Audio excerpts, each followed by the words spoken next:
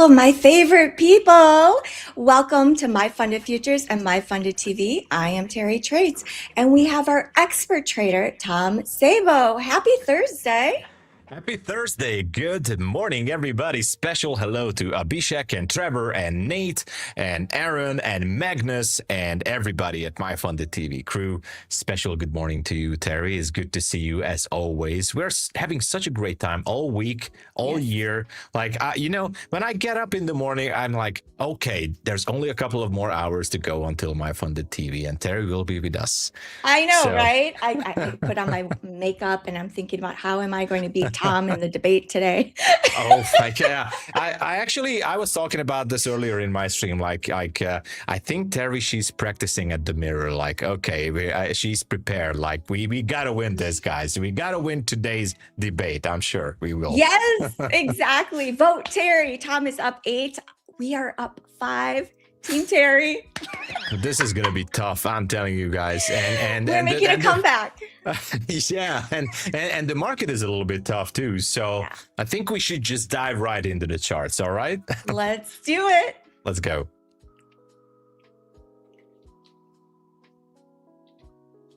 All right, here we are at the chart. Like, yeah, a little bit, interesting ever since the London session. Like, we had quite a bit of a drop. Actually, how much was it?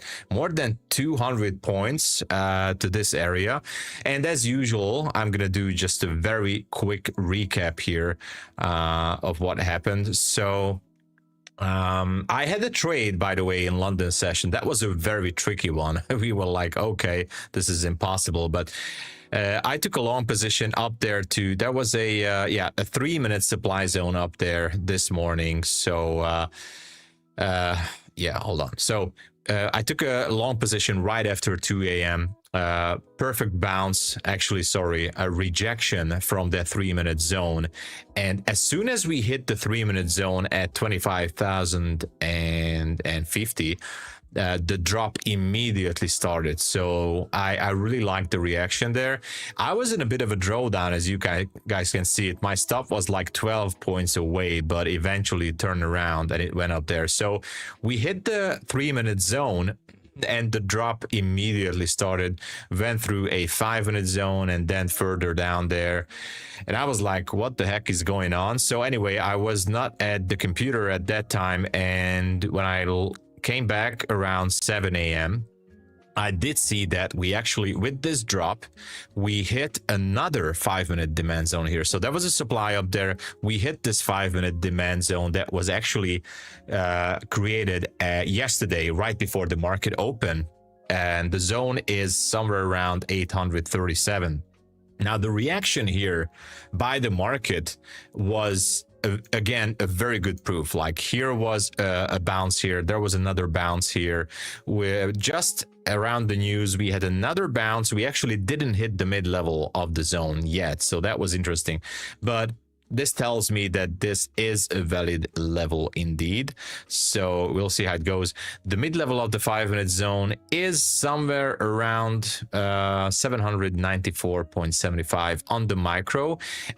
I'm going to talk about that. What do I expect here? I did outline a 1-minute supply area up here. So if this one would start to rally up there, I might go into scalp it once we have some up close candles above 881, and then I will be looking for the 908. That's the 1-minute supply zone, and we have a 5-minute fair value gap right above that. So actually, that's really good for long positions. Now, what I think is going to happen right now, so let me switch to the 1-minute chart here real quick, and I will try to zoom in. I think that because at the news release, the candle, at least on the micro, failed to go down to the mid-level of this zone, I wouldn't be surprised if a further drop would happen down there. So all the way down to that 794, even further down. Now, why do I'm saying this? Because it's not just previous day low, obviously. As I said, this created an absolutely, not the picture perfect one, but a really great looking demand zone here. These bearish candles yesterday before the market opened. So these are valid. We went through the steps why these are valid, and I'm going to talk about it later. So wouldn't be surprised on a further drop lower. So we'll see about that. But the plan is maybe scalp it down around the open to 793 or lower, and looking for buys above 881. And my favorite level today, and I don't know if we can get there, but we need definitely more displacement. Let me just zoom in a little bit. This is still the 5-minute chart. If we can see some displacement higher through this 1-minute supply zone, through this 5-minute fair value gap, above the VWAP here, and way higher, I like to see that 25,019. Why? Because this just created, I mean, this drop from London, and this is where I wanted to get to, this drop created an absolutely great 15-minute supply zone. So all I need is structure, up close candles. Let's just get above the 930. And, you know, maybe that would be good for like a intraday position swing trade thing. So something like that. It's not going to be a scalp, but we're going to be looking for anywhere between 50 to 100 points with a micro maybe. So I need up close candles above the VWAP definitely. So that's it about NQ. And well, gold. Gold was interesting too. A 5-minute demand zone was holding the price. Eventually we traded lower. We still have a 15-minute demand zone, even lower right now. News candle actually spiked down there.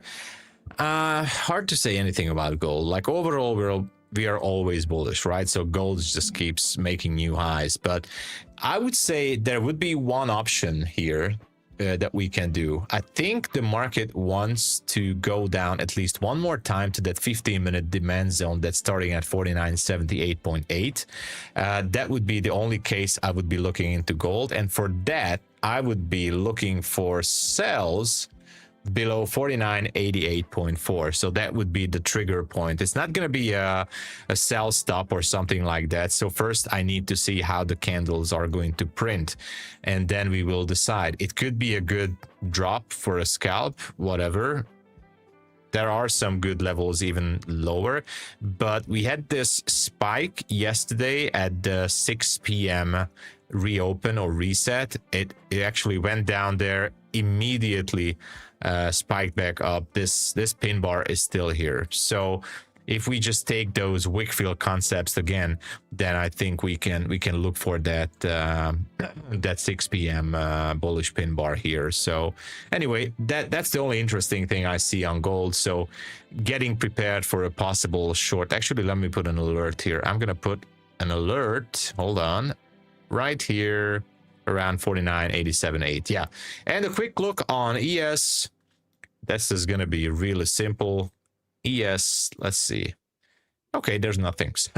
There's not much is going on. Actually, there's a very good 15-minute level down there. So we do have a demand zone lower and some swing lows. Nothing on the 5 or the 15-minute that interests me. Well, not entirely true, because there is a 5-minute zone as well. So what I'm trying to get to here is that ES also has good targets on the downside, and I like that. That's actually good. We can use that for something on NQ. So I'm going to keep an eye on ES. I'm not trading it, but you know, let's look for divergences. Maybe I'm not trading divergence, but yeah, I know you guys like it. What's it called? SMT. So I know you guys like the SMT concepts and everything. But yeah, I have the plan. Scalp down to the mid-level here of the zone, or looking for buys to scalp to that 1-minute supply zone up there, and we are going to be reactive as usual. So that's all I have. Thank you. Thank you, Tom. You're welcome. I saw someone said that they love your analysis and how you mark up your charts. It's fire. Oh, thank you so much. I think we have this debate topic somewhere. Is charting an art or not? Yes or no? But sometimes, even just watching the charts. I mean, when the market is respecting those levels, I really love to see the chart. I do have some screenshots saved from the past year when all the levels were absolutely 99% being respected, and it's just so good to have those days. I think we had those that day on Monday, maybe. I don't even remember, but I think Monday was something like it. It was such a great day. Yeah, it was Monday. Every level was being respected. Like, it was not the 99% day, but it was like an 80% day in terms of levels being respected, and I just like that. I so love when not just talking about the zones, but fair value gaps, swing high, swing lows, so everything together. The market was really, well, it's strange to say it, but it was predictable. I think, in my opinion, market was predictable. It was easy to go with. Other days, NQ is playing dirty tricks on us, right? Yeah. Exactly. I Yeah. can go over the news real Oh, yeah, quick. yeah, yeah. Let's do the news. What's happening on the news? I didn't Yeah. even check the number, by the way. I don't know. What's the number? So we had unemployment claims at 8:30 Eastern Standard Time. It is a red folder news item on Forex. And let's see, the forecast was 223,000. It came in lower than expected. It came in at 206,000. So that means less unemployment claims. I did see the initial reaction in the bond yields. It did push the yields higher. So it'll be interesting what happens when the market opens. Is good news bad news, or is good news good news? We will find out shortly. Also, the Philly Fed Manufacturing Index came in. That is an orange folder news item. It came in at 16.3, which is higher than expected. The forecast was 7.5. We also had FOMC member Bowman speak, and we had some trade balance information also. Both came in lower than expected regarding the trade balance, which I believe that is good news. So overall good. Yeah. Overall good. So now that I'm trying to update myself on this, I'm a little bit surprised on that spike on the news release down there, but overall good news. So what about that saying, like, buy the rumor, sell the news? Are we going to get a sell-off again at the market open, and then maybe after the sell-off we can see a turnaround? That's kind of interesting. So yeah, I don't know. We shall see. I feel like it'll be good trading today, hopefully. It will be. Well, even if we have a losing trade, we're still going to have an awesome session. So this is true. And I did see Bitcoin was trading at 66,000 handle. I was like, it just can't trade above and hold 70K. So I wonder if that's like risk off. We shall see. Yeah, I have an idea about Bitcoin. I'm not going to go into the details right now, but I think we could be seeing the market below 50K not too far from now. Obviously, I'm respecting everybody who is bullish on Bitcoin. Awesome. And for you guys who are holding Bitcoin, I hope we'll get to $10 billion tomorrow. For now, I don't really see that kind of surge in the buying power. So I do see some things there. I'm reading some articles here and there. I don't think that here at MyFundedFutures we are too much into Bitcoin for now, at least. But I think that it could go lower, like somewhere below 50K. I wouldn't be surprised. I actually said to myself that I am definitely going to buy Bitcoin. So I'm really big. I want to be big in Bitcoin. I think I'm going to set a limit buy order somewhere below $100 or something like that. So I will buy. Yeah. Okay. So far, everyone viewing is voting, and so far people are saying price might dump at 35% versus price might pump at 32%. So pretty mixed, but the people who think today is going to be a bear day is outweighing a little bit the bulls. 12% is saying price might go sideways, and then 21% no read at the moment. Yeah, it seems like it. So yeah. Well, this is going to be an interesting open for sure. It will be interesting. Tom, how are we doing on the likes? How are we Oh, doing? oh my gosh, my favorite duty in this stream. I mean, other than the debates, I need to see these numbers, everybody, because I'm really curious how we're doing. This should be a routine, not just from on my end, but you guys as well. Okay, 73, which is really good. I feel like we're having these 70, 80 numbers at the start of the stream, which is great. That's a good head start. Let's go. The goal is always to get to at least above 200 as the channel is progressing, as we're getting bigger and bigger. Obviously, we need to see these numbers growing higher. I do like the fact that we're having what is that, 347-ish viewers, which is amazing. Thank you so much. We need to get those likes, guys. We need to get it. This is a team effort. We need to go above 200. We need to prove YouTube that, hey, this channel is amazing. The show is amazing. We need to spread the word all around YouTube. And for those who you are watching us on X, welcome. We love you all. Just a few clicks, please. Welcome. Hop over to YouTube and smash that like. We need your support too. So everybody who's watching on X, awesome. Please just do us a favor, open up a new tab and get to YouTube, press the like button and subscribe if you haven't already, because this is really helping us a lot, everyone. So I'm going to check on you guys every now and then. I love to do this. Maybe this is the reason, why I keep losing on the debate, because everybody hates me for asking about this. No, they love you. They love you and they love our channel. And that is why you guys are smashing that like button. Thank you so much. It is a habit, I think, like when you come onto the show, just automatically hit that like button if you're gaining some value from our show. Thank you so much, guys. I can go over the current promos.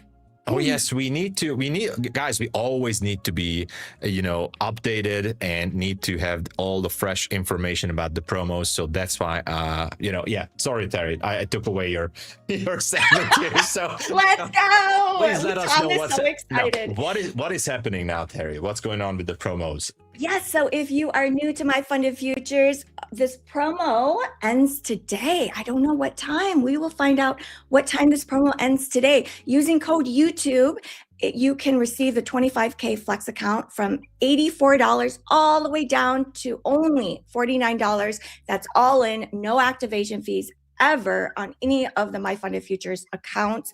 So if you're new, make sure you snatch this one up. And also, if you're a current trader with MyFundedFutures does have a deal for you. Instead of paying $84 to try this new 25K Flex account, it's only $77. Currently, all of the Pro accounts are 30% off, and then all of the Rapid accounts are also on sale at 20% off using code YouTube. And don't forget, it is a 90-10 profit split on the Rapid accounts. These are our daily accounts. Yeah, it's really exciting. And the 50% off any of the Pro accounts, if you're new with MyFundedFutures, is still going on. So those are our current promos. Yeah, definitely take advantage of the welcome bonus, guys. It's for the Pro account as well. So I think it's such a great value. It's not a Flex account is great. $49 is absolutely a no-brainer deal. For you guys who might be a little bit like feeling lost in the prop firm space, like, oh my gosh, this prop firm is the other prop firm is and you're like, I don't know, what the hell should I do? Because all this turmoil happening, and this prop firm did that, and the other one did that. You know what? This is, as I used to say, this is your calling. This is your invitation ticket to MyFundedFutures. This is your invitation ticket to MyFundedFutures. Give a chance to this prop firm, because this is the flagship of prop firms. I think $49 to enter into MyFundedFutures space here. That is an absolutely no-brainer. It's not just about trading. It's about the support you're getting. It's about the community. It's about all it's the Discord, the backend, everything, the dashboard, everything is so amazing. You need to get here, get the Flex account and give it a try. You won't feel that you need to go anywhere else after this. 100%. Speaking of that, I do want to share some inspiration with you guys. I love feeling inspired. Ash Trades, our GOAT trader on MyFundedFutures. Congratulations. He posted this and it got me so excited. I was sharing it backstage. I'm like, oh my gosh, this is so exciting. I'm like... I was, at the backstage, I kept hearing Terry talking about this. Like, where is this? I mean, is it on Discord or what is happening? But yeah, no, okay. This is on Ash's page. That's on X. Okay, yep, all right. So this is Ash's live account, and Ash posted live account. MyFundedFutures went so well that we were put into the Path Beyond Live. So that is with our Blue Row Capital. That is the real deal prop firm that once you become live, you can get moved to Blue Row Capital. So now he's at Blue Row Capital. We have continued to keep taking payouts and continue to keep executing our process. He has 20 plus payouts, you guys, from this live account. Guys, 20 plus. Let's just stop here for a second. Take a deep breath and imagine 20 plus payouts from the same exact account. Let that sink in. All right. Sorry, there you go on. Yeah. I know, right? Yeah. It's like, and then you think about the expenses. It's zero expenses. Because you're not paying for evals anymore. Like there's different levels to this, and this is where we want to be. And this is what I love about MyFundedFutures. It's not just about getting payouts. It's your entire trading career. There's a path for us. So that's exciting. Yes, I wanted to share it. Thank you, Terry. This is so inspirational, and I like that. I haven't really looked around too much today on X, but I'm so glad Ash put this out and you brought this up, because these are the things that, for me personally, I think I said this also many times. Like the journey that Ash is having through MyFundedFutures and with Blue Row Capital. This is something I want to follow as well. So this is exactly the way I want to go. And it's just so great to have him on the team. So amazing. Yes, exactly. This is the website, if you guys haven't looked at it yet. This is the Blue Row Capital. It's bluerowcapital.com. It's very exciting. Yes, this is where we want to go. And they do have mentorship for their live traders. So it's exciting. Imagine you're getting a payout and Blue Row Capital is always sending you a bottle of champagne all the time. So you get all the perks and features when you're there. You're like high class. You're finally at the upper class of traders. But no confirmation if that's true. But I like to imagine that is something like that. Speaking of champagne, we are getting closer to 60,000 subscribers. Oh, yes. 60,000, less than 500 to go, I think. And I promised you guys, and I will deliver. If we can make it through 60K, I will personally try my best with Luke to get something extra special, most likely some free stuff for you guys in the chat, for more giveaways, something. I really will try my best. Not to mention when we get to 70K, I will do the dance back in that couch right there. So yes. And you're going to give out a phone number so everyone can call you for 30 minutes. There's going to be a phone number dedicated to this phone right here, which is right here next to my desk. It's an old phone. It's going to be wired here, and you guys can call me all the time. 30 minutes every day. It's going to be dedicated for you guys. Oh my gosh, so many things are going to happen at 70K. I already know. Are you preparing your dance? I was wondering what type of dance you would do. No, I'm actually going for rehearsals already. So I'm preparing. Yes, it's going to be amazing. Yeah, I was like, I don't even know what dance to do. Like what dance, like what type of dance is in right now? I don't know. I know the crip walk is difficult to do. I thought I will try to do the robot or something, Yes. Okay, I like it. So we have about 5 minutes until the market is going to open. We are trading below VWAP. NQ is down by about 88 points. ES is down by about 20 points, and YM is down by 153 points. Interesting. Yeah, it's really interesting, because I'm still kind of curious which direction. I mean, I'm expecting a spike as usual. a fake out or Judas swing, as ICT traders call it, but I'm expecting a fake out move in the first 1 or 2 minutes here. So careful, even with the bracket orders, you got to be careful because we have good targets on both sides. So in this case, I'm still, so if the mid-level of the 5-minute demand zone would have been taken at the news, then I'd say, okay, I'm not interested in the shorts right now. But because it just got missed, I feel like there could be a fake out move to 795 and then a sharp turnaround and it's going to go all the way ballistic. So we'll see. Okay. So we are prepared. Anything's possible. Yeah, anything is possible. And I'm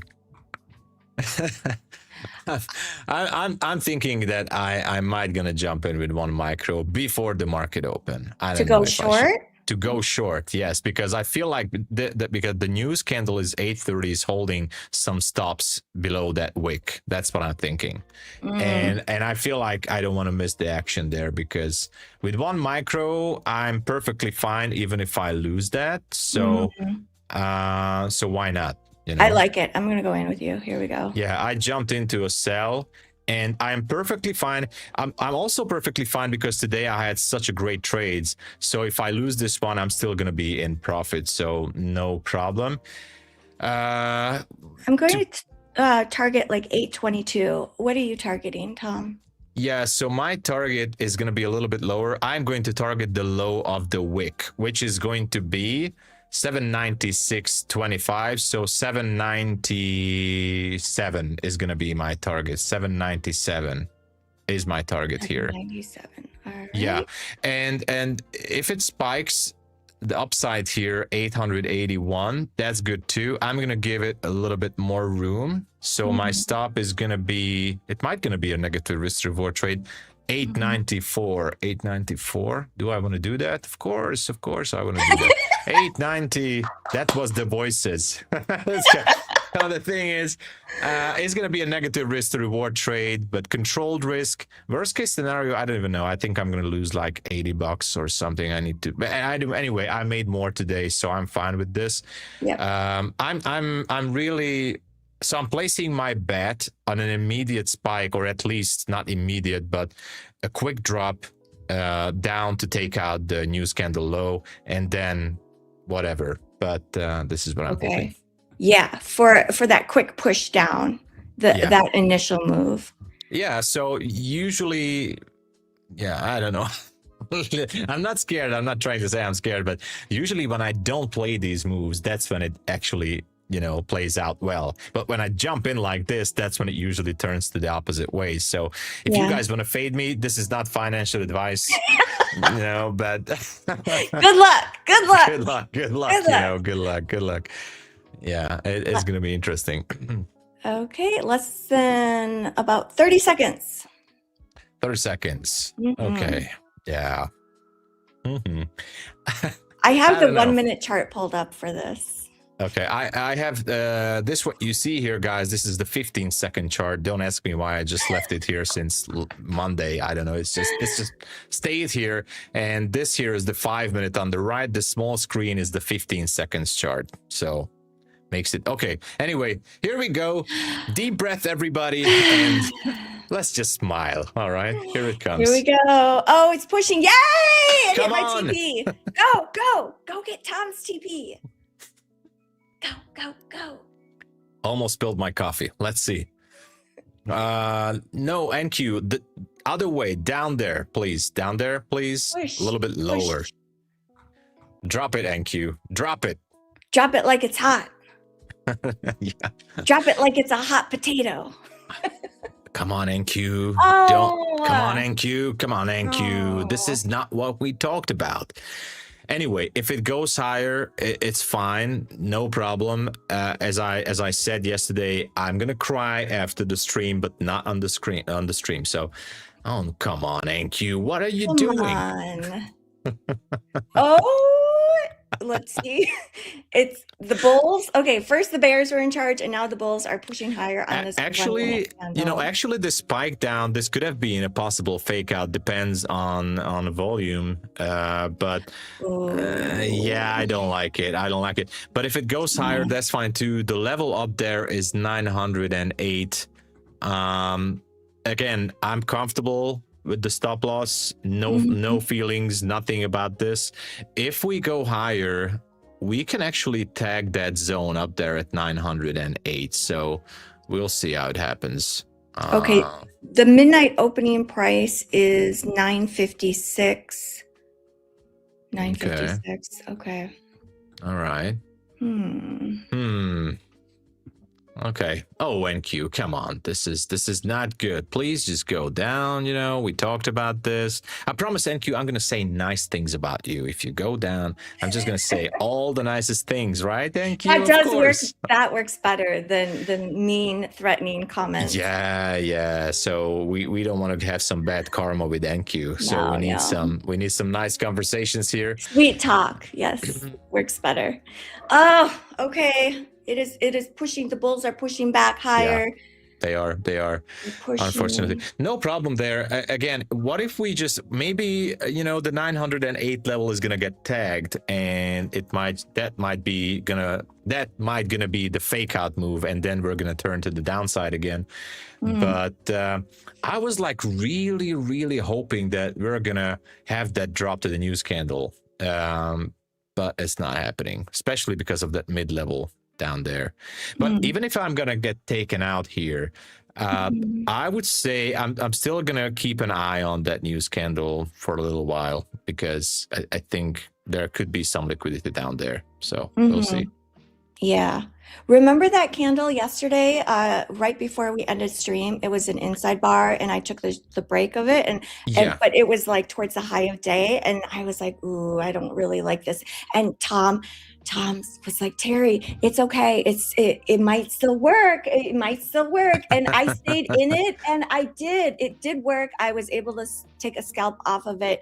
So you just don't know. Like, yes, prices are pushing higher, but it could just like reverse. And exactly. So I do like how when you put on your trades, like you're like, okay, either it hits my TP or my stop loss, I'm going to give it a chance. And sometimes you do use discretion, and I've seen you take trades off, but for the most part, like with your stop loss, you really let it breathe, which I know a lot of traders do have a hard time just like letting the trade do its thing. Yeah, I mean, this morning in London session, the same thing happened. So I went into that long trade, and it immediately, it almost went to my TP, and then it went to a drawdown again, and I had some comments like, oh no, Tom, why didn't you put it to break even? Why didn't you take it off? Whatever. And I was like, I don't care. I mean, not that I don't care, but I would feel much more comfortable. There's a forum, everybody. There's a forum. I did see people asking for the giveaway. So guys, you got to be quick. 1 or 2 minutes to fill out the form. The winners are going to be announced after, sometime before we sign off. So you got to be here. You got to be here and react when your name is being called out, That's the deal. So I left the trade on, and I was very close to my stop loss, but eventually I did not mess around with my stop. I didn't do anything with the trade. And I should say that I did learn this kind of perspective from Mark Douglas, who I talked a lot about earlier, Trading in the Zone, the book, the writer of the book, Trading in the Zone. And Ash was also talking about this many times. I do remember, like, you put on the trade and you're done. You stop messing around, you accept it, whatever it does, and you're done. You did your job as a trader. That's a kind of risk management as well, because there's so many variations for risk management. But like, you put on the trade, according to Mark Douglas, that's it. That's the job is done. Then you sit back and you let the trade go, and that's it. Yeah, it's one of, I think it's a tough one for newer traders, even intermediate traders. Oh, look at this go. It is Come on, baby, a little. Oh, yes. That was a good one. I enjoyed it. All right. Have used All your right. tongue, you guys. I love that. This was Beautiful. great. This was really great. I'm trying to close my limit order. Okay, it closed. So this was a great one.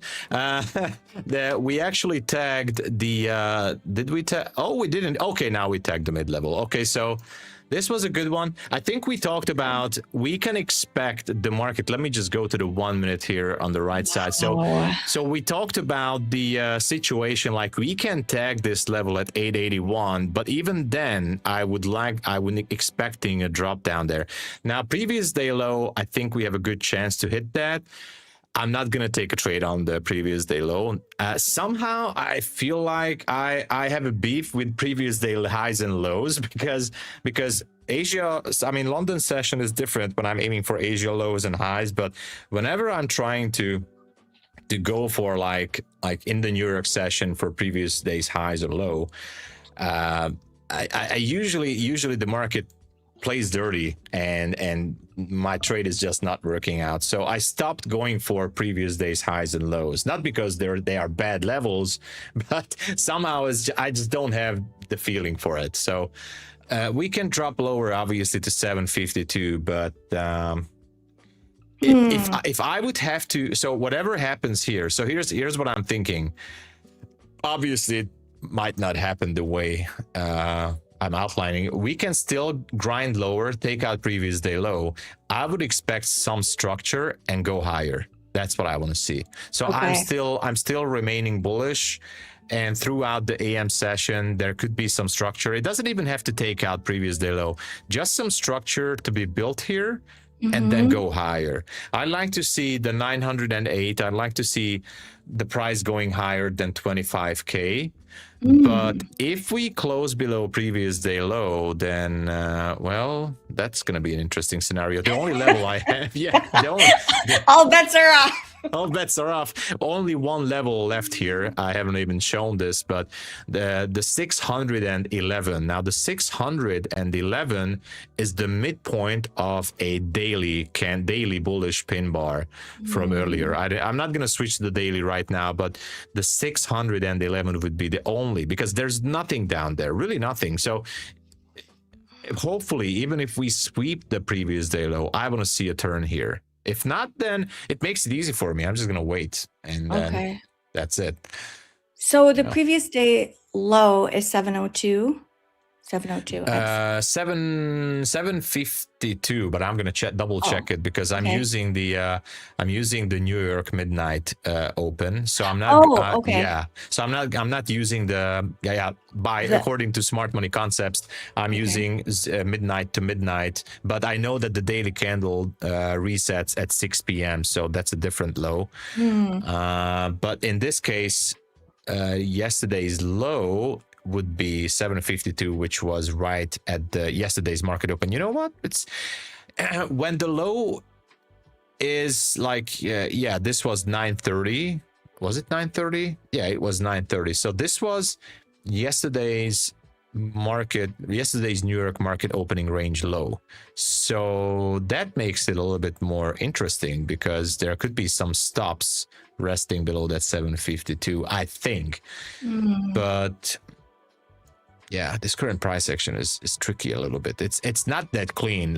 It's not as clean as we had on Monday or Tuesday or even yesterday. I think it's a little bit more gibberish here. So it's just going sideways back to the congestion area. Hard to decide, especially the previous 5-minute candle was a bearish pin bar. This is going to close like a bullish pin bar-ish candle. So I bet if I go to the 15-minute chart, of course, you can see that currently the 15-minute candle looks like the typical indecision candle. So anyway. Ooh, bears are in charge. Bears are in charge. And yeah, so 752, gun to my head, I think the market wants to take that 752, but I'm not gonna engage on this one. Okay, so, wait. Yeah. Let's wait and let's see what's gonna happen here. Yeah, we will wait. I only need $75 more to pass this 50K pro account with MyFundedFutures. 75. You need $75 to pass? Yes, to pass. Have you ever, or about $75, $80 maybe. I'm $80. looking Okay, at so it again. that Okay, that's 80. I need 80. Have you ever gotten so close to passing and then you end up losing the account? Has that oh ever my happened? gosh, oh my gosh, oh my gosh. You wouldn't believe the stories I had. Even when I was like, I was back in the years when I was trading CFD prop firms, and I do remember. Oh my gosh, I was like, so the goal was to make anyway. I was like. I was trading on bigger account sizes, like 100K accounts back then, and I know I had to make like $10,000, and I was actually $8 away. Eight. Oh, so hard. $8,000. $8, and I was like, oh, easy peasy. So entered the trade, immediately went against me $200, $300, and from there it was downhill. So upsizing the position, revenge trading, $8 Yes. away. Oh my gosh, that actually almost like physically hurt me when that happened. But I had the same with futures as well. And I think, Terry, it's going to be easy for you because you have much more experience. I think someone who is new in trading, especially in prop firm trading, emotions are definitely stronger when you're so close. And the same goes for payouts as well.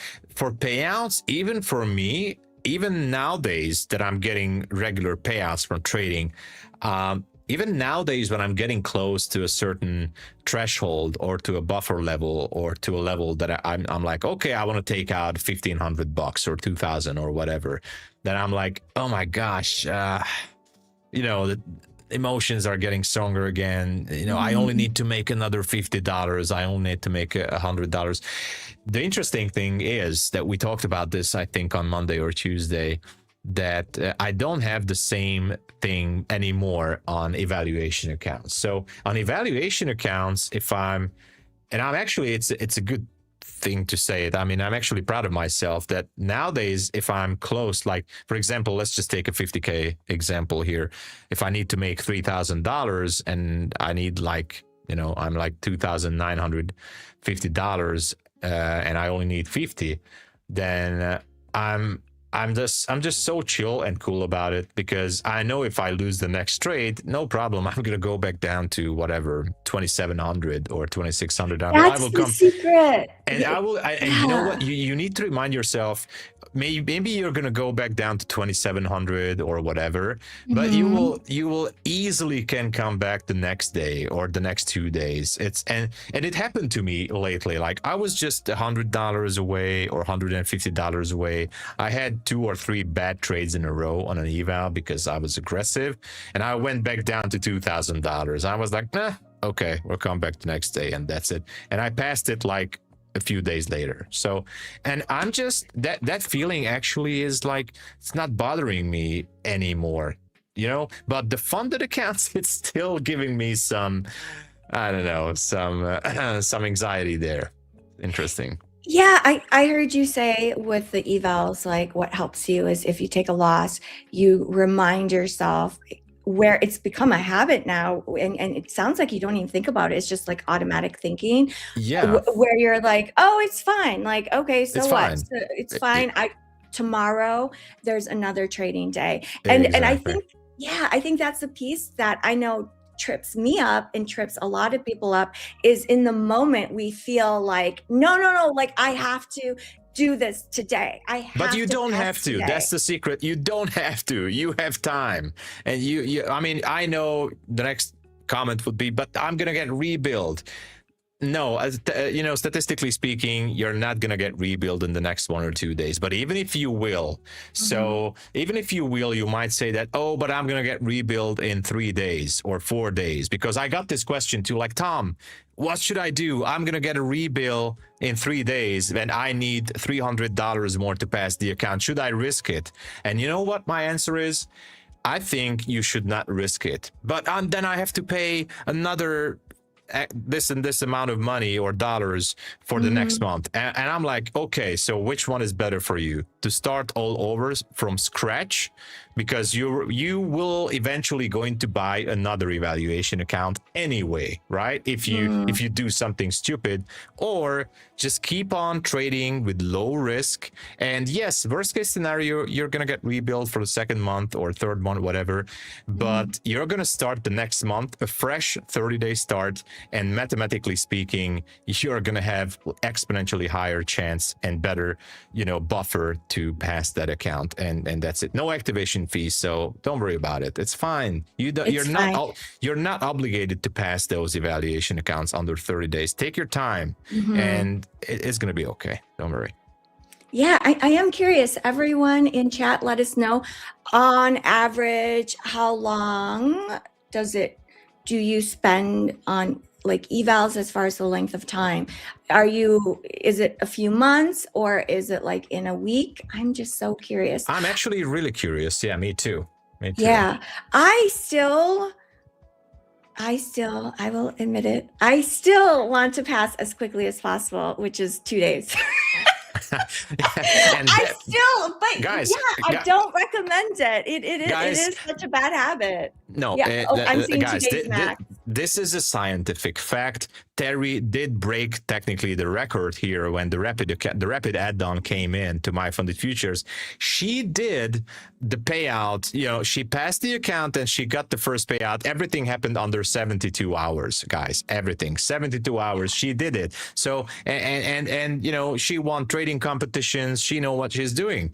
That's a different scenario, but there's nothing wrong. There's nothing wrong. There's nothing wrong with that. Oh my gosh, Tom, I actually want to challenge myself to try to pass an eval in like 20 days. Like, I think that would be a really good challenge. Whatever is like kind of getting in your way, to go the opposite extreme, just to try and like break it up, right? Like, so I think about that. Like, I'm guessing for you, Tom, that you pass evals quickly. No. Oh, you don't? No, I tried. I mean, what is quick, relatively speaking, right? I tried to pass evaluation accounts in 2 or 3 days. I did spend a little bit more money on evals at those periods of times, but I tried to do that, and I did some calculations, because guys, you need to keep a tab on your expenses as well, like how much money you're willing to spend on those evals to get to the funded stage. And I did realize, like, okay, I did blow up more evaluation accounts when I tried to force it. So I had a couple of good runs, that's true. So I did that, but I realized that let's just make it a little bit more budget friendly, so I can tone down from the risk and everything. So nowadays, usually, to be honest, I pass an eval in like 2 or 3 weeks on average. But I'm working on 4 or 5 evals constantly by rotating them. So I'm rotating some evals. There's always some evals on the back burner, and not copying them, and just rotating. And 2 or 3 every 2 or 3 weeks, I actually almost like every week now, but because they're rotated, but every 2 weeks I get a new funded, or 3 weeks. So and since I'm not forcing it, I'm just keep watching the balance, like, oh, this account is up like, I don't know, $2,700. Oh, 300 more, cool. And I'm not even thinking like, should I make it by tomorrow? I just know that, okay, let's forget about it. I think I will pass it next week, and that's it. I just put it to the side, and that's it. I love it. Your ideas and advice of what's worked for you as far as adding more evals, like, I can see how that really helps the psychology with trading. It makes you feel like you're not so desperate because you have lots of them. So it's like, okay, like, let me work on this one now. Okay, moving that aside, let me work on that. I think, by the way, there is the way I like to handle the risk, or the mental awareness here. Like, I mean, I try to ease out the stress on it might not work for you guys. It might not be the same for anybody else, but on my end, when I always keep working like 3 or 4 evaluations. So I'm not working on 10 or 20 evals at the same time. I'm not that kind of trader, and I'm not ashamed to admit it. So I'm not working on 20 evals in the back end or whatever. So I'm working on 3 or 4, and I'm not copy trading.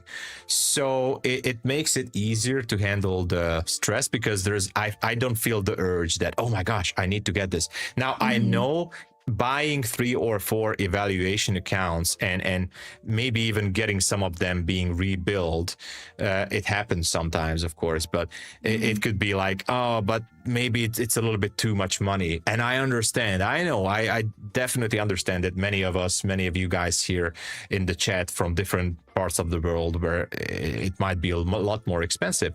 But what I'm trying to say is rotating the accounts and trading them separately, not forcing yourself, because we like one account. You get up, you sit down on the chart, and and I'm saying this for new traders, your brain is going to focus on that balance all day. Like, okay, how am I doing? I'm up $300. I think I can make another 300. No. So forget about it. Focus on the setup, focus on the trade plan. And by the way, speaking of the plan and everything, it's time. Do you know the debate? Oh my gosh, we talked so much. We need to do the debate. I just wanted to say that the market right now, please, everybody, send out the kids from the room. All right, the speakers, turn it a little bit lower, and send out everybody who doesn't like bad language words. But the market is now crappy, so please don't trade this, because right now it looks really bad. So let's do the debate. What is perfect the debate timing for the debate? Okay, so earlier we did kind of vaguely discuss on your stream in chat. Yeah. Trading Star gave us a really good idea.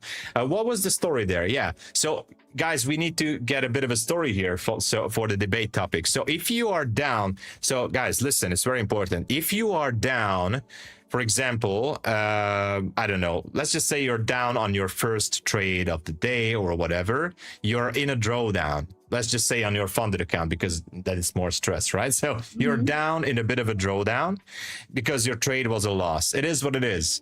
And on your second trade, you're getting it back, you're looking good, and the trade goes to profit. What would you do when your second trade is at that very moment is recovered from that loss? Would you close the trade immediately when it brings back your account to break even, or would you let the trade play out as originally planned? So this would be the debate topic, right, Terry? Yes, exactly. What side would you like to debate, Tom? Yeah, well, you can choose whichever you like. So to simplify it, for the second, after a loss, would you let your second trade run its course, or would you be glad to close it out, break even? I mean, to close the account at break even, because then, at least you're back to break even. Or would you, maybe that trade could bring you more profit, who knows? But exactly. You close it out because you're scared, you don't know what to do, and you close it out at, and your account is break even. So what would you do? Terry, you pick a side, because I love it. Okay, I'm just gonna, I hopped into a long off that inside bar, and I am going to just close it out for a quick $20. Okay, so I'm getting closer to passing it. Okay, so we need some more monies. We need about $36. But oh my gosh, $36. Terry, Terry, let's see. Are you in a long position yet? No, I closed it. I was in long. You closed it. But it's projecting off VWAP here, so I don't know if it's going to go higher. Focus on the debate, Terry. Oh, yes. Okay, so I'm going to pick the side that we're down. Okay, this is a backstory. We're down. And then on our first trade, our second trade is back to profit, and you're seeing that the account goes back. Your account goes back to break even, and you're feeling relieved. Are you going to close down the trade, or are you going to wait for the trade to play its course? I am going to let the trade play its course, because it could go higher, our P&L. So that's your side. So that is going to be your side. All right. So are you ready, Terry? I'm ready. Are you ready, Tom? I'm ready. Let's do this. Go, Terry. Okay, I will go first. So I am arguing the side of our account is down, you guys. It's red. And now we're taking our second trade and it's working. It's working. Now our P&L on our account is back to break even, but it hasn't hit TP yet. The market keeps pushing higher. Let's say we're in a long and the market is pushing higher and our TP is just up there. Maybe we can possibly squeeze out another $200 to add to the account and end the day green. There's nothing better than the feeling of when your account is green, right? You guys know that feeling. I know you know that feeling. So I would say, one, that yes, the trade is working. So you've got to leave it on. You have to let it work. If you take it off, guess what? You're trading your P&L. And I'm sure you've heard many traders say, don't trade your P&L. Just forget about it. Don't even look at your account balance. Just trade your setups, have your risk management in place, your stop, your TP. Okay, when you see the right setup, you hop in, that's it. And so if for that second trade, if you're watching your P&L, which that's what it sounds like, you see you went to break even and you're not letting that trade play out, then 100% you are really trading your P&L. And I think by not letting the trade play out, you're really falling into your emotions. Correct? Because your emotions are telling you, take it off. Like, let's get back to break even. Like, we're so lucky that we're green on this trade. No, we just need to put on the trade, whether it works or it doesn't. We will find out. And I think by developing those habits, it really does increase the good habits that we need in our trading, which I know for many people, we've probably developed some bad habits. So the more good habits we can make, which includes letting your trades play out and not letting your emotions really take over, is really important to making our way to Blue Row Capital. Let's go. Okay, those are my arguments. Thank you so much. Please vote for Terry. I liked it, Terry. I liked it, but we got to talk about the other side as well. So it's very important. And by the way, I took a small scalp here to 908, but I didn't want it to distract you. Well, we went up there to that 1 minute supply zone, so who knows what's going to happen here. But the thing is, everybody, you know, when you see your second trade finally getting back your account to break even, and you know, the problem is that you felt so. Let's just reverse engineer the whole process. The problem is you already felt a little bit frustrated about the first loss, and you're like, oh my gosh, something is off, something doesn't really feel good. That should be an indication. That should be one sign of many, maybe one sign that day might be not so good. Because if you're asking yourself the question at that very second, at that very brief second when the trade brings your account back to break even, and you start asking yourself, oh, what should I do? What should I do? That's the second sign. First sign, you got frustrated from the loss. Second sign, you're getting, you know, those second guesses and questioning yourself, what should you do? Because you're just mentally at that session and on that day, who knows why, you're just not at that, you know, you're not in the zone, in that feeling, you're not in that Zen state, or you're not locked in on the chart. There's might be something off. This is what I'm trying to say. There's something might be off with your current mental awareness or psychology. It could be something outside of trading, whatever. But, you know, when you ask yourself that question because you feel that anxiety, you know, building up in your mind, like, oh my gosh, should I close this? What should I do? Then I would say close it. Okay, why close it?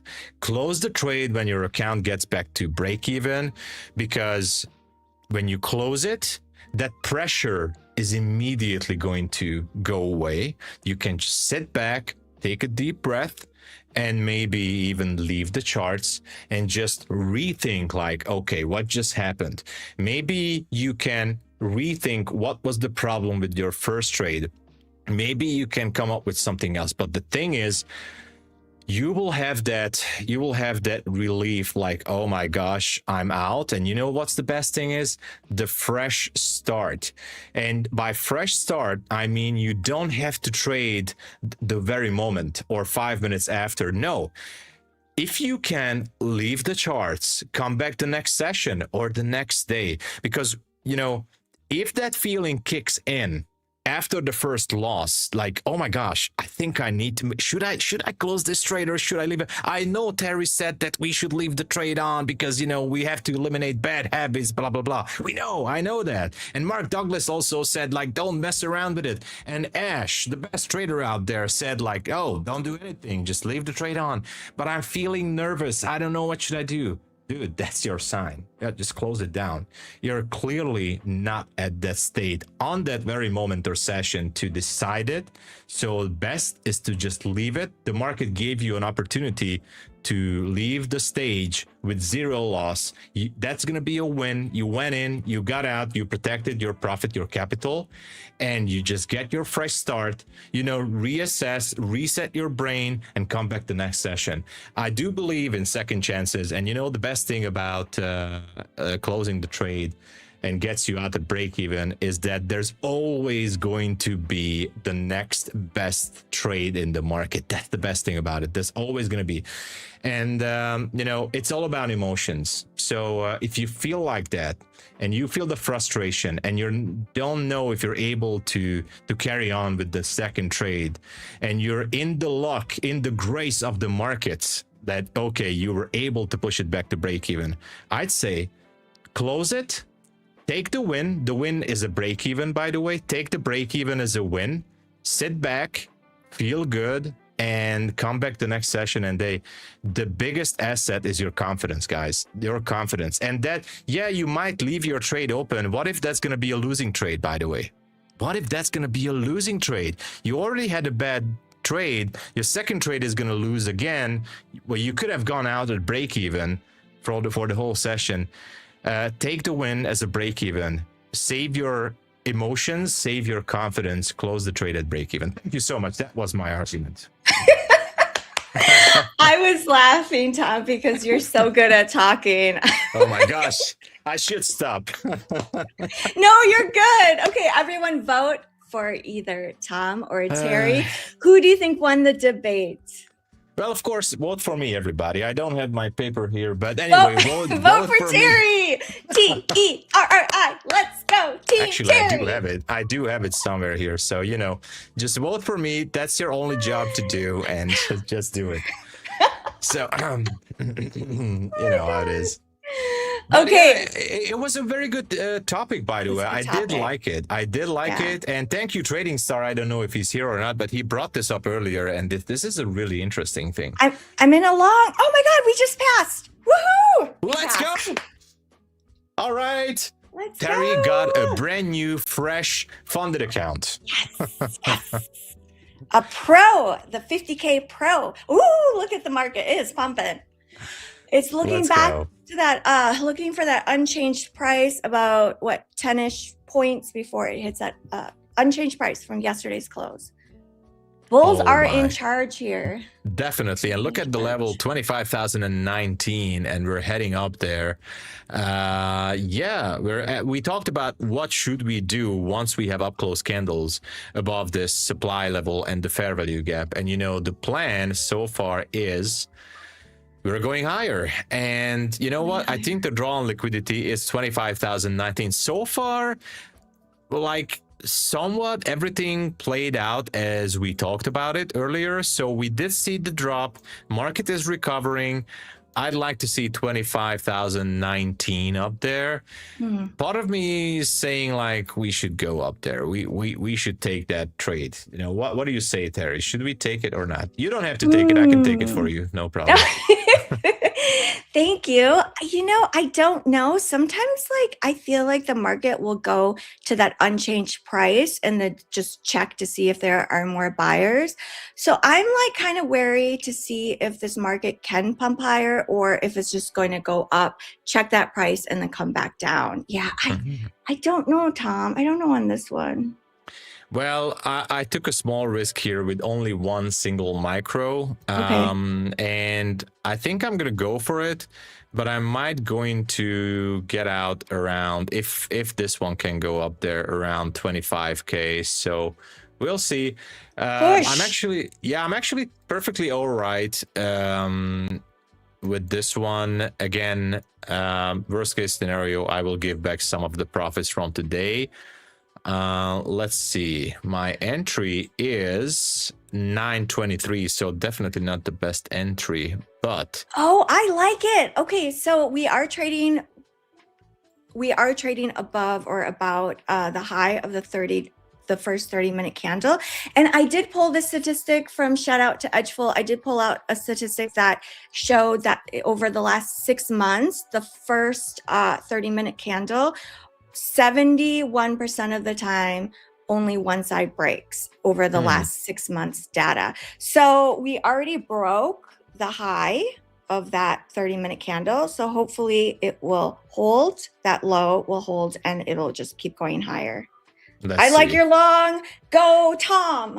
Well, again, this is like, it should not be. I think if I'm risking like $150 or something, 140, but this account is in profit for today, so I'm actually comfortable with this. Not a big deal. Yeah, I'm kind of hoping. I'm actually hoping that this created enough support to carry on, but if not, that's fine too. It's dropping. It's dropping. It's not good. It's dropping, but it's fine. No Anything problem. could happen. Well, if we drop below the 842, and by the way, guys, this is like not the typical entry that I like to take. My entry is definitely not ideal. It's not, I should say it's not in the it's not at optimal trade entry. So if I put a fib tool here, yeah, so I should have targeted for entering the 884-ish area for entry. There's a small fair value gap down there. So it almost looks like a bullish breaker on the 1 minute. We have a higher low, and then we have a higher low. We have a lower low here, and we have higher highs. So it seems like a bullish breaker scenario. If it fails, it's fine. That's why I put my stop loss below, like just 2 ticks below 850.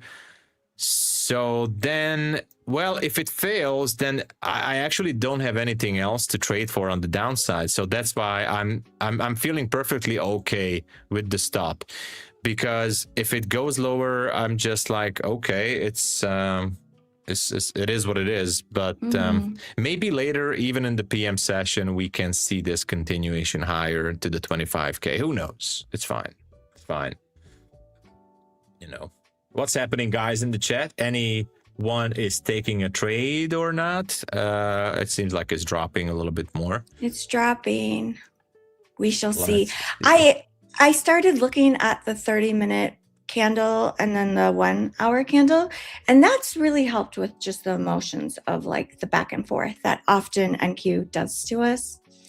So hopefully this candle can close green. Yeah, we'll see. We'll see. So we have quite some time from the AM session. Usually if this is, well, if this move is not playing out until the lunch hour, I might even close it manually. So I don't know, because it's I'm not sure. I hopped in long with you, Tom. Oh, you did? Oh my gosh.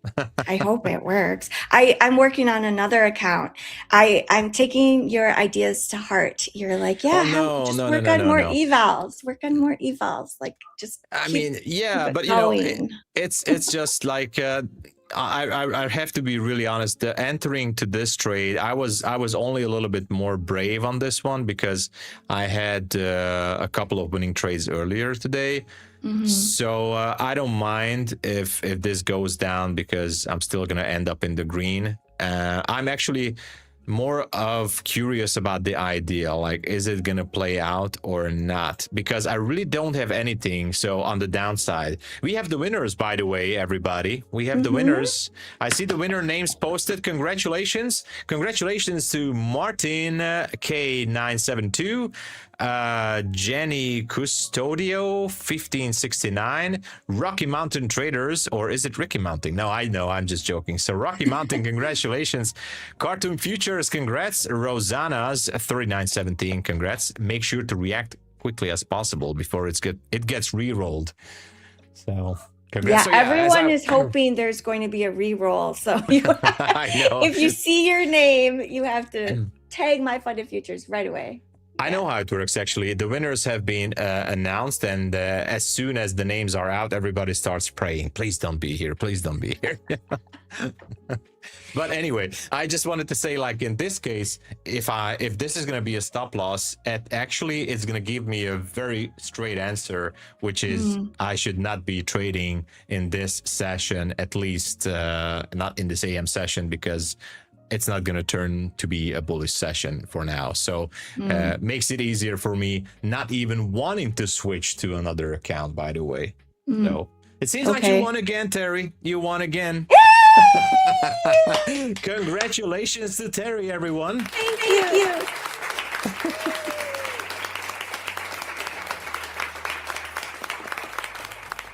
Well, thank you, everyone. I told you, everybody loves you. That's it. Thank you. Yes. So now we are up 6. Tom is up 8. We are making a comeback. Yes. Oh my God. Next week is going to be, oh my gosh. Next week is going to be real tough, everyone. We need to pull ourselves together, Team Tom. Everybody, please. We need to get this. Thank you. No, vote Terry tomorrow. Make sure to vote Tom. We need that W there. So it's getting heated. Are you feeling it, Tom? Like Terry is coming from behind. She might I don't know. I have the radiator here, but it's cold, so it's right. No, I feel the heat. It's I can feel it. So you are a good debater. You're a very good debater. I want everyone to know over the weekends, and I'm not kidding. I'm like, how can I win? And then Tom, if you win, I'm like, dang it! Like, what do I need to do to win? By the way, I'm like thinking about it. And by the way, in today's topic, I could have argued on both sides, and I agree with both sides. By the way, I agree. There's many truth in both sides in this one, because it's again, oh no, it's going down. It's about emotions as always. So it's always about emotions.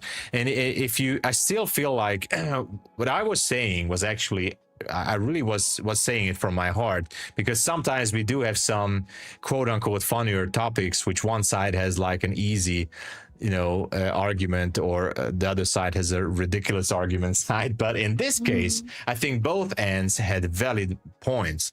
And so on my side, if you feel that anxiety or stress, then maybe it's really better for you to close down for the day and then come back the other day, and just slowly, step by step. On the big picture, though, Terry is absolutely right, and this is what I also like. You put on the trade and you set it, forget it, and that's how your edge is going to play out. This is what it is. So that's how it works. Yeah, it's easier said than done. Easier said than done. That's true. And it's really, especially at times like this. So yeah, I might gonna hit the stop loss, but the same situation was in London session, and I was, and there was some comments like, Tom, close the trade, close it. And I was really thinking about it, like, should I close it? But it's really hard to stand by your trade, especially when you're eyeballing with that trade, and you're just keep thinking, what should I do? You shouldn't even think about it, by the way, anymore, in my opinion. Once you put on the trade, as I said, no more thinking, just let it go. And yeah, that's how it should be done all the time, I think. Oh, Another inside bar printed, Tom. Oh, that's not good. That's not And good it's for not me. good. It's not That's good. not good. The inside bar, the shorts was the trade off of not this bar, but the bar before us was an inside bar. So hopefully the bulls can push back here. I do see a ledge that's forming on the volume profile. We are just a little bit below VWAP here. I don't know. Well, whatever it may be, if I hit the stop, actually I'm gonna have that relief after the stop, like, okay, at least I know it's gonna make it easy. So Exactly. if I don't have the plan, as I was saying before, if I don't have the plan for the shorts, then then I don't even want to switch to a different account. So I don't want to, not even to an evaluation account, by the way, because I have zero intention from my perspective to go short on this market. If it goes short, let it be, but at least I will know I'm not going to torture any more accounts. So it's fine. Yeah. It is fine. I'm watching the 5-minute chart, and I'm like, if it can trade above that inside bar high, which is 931, it could go higher because it's going to squeeze all those people who went short, right? So hopefully we can see 932. We're looking for 932. 932. Okay, I like that. Yeah. What was the midnight opening price again? Midnight was somewhere around 956. I could be wrong with a few ticks, but somewhere around 956-ish on the micro. Okay. So I like it. It can pump higher. It can. I'm just going to look quickly on gold because I did see some comments on gold in the chat. It seems like, yeah, what happened here? Oh, hold on. So yeah, there was nothing here. So gold spiked lower, but it did not close lower than before. So I'm going to delete my alert. As I said earlier, I have zero intention to go long, not because I hate it or something, but you know what? Actually, well, it's too high. I do see a zone here on the 1 minute that's way higher. That's 5,037 on gold. So there's a supply zone, but it's only on the 1 minute. It's way higher. I don't know if gold is going to have enough momentum to go up there. Let me just extend it to the right. It looks like a bull flag on gold, but I don't know. I just don't feel like it. You know, when you don't have that extra feeling, that extra push in your mind, like I don't know. So I'm just gonna leave gold as it is, and yeah, quick look on ES. Easy peasy, nothing is going on ES. Also edging higher a little bit. So let me try to justify this on ES somehow. That's good. That's good, actually. So let's go higher. It is above VWAP. ES is above VWAP. Guys, amazing news for my NQ trade here. Come on, ES in you we trust. So the thing is, I just realized there is oh no, it's dropping. I have to say it out. The sooner I say this, I'm telling you guys, there's something. Oh my God. I love you, Tom. You're the best. Somebody is watching this stream. I don't know. I mean, somebody from the SEC or somebody from the CME group. I don't know who the heck is moving this, but something is happening. As soon as I say, all right, let's go, we're seeing it. Anyway, if some hedge fund, it's playing with your emotions. No, I'm sure that a hedge fund is watching the show, which is great. I'm looking for a job in the US, guys, so let me know. I would like to work right now. The thing is, I'm seeing a 15-minute supply zone up there. Unfortunately, NQ is still dropping, but it was looking so good. So ES 6905.50. I thought that ES can push higher to that level. To the 6905 would have been so great because it's, you know, it's on the 15, it's valid, it's a really nice drop. So why not doing it? I don't understand, but yeah, it would be a great target if ES gets above that. Let me look for a structure here on ES. Nothing. Oh my gosh. Anyway, what I can do, I'm just gonna put an alert here. if it breaks higher, at least it's going to give me some more confidence to hold the trade. Actually, I'm going to hold the trade whatever happens. So yeah, come on, ES, just go higher. There's a 15 minute supply zone. We have the same zone on NQ as well, and Terry, she's doing the magic, so we need to get this higher. It's going. It's going. We do. Yeah. I saw someone say that you're going to end up in an... I know. They're actually down there on the street. I did see them pulling up. So anyway. Oh, let's see what happens here. We need a nice juicy green candle that will give the bulls more confidence to keep buying. Yeah. But right now we're just trading around the VWAP. It is just trying to figure out what it wants to do. This is the average price. Yeah, and actually, let me clean up the chart. Actually, right now, the 5-minute chart is not so good looking. I don't like these candles. Too much wicks all around the place. On indecision. But the good news, the only good news is that ES and NQ has the same type of 15-minute supply zone higher. So whichever is going to be stronger, I don't care. Just make it push higher. So please, market makers, I know you guys love the stream. Push the like, by the way. Oh, yeah, one more thing. I need to check on you guys, how we are doing with the likes. Let's see, how are we doing with the likes here? What? 328 likes. Let's go. And more than 500 viewers. This means we love you all. Thank you so much for the likes. Thank you for the people on X. Everybody, thank you. This was great. Thank you. Yes. What a great morning. Great morning. Great morning. And we just broke a record. I feel like we had so many, I mean, time flies really fast, Terry, because we have so many things to discuss, and we almost missed the debate here. So I wish we would have missed it. I wish we would have missed it. I won't let us miss it. I won't. I should have known it. The loser has to buy the winner a free eval from MyFundedFutures, you guys. That is what is on the line. Actually, I'm going to blame Trading Star, so it's his fault. Oh, no. No. I'm going to cry, Terry. Can I call you after the stream? I need to cry a little bit more. We're going down. Maybe it'll just like flip around. You never know. You never know. Well, the thing is, if we sweep the lows below 840, that's fine.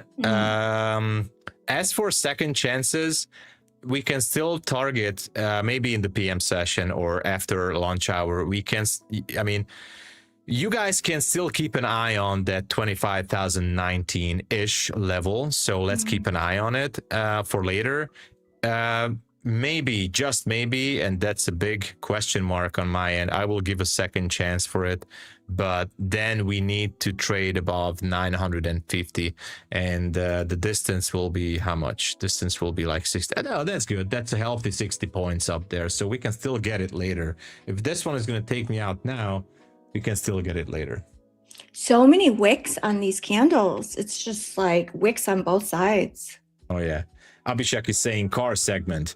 Speaking of cars, I don't want to give you too much teaser, but I'm kind of looking into buying a little bit newer car. But I'm going to be updating you guys maybe, who knows, in a couple of weeks, you know, but who knows. That'll be fun. I can't wait to hear more about the car adventures. That's going to be an absolutely practical car. I promise you guys.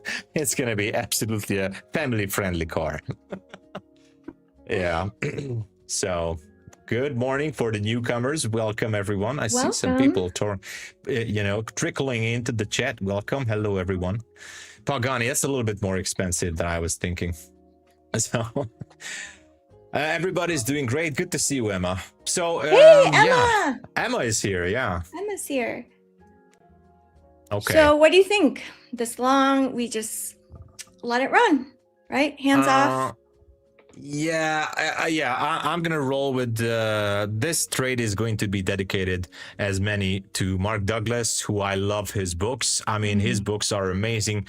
By the way, Like amongst all the trial by fire thing, which also Ash was talking about, like I do remember asking Ash, like, how did you learn about these setups and trading and, risk management? I do remember him saying like it was trial by fire.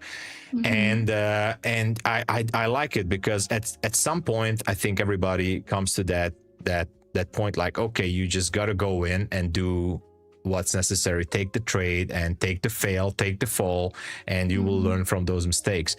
But one of the greatest changes, obviously learning is very important in day trading. One of the biggest changes, or influence, I should say, influence that had a great influence on me was really the Mark Douglas books, The Disciplined Trader, Trading in the Zone, and watching his videos on YouTube. Now, he passed away, I think, in 2015, I think, but his workshops from the 90s have been digitalized and uploaded for some channels up there. And there's some really great conversations, which I was watching, hours and hours of content, really helped me a lot. So it's all about the mindset, really. And this is why I'm saying until this day, like trading is, and we said this a million times, like it's 80%, 90% psychology and 10% strategy. And ever since I was watching his content and reading his books, I reminding myself, like, it's all about psychology. So Mhm. yeah, if you guys have some extra time whenever throughout your day or week, do search for his videos. It's up there, Mark Douglas Workshop on YouTube. You will find plenty of videos and just watch it. A A really lot good of conversation. gems. Yeah. Yeah. And you can even listen to lectures and while you're doing other things. Like that's what I Yeah, love to do. I did that last summer. I would like go and garden while I have like, some trading podcasts on, listening I do to the it. same. I do the same. I went to the gym. I put in a workshop, for example, from Mark Douglas. Yeah. And I was listening to the conversation. It really great. It's really great educational stuff. Hmm. Yeah, Michael loves his videos. What are your favorite books on trading? On trading, well, Mhm. definitely the usual Trading in the Zone, of course. Yes. But yeah, the Disciplined Trader also very good. And I do like to read books about psychology, like you know, uh, books somewhat related to, like, I know it kind of sounds a little bit cheesy, but it does have some relation to trading, like books related to law of attraction or manifestation. I do like those kind of books as well. So yeah, I do believe in manifestation, law of attraction. I think it has a lot to do with life and trading too. Yeah. Mm. I used to be so into manifesting. Like I swore by it. I'm like, oh my gosh, whatever I manifest, it actually happens.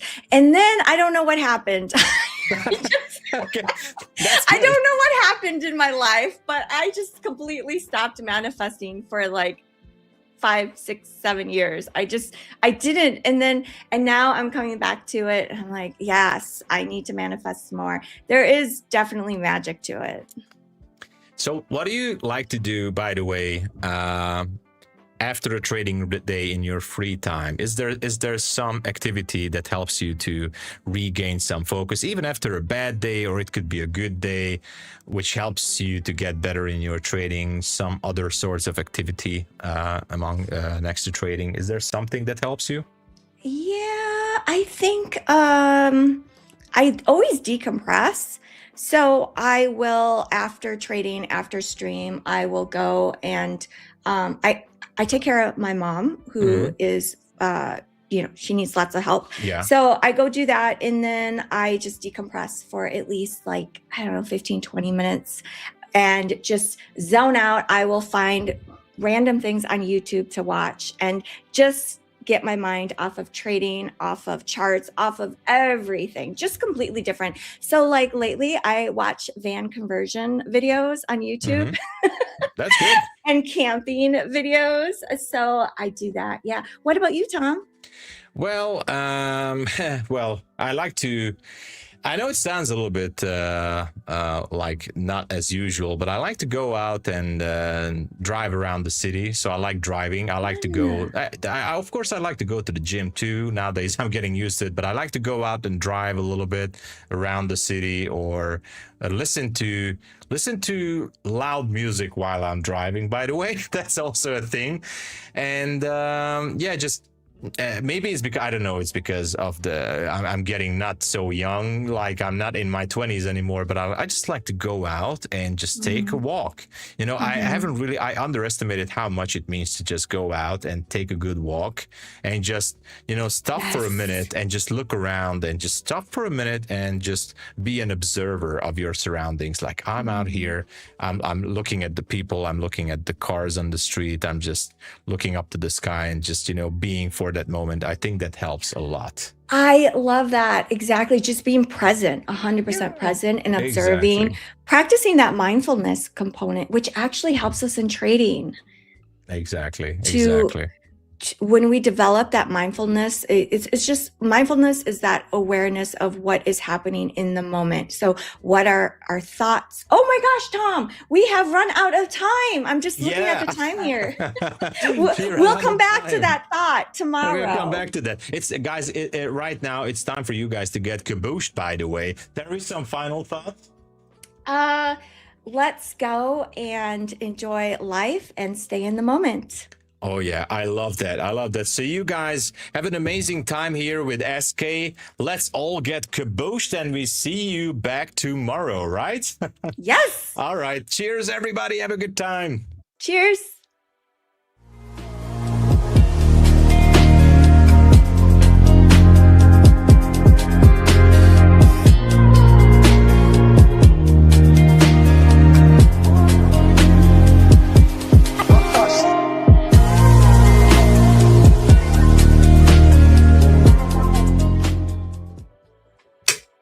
Hey, everybody. Welcome. I'm back. That's right. I am back, baby. What calls we had in gold, S&Ps, NASDAQ. Oh, my God. It was Christmas in February in my Discord today. Absolutely. What a day. I take a scalp short here on the gold. 30, where is it? About 37.5, 38 up to the 45, 46 area. Welcome, everybody. I'm back, baby. I'm back in force. What a day. What an absolute day. First of all, the way I teach everyone in my Discord, right? It doesn't matter, okay, is the way to learn about divergences and patterns, okay, and the methodology as a whole, okay? So what you need to focus on here, all right, okay, is first of all, in the underlying, let's just take a step back, okay? Let's look at the spiders, okay, and the Qs. Looking at the bigger time frames. When the whole world was selling the lows, guess who was buying them? Stevie Uch and his team over here, right? Right? Look at this. Look at this. You've made the new lows here, right? And the MACDs. The MACDs, oh my God, S&Ps just ran 10, 15 as I'm on. NASDAQ just ran 60. You can see the new lows here. You can see the new lows here, the non-confirmations. Do you see that right here? Okay, you're making new lows here. S&P's traded 57, ran to 93. So you're making new lows here, right? And the MACDs cannot confirm. On the NASDAQ, on the spiders, on the Qs. Look at this. Look at this, right? Look at this. Oh my God, we just, S&Ps, oh my God. All right, now, that's one divergence, okay? Then you're making new lows here, okay? On the index futures, okay? You're making new lows here, okay? Right here, and the MACDs couldn't confirm on the 15-minute time frame on the 15-minute time frame on the S&Ps, right? I think we're up probably about 200 points on the NASDAQ and probably about 70 points on the S&P, 65, 70 points. Okay. This is an absolute great pattern. Okay. Now, I want to show you also the 3-minute and the 5-minute time frame. I'll do the 3 here. You can see it. Okay. Freaking gold rally, 60 points off the low. I had the lows. Can you believe I had the lows? So here, if you're looking at the 3-minute time frame, and I'll minimize it here on both. If you see here, when you were making new lows here, right here, okay, you can see that the MACDs could not confirm the lows right here, okay? The MACDs could not confirm the lows. This is a Picasso right here. See that right there, everybody? Okay. All right. All right. And again, when you're trading the underlying market, you have to look at the underlying ETF, the continuous contracts. You have to look at the underlying ETFs. Okay. Now I'm going to show you another great pattern. Okay. Look at the GLDs. This is the GLDs from yesterday when gold was making a new low down to 82.85. Look at that oversold condition into the positive MACD. I said buy the world on the gold. I said buy the world on the gold. Okay? All right. NASDAQ just dropped 20. All I know is it was an absolute insane day here. My armpits are on fire. Okay, so when you see this oversold condition into the positive MACD, it's an absolute game changer. Okay, now all the 3 time frames on the underlying ETF, the spiders, the diamonds, the Q, on the 15, 30, and 60-minute time frame on the Qs and the spiders. Okay, right now you're in a buy disconnect, but if you look at the GLDs, you're in a buy mode on the 60, the 30, and the 50. Wow, NASDAQ just dropped 30. Damn it. Okay, well, I'm teaching this. Okay. All right. So here you can see that the bigger time frame, 60, 30, and 15, are all in buy mode. Okay. So now you switch it over to the continuous contract right here on the S&Ps. Right? And if you learn my methodology right, okay, look to cover this gold 34 to 34 and a half, 38 and a half range. Okay, so now you can see the 15-minute just reversed to buy right here. Here goes the gold dropping. Look, here comes the gold dropping. I would lower your stops. Okay, okay, all right. Look at the gold drop. Okay. Anybody new here today? Anybody new? You guys really should come to I'm giving away a 5-day free access to my Discord. If anybody, just text me your full name and email, 914-500-7484. So now you got the 15-minute time frame reversing the buy right here. Do you see that? Right here. It correlates with the 60-minute. The 30 is still negative. What do you look to do? You buy the first pullback on the 5-minute. This is the beautiful long we had on the gold. Look at this. 5, 10, 15, 20 minutes. Gold went from 15 to 42. Okay, we're going to learn that. Right? We're going to learn that. Also, for those of you who are new here, every night, Monday through Thursday from 8 to 10, I stream for MyFundedFutures. Okay, the Asia session. It's been a little slow the last couple of nights because of some lunar something. Okay, but again, you guys want to learn a methodology. You want to learn from someone. This August 1st, I'll have 44 years in the game. I have an impeccable track record. Traded with some of the biggest traders in the world. Still are good friends of mine till this day. But again, the most important thing is to do what? Be consistent, learn the methodology, learn, trade, hit singles and doubles, okay? Okay. And I'm here for all of you. Here goes the gold dropping, just dropped 6 off the high.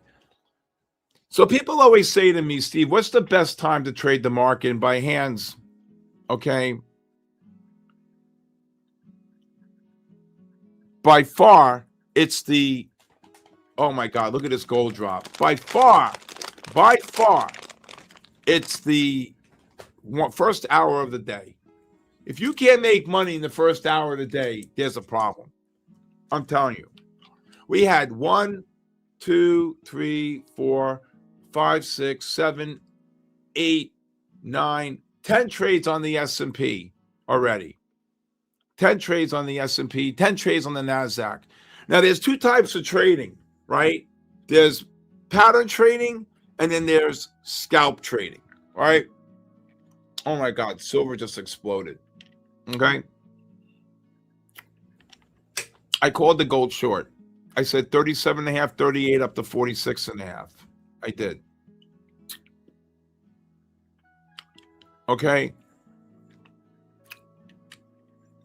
I mean, you want to have a mentor teach you. Someone's been in the game. I traded nearly 2 billion shares in my life, maybe 2 billion, okay, at this point.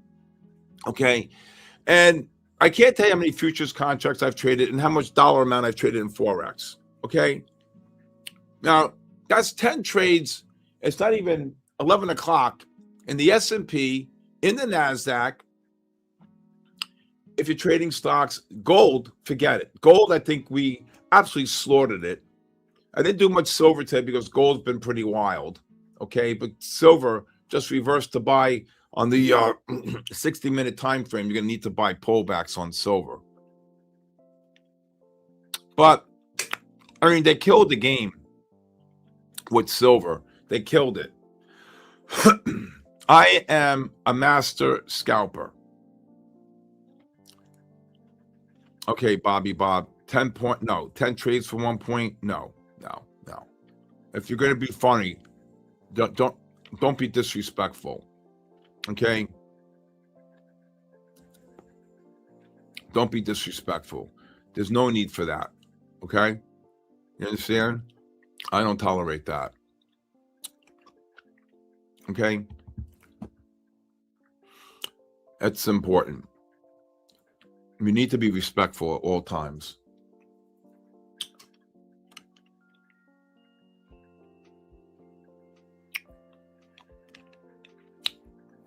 $10 trades for 1 point. See, this is what I'm saying. You know, you get people like this in the world, right? Who want to be funny. I'm not going to let it get to me. I'm too smart for that. But it just, you know. And, you know, you should go somewhere else then. Go somewhere else. No problem. I know what my people made today.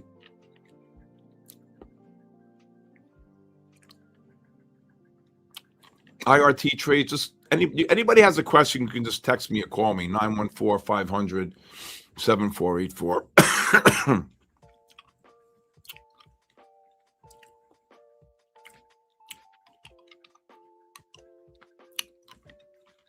And I have a proven track record. So, and it's deemed from my hedge fund and from my clearing firm. How's that? Okay. Period. All right. So, what are we doing here? So right now, we're looking to see.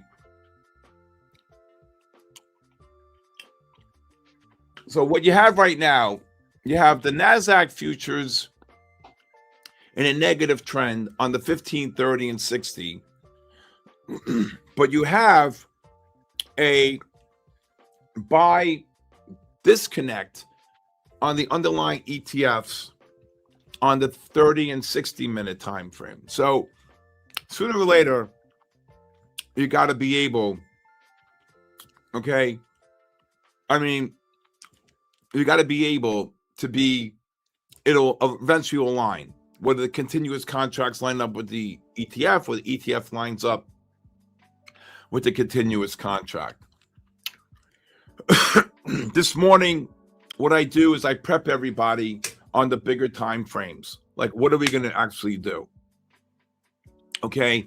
And so this morning I said, okay, NVIDIA, NVDA, well, off the 60-minute time frame, you see the new lows, the MACDs couldn't confirm, the 30s here, okay, same thing. Okay, underlying strength, Broadcom, same thing.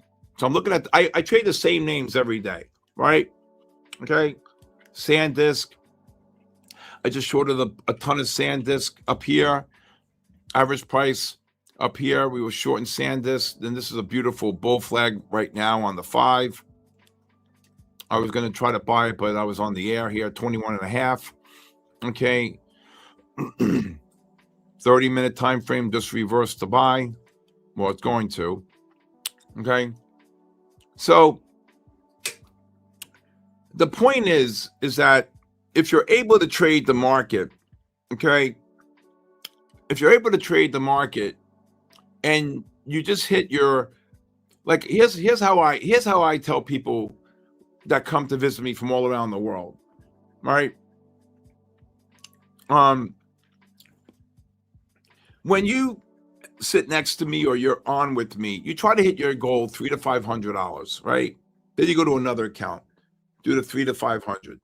In the afternoon, if you're successful enough, you hit and do another account, and then do another account, right? And then at Asia session, you do another account. You keep your 3 to 5 accounts, and then eventually you get your pass your evaluation, and then eventually, okay, then eventually you'll get a payout or 2 or 3 or 4, right? But then after about a month, then you can start linking or buying 5 accounts and then linking them, right? Because that to me is then, I got people with 10, 15, 30, 40, 60 accounts. No joke, right? So if you could do that, okay, if you could do that, that's pretty significant, if you ask me. You know, think about that. You have 5 accounts, you make $500 a day, okay? Is this the same guy, Bobby Bob? I got 100 accounts. There's always one in the crowd.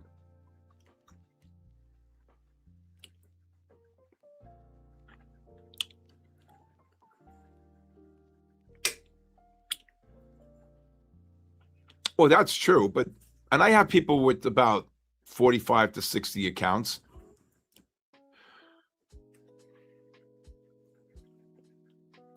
I don't know anybody 100 accounts. I don't know if Bob is being accurate, but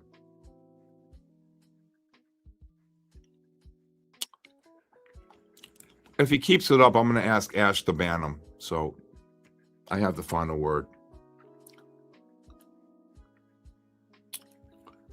So, you know, basically, doing this now, going to be 44 years come this,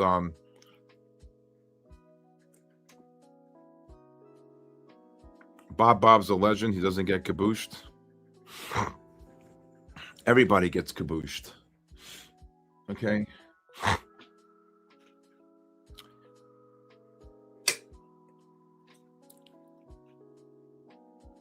So right now it's quiet. See, this is why you have to this is why the first hour of the day is so important. So important. Unbelievable. Those buy divergences this morning were really, really, really unbelievable. Unbelievable. So, but anyway, Polymarket has it that the president, I think, is right now going to go in this weekend. It's got all the got a quarter of the Navy there. So that's why I think gold, I'm dying I mean, what a mistake. I bought so much gold down there. I kicked it out on the way up, but I should have kept some. But maybe we'll see. Not over yet. And again, you know, at night, MyFundedFutures is where's Hugo? That's an old one. MyFundedFutures, okay, is really, in my opinion, the best prop firm out there. Okay, what they do for you all at the Asia session on Monday through Thursday from 8 to 10 with me and Denny, or Denny and I, to speak proper English. And then if you think about it, you got to remember, you know, we also do some giveaways. We do the spin of the raffle where it's, you know, fair. But it's a really great prop firm. Luke, I spoke to Luke yesterday. You got great people here. You got Ash, you got Matt, you got Aaron, you got Bull Barbie. We got so many good people on here.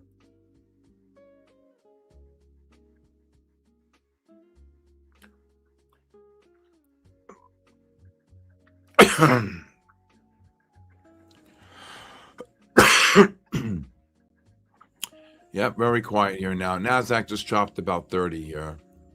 Again, so the index futures are negative on the 15, 30, and 60. Let's just see. Here we go. I was short in the new highs here. Okay. The index futures, the MACDs are not confirming the highs. So this is why you want to short the new highs here. You see this here? The negative MACD. I mean, look at this. 958 right there.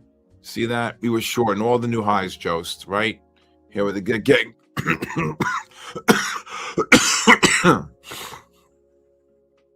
Right? So everything's yeah, I did. The doctor told me it's a sinus infection. Yeah. Gold just dropped. Look at the gold drop. Gold just dropped 15. Oh God, please drop more so I could buy it. Goku, you're negative 400. Would I take this silver pullback? All right, let me look. Silver just reversed to buy on the 60-minute time frame on the SLVs. Yeah, I would take this long on silver. If silver gets down to, you got to go wide, 77, probably 55 to 78.15 on silver. There's a nice bull flag here on silver. And the way you look at this silver, okay, wow, gold just got kabooshed. See the gold futures? Well, I was calling the short because I knew the bigger time frames on the continuous contract. You're making new highs, and these MACDs could not confirm the highs. Right there. You see that right there? You see that there on the gold futures?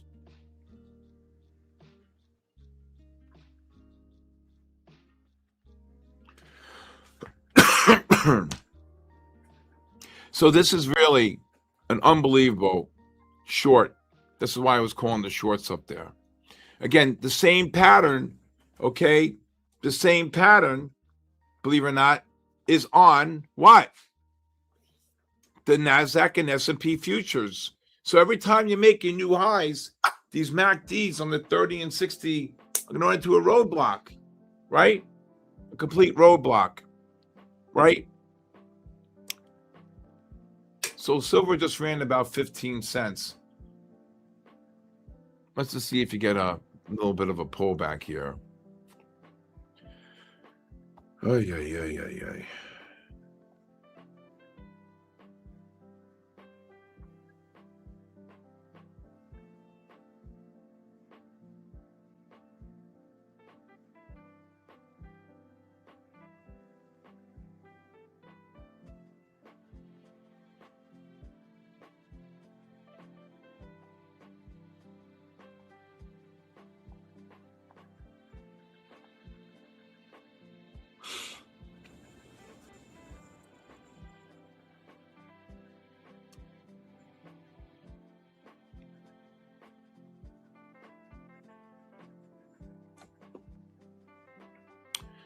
Let's see if the silver can drop a little more. S&Ps, since we just came on at 10:30, just hit that 93 level.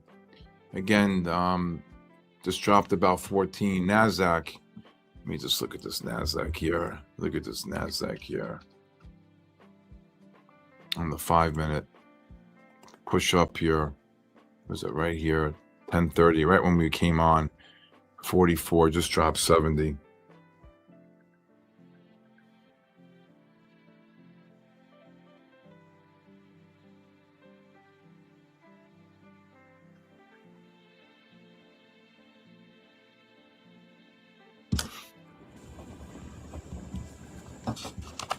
All right, gold just got cabooshed there. Not bad. S&Ps, NASDAQ.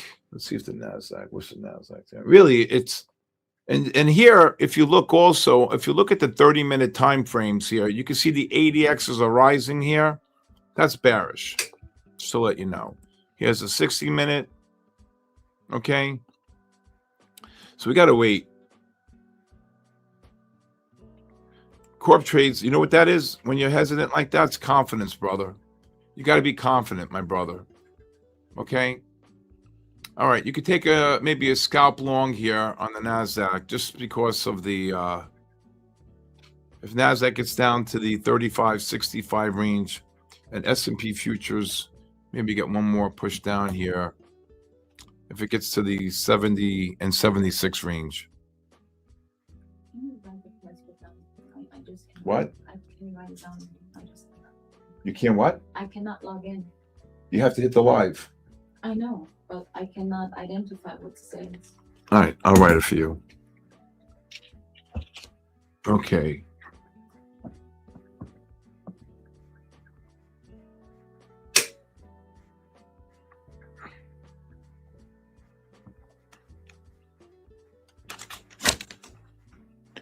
Okay, well, there they go. Right back up. Wow. Jesus. S&Ps just ran 9 like that. Jesus. NASDAQ, come on. Unbelievable.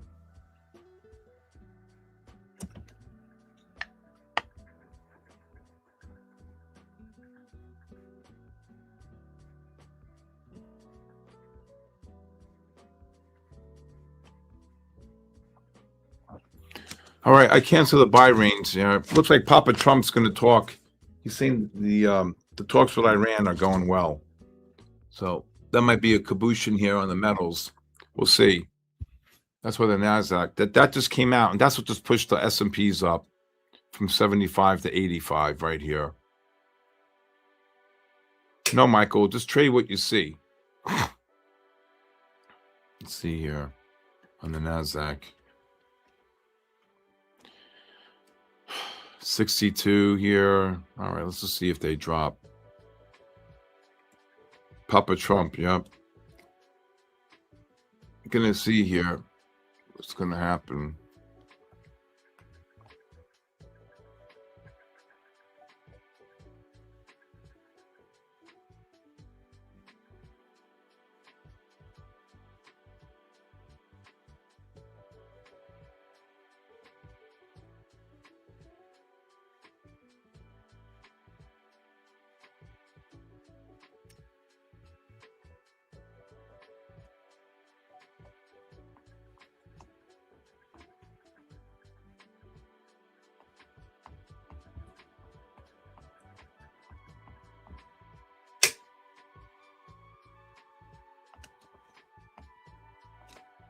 See, there goes the gold right back up. Let's see if this gold could get one more push down here. 28.33.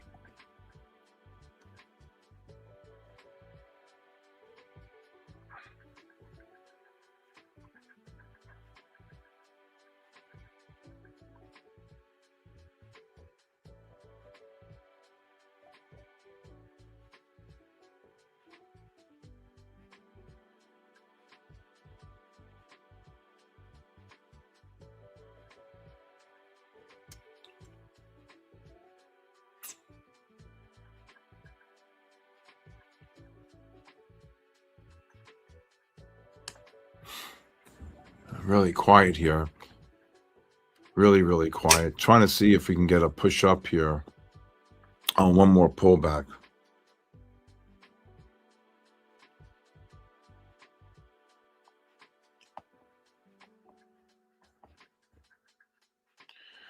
Let's see if we get a little bit of a drop.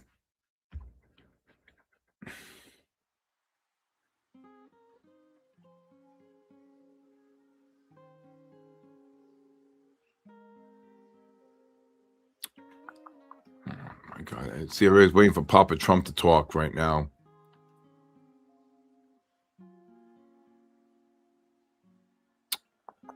I want to see you get a push down here.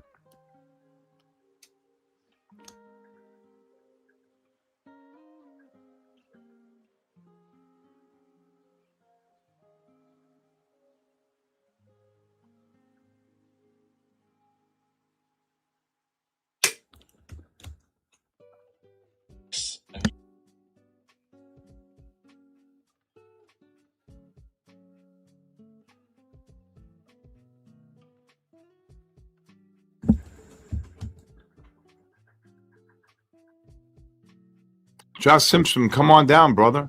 Come on down. Absolutely. Yeah, Papa Trump, that's why he's saying the talks are going well. That's why I was trying to get long down there. Just ran 60 on the NASDAQ.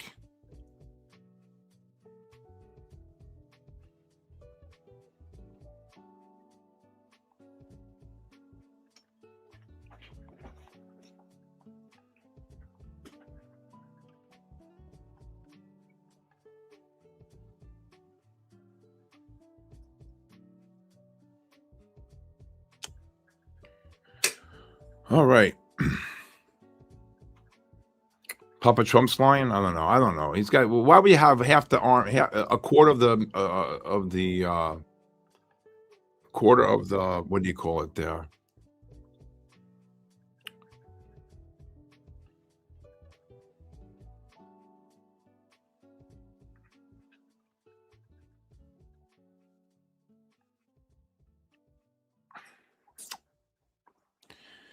All right, let's go. Let's put the indexes back up.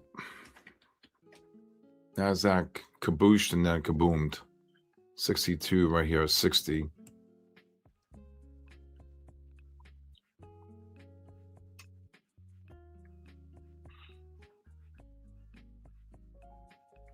See if we get.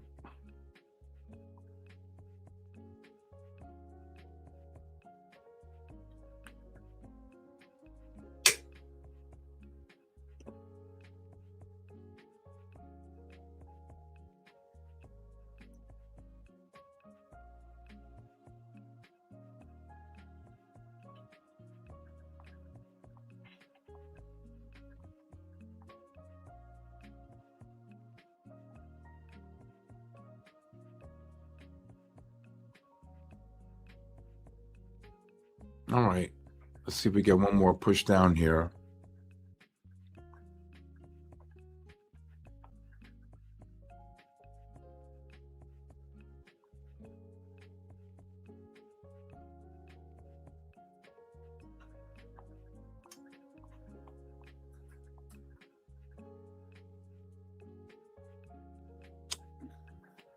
All right.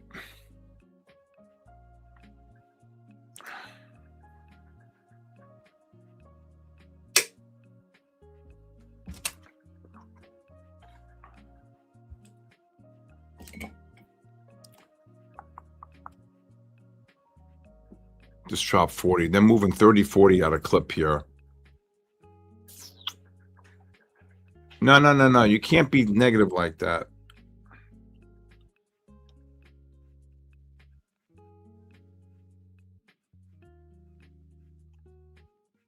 All right.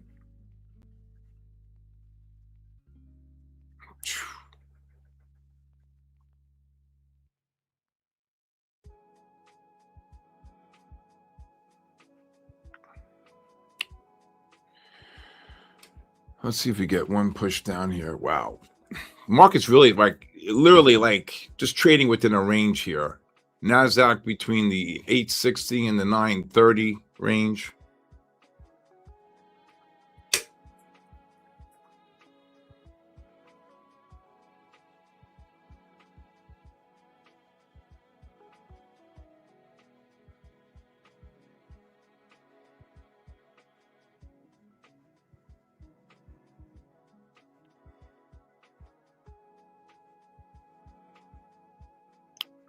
Angry about what?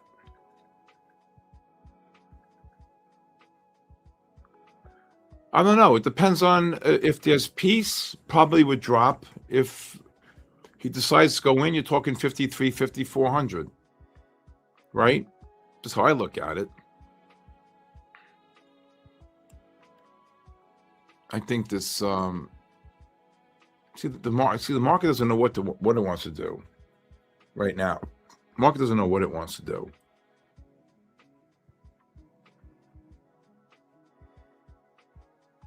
It's got to wait. And if there's peace and they settle, I don't think Iran's going to do that, though.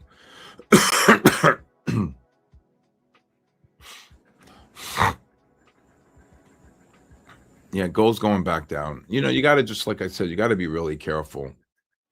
You know, NASDAQ just dropped about 40. All right, let's see if this NASDAQ can drop here. Believe it or not. All right, wow, I was short. Look at this gold. Oh, my God. Gold is down 20 off the highs.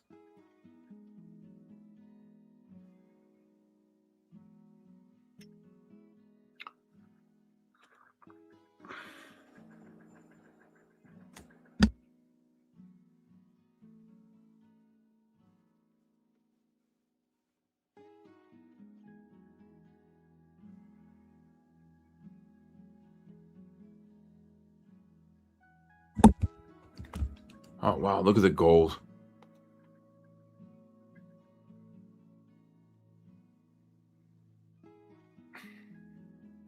S&P's right back down. NASDAQ getting cabooshed.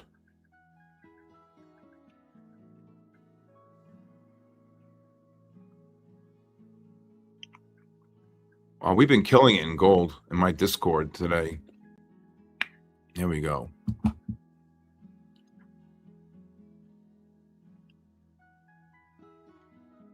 Let's see if we get a, wow, oh my God, look at this gold. I called the gold short there. I mean,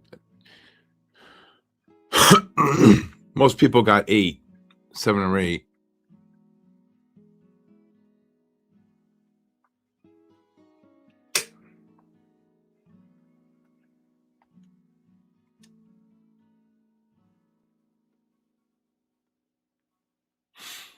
All right, S&P's, NASDAQ.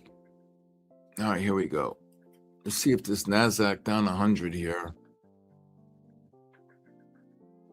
I really don't see any clear patterns here. NVIDIA. If this NASDAQ gets down to the 24,000, like 520 to 50, maybe. A lot of scalping here. 52 here.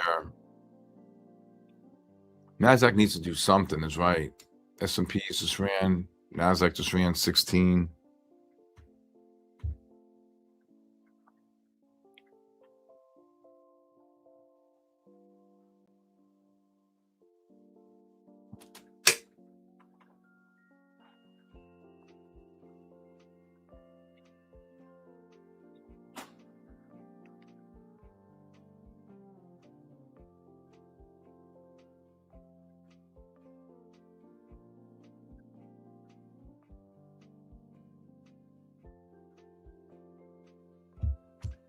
NASDAQ just ran about 20 just now. All right. Let's see if he can get this pushed down here.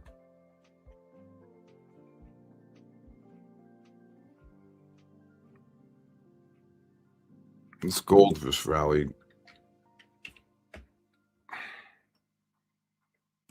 It's rallied 7 on the gold. If you're long the silver, I'd be kicking the silver out above the 76.10. Who asked me about silver? the silver pulled in a little deeper right here within the range, I'll be kicking out the silver off the 5-minute. Just ran 40 off the low. Gold just ran 9 off the low. Freaking NASDAQ, right? Missed the NASDAQ by $2. You see that?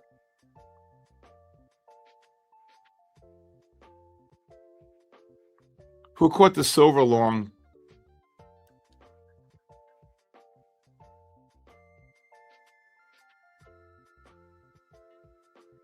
What's going on? I see a lot of congratulations. What's going on?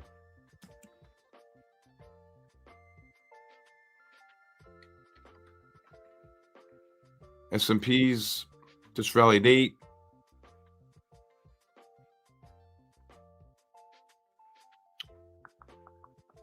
Who caught the silver long? Anybody?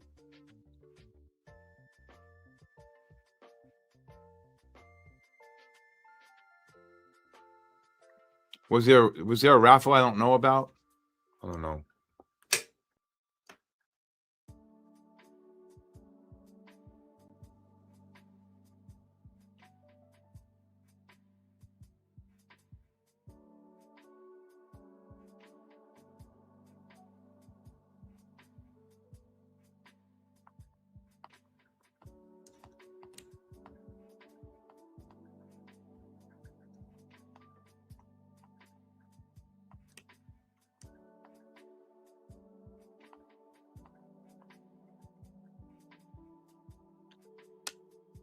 All right. Really quiet. Well, I stream on my Discord. So if you want it, I stream, okay? There's a giveaway every hour here at my, okay, I didn't know that. Thank you. Thank you very much. I didn't know that. All right. And if anybody would like a 5-day free trial, okay, you could just text me a full name and email, 914-500-7484. I stream every day from 8:30 to 4. My community is massive, big. Where the line between turbo scalping and overtrading? You hit your goals, you hit your goals. That's it. And then you go to another account, you scalp there. Like, let's say you're scalping the gold long or short. You hit your 1 to 3, 500 a day. And then guess what? Bada bing, bada boop. You move to another account. You keep doing that for a week, 2, 3. You start getting some payouts, right? That's it. Singles and doubles. Okay? Singles and doubles. That's it.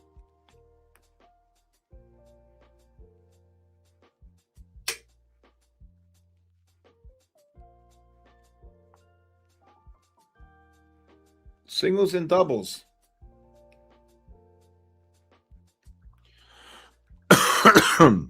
It doesn't matter.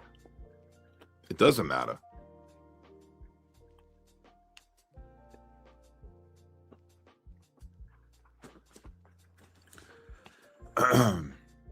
Very quiet here. Just chopping around. Chop, chop, chop.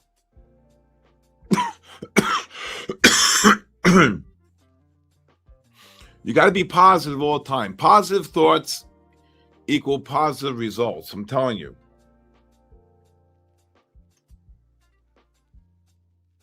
Get in there, Tina. Absolutely. Izzy.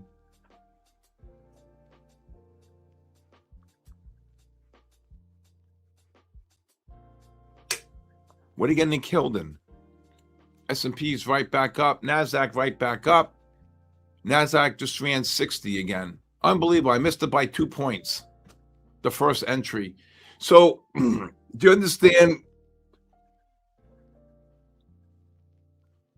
about the scaling in and scaling out process? Do you all understand that? The scaling in and scaling out process?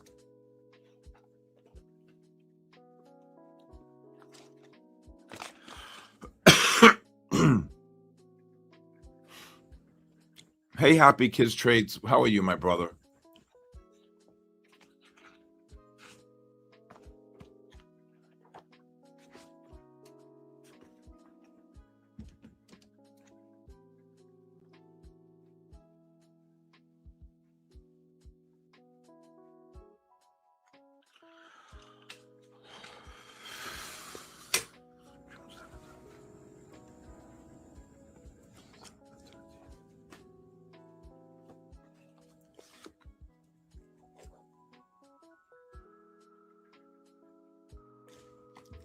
Let's see what's going to happen. Really, really quiet here.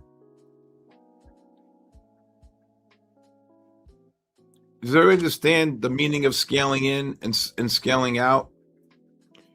Okay.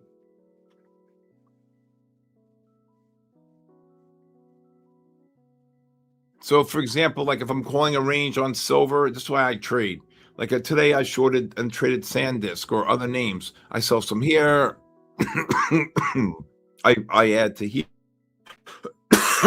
I add to here. I add a little bit, right? I keep adding, and maybe I do like 3 to 4 entries. So if I'm trading the S&Ps, so let's say or the NASDAQ, well, really S&Ps. Let's say I'm buying 73s, and I go 71s or 71.5s, right? And you're scaling in.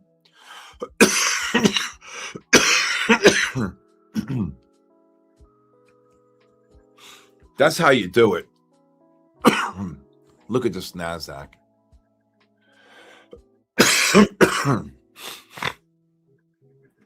So we're waiting for the president to speak, I guess. S&Ps just ran 12. NASDAQ just ran 70. This NASDAQ's unbelievable. This NASDAQ's unbelievable.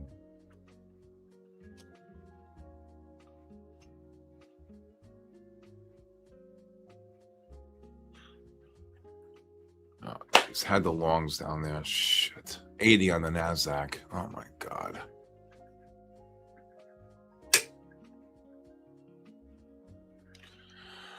If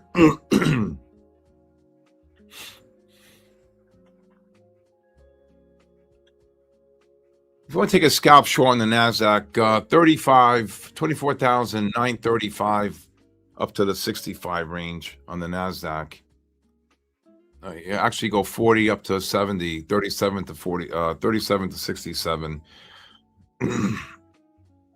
No, that's not true. Be positive.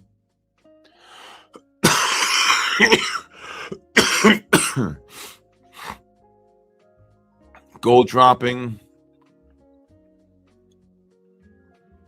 S&Ps, you could take a scalp short, 87 to like 92, 93. NASDAQ just dropped 10 if you got the short. Hey, Wolfman, what's going on?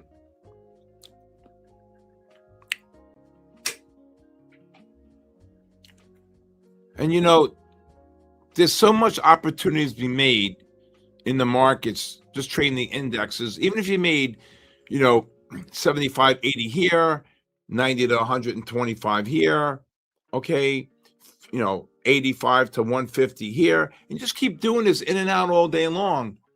You're eventually going to hit your goal of 300 to 500, right? That's how I look at it. And then what are you going to do from there, right? What do you do? Right, Jeff Smith? You just try to scalp away, and you just try to trade it, okay? And if you're successful enough to do that, well, guess what? Right? If you're successful enough to do that, okay, then you move to another account, you try to do that again, you go to another account, you do it again. No, that's not overtrading. That's not overtrading. I mean, you could stop. Okay. Hey, Bull Barbie. Okay. Overtrading.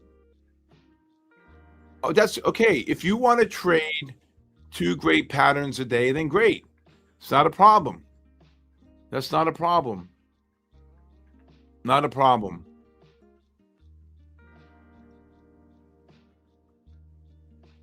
If that's what you want, and that's great, right?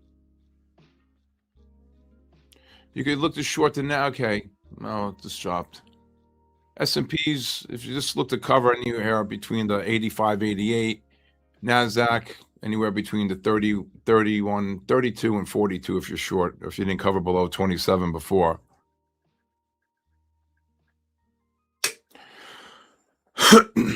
You're right. All you need is a couple great trades a day, right? Don't get me wrong, okay? I mean, if you really think about it, like the patterns this morning, the buy divergences this morning, that's more than enough, if you ask me, right? Or with the gold this morning on the bigger time frames, right? Those are great patterns.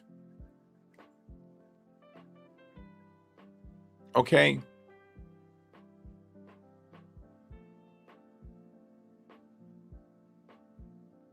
I'm just saying that there's so many divergence patterns, whether they're patterns or scalp trading all day long. Okay. Like there, I was trying to take the long, okay, on the on the S&Ps before and the NASDAQ, right? 2 points, it just ran 100, right? Now, I'm probably not going to look for 100 on the NASDAQ. You're lucky to get 20, 30, 40, okay? The patterns, to me, Bull Barbie, is where you really make your buku money, where you can ride them for like, the NASDAQ 40 to 100 points, right? The scalping is fun, 10 here, 15 here, 20 here, whatever, 30 here, okay?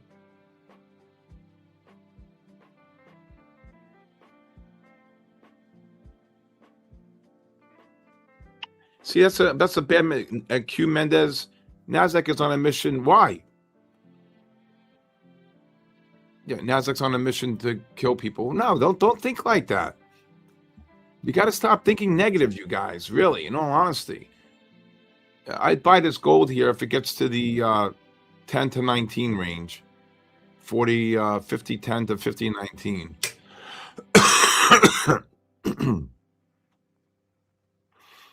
My favorite pattern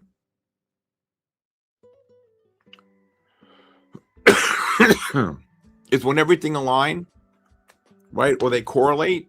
Then you buy the first pullback on the 5-minute. There goes the gold. Jesus. Okay, there goes the gold. I'm talking too much and I'm not focusing on the gold. Look at this gold. Just ran $8 here. 5 run this, so this is a great pattern. The 5 goes negative. You buy the gold against the 30, 15, 30, and 60. So that's, to me, that's a really great pattern there. Hi.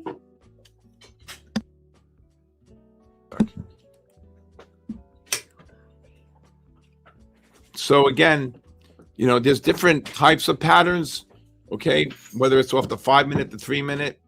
I mean, if you look at the 3-minute time frame today on the indexes, this is what I was trying to call the longs before, off the 3-minute buy divergences here. This is the last one here when it got down to 70. I said 73. It was too late. And of course, what does it do? It runs to 91. What? 3, 6, 9, 12, 15 minutes. That's damn good money. If you look at the NASDAQ futures, the same thing on the 3-minute. You can see on these little buy divergences here, right? Okay.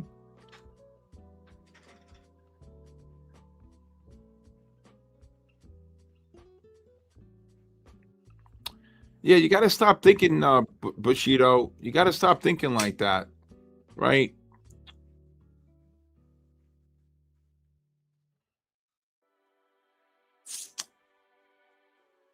You got to, you really just, I never allow, the mind's the most powerful part of your body. I never allow myself to be in a situation that, puts your mindset where it's playing games with you. You just don't do that. You want to just be confident in your ability. I teach my methodology every day. People are beyond successful. And all people want, I just want people to be successful and win every single day. That's all I really care about. I'm not an affiliate, period, right? I just want people to succeed. You got the best prop firm here, MyFundedFutures. What somebody told me a couple of days ago that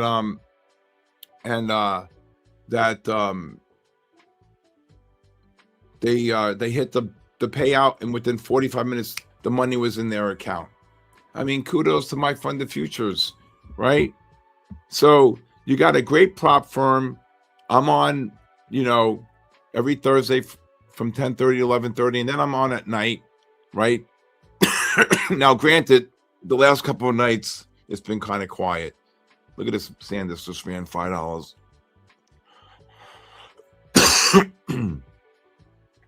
But if you can learn how to trade using multiple time frames, okay, understand correlation patterns, understand the ability to trade the market, this gold gets down to the 12 to 20 range. The 15s are going to turn up here big on the gold. So if you can go 10 and a half, 11 and a half to 19 and a half. But if you can learn a methodology that could really enhance your trading to no avail, okay? I'd lower your stops on the NASDAQ and S&Ps here if you're short, okay? I mean, look at this. All right, here we go. Just dropped 25. Let's go. NASDAQ. 30 on the NASDAQ. Here we go. On the short, right? Anybody short there? Let's go.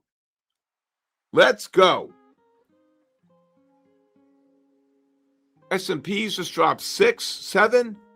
Nobody shorted here. Okay. And then again, I give out my cell phone number because I really want to help people. Okay.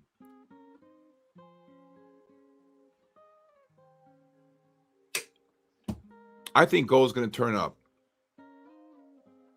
Jennifer Cross, Mr. Chippy HCC. Look at this, 35 points. So Dwight, you see what I'm saying?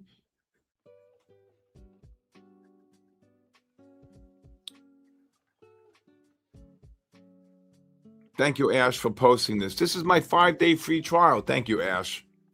Okay. And all I really want to do, I'm not an affiliate. That's right.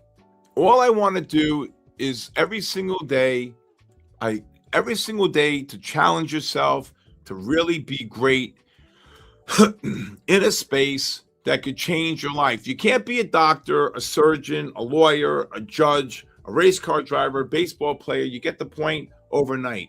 But with someone like me teaching you, you could be great overnight. And you have a great prop firm. You have MyFundedFutures. Okay. And I'm just telling you, I put my heart and soul into this. Okay. And I want to change people's lives. This is the only industry that could be done literally overnight. And I mean that. Okay. This is the only business. Look at this NASDAQ. Are you short? I'm right now looking it up and I'm trying to find the SIM account right now to make an update. All right, let's go. Look at this short. Just lower your stops. It could keep going. S&P is down 13.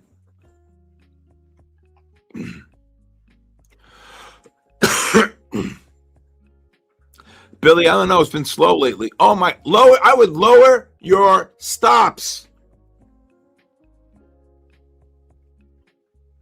Bo Barbie, lower your stops. Get in there. All right, everybody. Whew. What are all those indicators? I don't have time to tell you here right now. And gold, I scale out of gold here, 18 up to 20. Okay.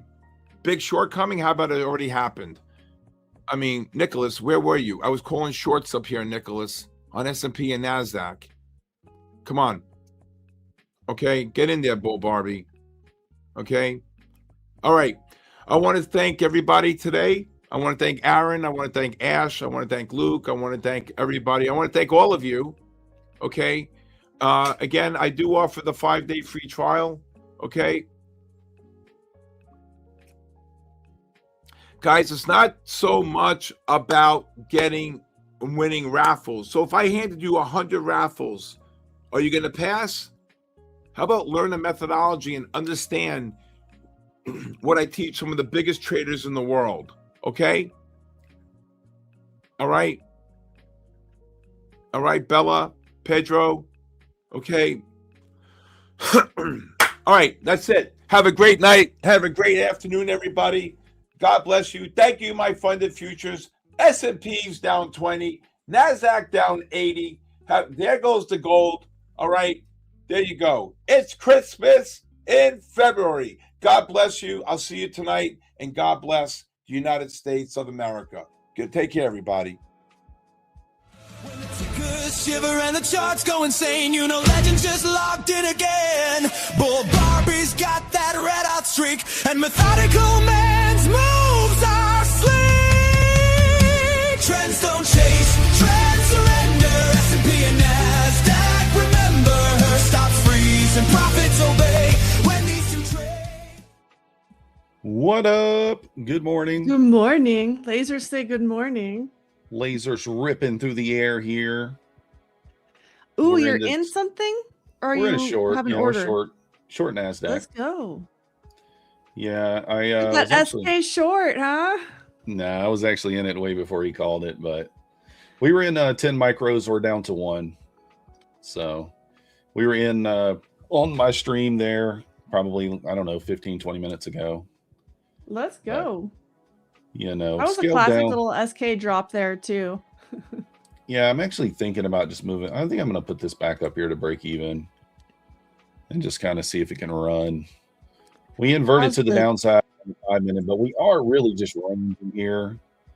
Even that push down is just a little liquidity grab outside the range for the push down, and we're still inside this range. And as you know, How's the chop probably been treating you? that's been fine. I've traded it. I got called a couple of times taking the breakouts, and then quickly realized that I should probably just start with the range plays, and that's what I've been doing. Yeah. So, you know, just buying the highs or selling the highs and buying the lows, that kind of thing. So we'll see. What up, Abhishek? Good morning. Like right now, ES, that 77 area on the ES is just, we just keep coming back to it. We sell below it, we push above it, we come right back to it. So probably not a bad area to just cover on the short, to be honest. And I think I'm going to do that. I'm going to cover here. Just take my 50 points or so. I am up $457 on this account. So nice little morning. The pre-orb did lose this morning. It did pay 15 I was about to points. ask. Yeah, it lost. It paid 15 points. I've had a couple of people in my chat say that I should probably size up and take and just take the breakout for smaller points. And like, I do think there's some validity to that, because like when it does But break would you out, need a quickly, reverse, like risk to reward kind of deal? no, you could still keep it at a 2R. For example, you could take a mini with a 5-point stop and go for 10. And I think that the risk to reward's the same. But I don't know as far as the win percentage. I'm gonna have to let's back kinda test stick it. with the orb plays. Yeah, I may have to back test that to see. So They're notoriously, they kind of have, they tend to get real close to that 50-50 win rate where you have to have good money management to make it work. But you can do that because it's a mechanical trade. The 50 orb was kind of a disappointment today too. It didn't take a full stop, but it took a break-even stop on both markets that I traded on, the NASDAQ and the ES. It went to the 50%. So if you'd taken the reverse risk to reward, it would have paid, but I don't play that way. me So either. we got trailed there and stopped out. My opening drive play worked. I do the scalp at open most market days. I've been kind of playing with this new strategy, and it's just a real quick scalp, and that was long, and so I took that real quick. I was really hoping we were going to get to the 88 level, and we Right. did. It was just kind of messy to get there. So yeah, I did end up kind of messing with that range a little bit too. I basically just mishandled my way up to the 88 and only took it at like 75. I was pretty bearish going into the open because we had that data wick from 8:30 news. A lot of people were. Yeah, Everyone and was then bearish. The 752 level on the hourly is sell side. And so I still think that's where we're going. The divergences were bullish though. I was seeing some of that stuff too, and I'm like, but the divergences are bullish. So that's kind of why I took that opening drive play. I did hit a pretty big short at open. I think it was around 75 points or something. So I got the long and you got the short at open, and we both won. Well, I did. I got trapped a couple of times in both directions, and then I was able to just kind of get myself out of it. But I do think someone brought up the fact that we have a lot of wicks sitting up there at 975, and there is a nice, there is a nice wick up there in the 5-minute chart, sitting inside a bearish gap. So I would not be shocked if we push up into that area. But my lean is sometime by the end of the day, we take out 752. But you can see what the market did. Like, it does this all the time. You and I talk about it a lot too. Like, look how close it came to running that sell side. And then just whoever didn't scale out or didn't move your stop down, NASDAQ is notorious for this, where it gets so close, doesn't run it, and then just rips your face off. So, well, I was looking at 2 levels down here, so this is kind of annoying. I was looking at like 68, 60, what was that wick low? The 68, 62.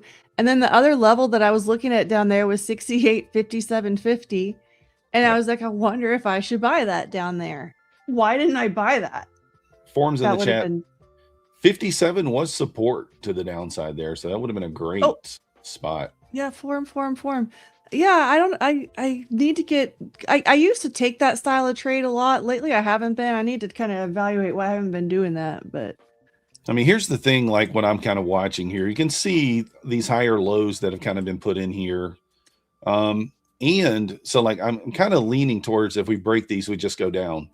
This little liquidity grab here, suck in some longs, get above the open, flip the market green, suck in those longs, those bulls, and then just... How many times can you say suck? That's right. And then just rip their face off by going back lower here. So that's what the old NASDAQ likes to do. I think if we kind of break this trend line here, we're going to run down into the 750s. So get through these higher lows here. That'd be a break of the structure we have right now, right? This range structure. Yeah, and ES has has a very similar setup as well. Really similar, except for we, I guess we have an SMT at the last swing high. There is an SMT there. Yep. So that's what we were looking at earlier. That was actually the reason I entered that short off that SMT. 5-minute inversion with an SMT. Look clean. I don't know. Based on, I took my profit there on the pushback up because, like, what have we done all morning? Because you like money. Oh yeah, right? It's like, yeah. I mean, we've all morning long we just stayed in this range. So like, why am I gonna try to guess when the breakout's gonna happen or the breakdown? I'm not gonna guess. We'll just wait and see. In CHK1, we do see your comments. Thank you. Go ahead. I saw a poll during kind of the end of the last segment about what everyone's opinion of the price action was, and I saw a lot of chat comments coming through. I did not see any part of chat like that. Anyway, some of y'all are not liking this price action, and it has put in a really kind of nice, clear range. So I'm kind of curious, who in chat really likes these ranges like this, and who likes to completely avoid this, just considers this barcoding chop and wants nothing to do with it? Well, one thing I'm going to say about it is, work on my words again. This is the reason that I have more than one strategy. I have a strategy that works really well in range days, like a level to level strategy during range days. And then we have a strategy that works well in trending days. That's why you look for more than one thing. Now, how quickly you can recognize what type of day we're in is probably going to determine whether you're red or not, you know? So yeah, that sort of thing. And at the very first opening drive, a lot of times you don't know. So a lot of the times when somebody's giving you advice to wait for the first 15 minutes or however long it is, it's to get that harder to read period out. And then we start kind of figuring out if we're going to stay inside of that first range, move outside of that range. That's where these opening range breakout ideas come from, or if we're going to create a new range. But you can't tell that in the first few minutes. MMNQS wants to know, how did I recognize the range or when? So it was actually the second touch here of this. I was long looking for this breakout through the previous day close, and I did not even I didn't even notice the previous day close here. Look how strong the previous day close and open has been this morning. So after the failed breakout here, I recognized like, okay, this is stupid. Why? Because I got caught short and then I got caught long back to back and I lost both. And I was like, okay, let's switch to the range trades. And then we started winning. So sometimes you don't know immediately, but I'll tell you what I look for. I'm always watching the VIX to see if it's confirming, and I watch the NASDAQ and the ES to see if they're confirming. All three of those things should be moving pretty closely together if we're going to get a really great trade, like a trend trade, a good strong reversal.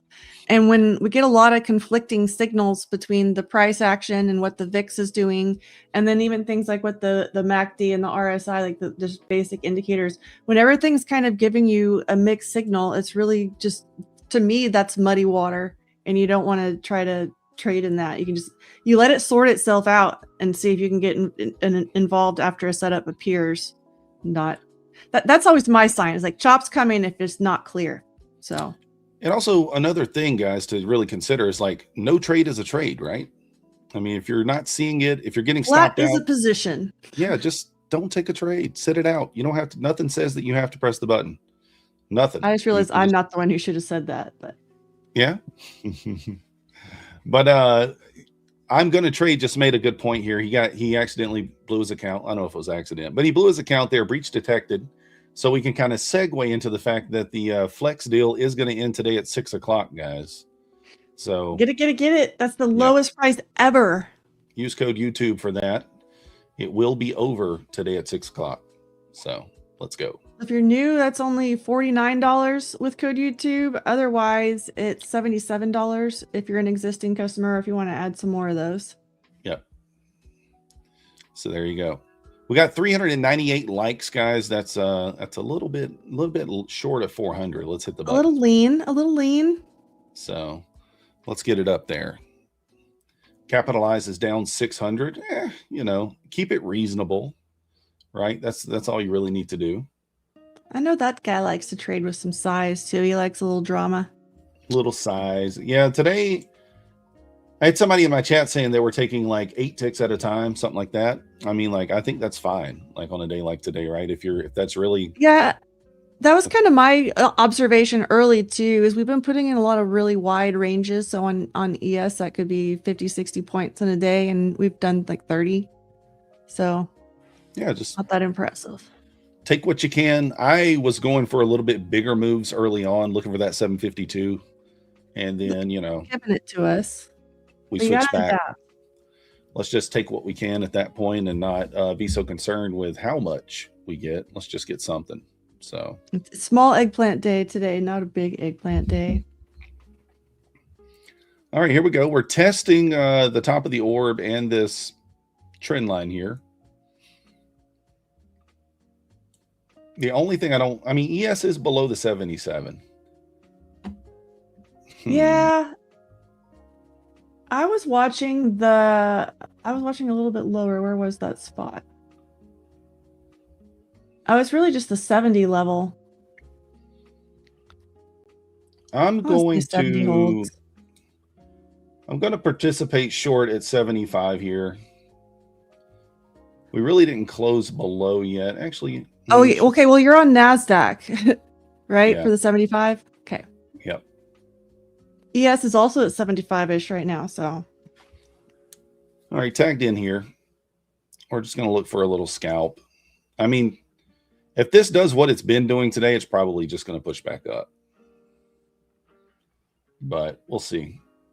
I'm looking for on ES the 68.70 to hold. That could be potentially interesting to play this little box that's on everybody's screen right now that the charts have been forming.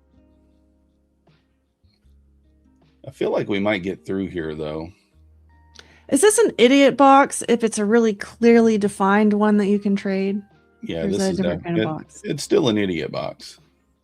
It's just a fun idiot box. Yeah, it's still an idiot box either way you look at it. Well, hopefully fine. I guess that depends on how well you do with it.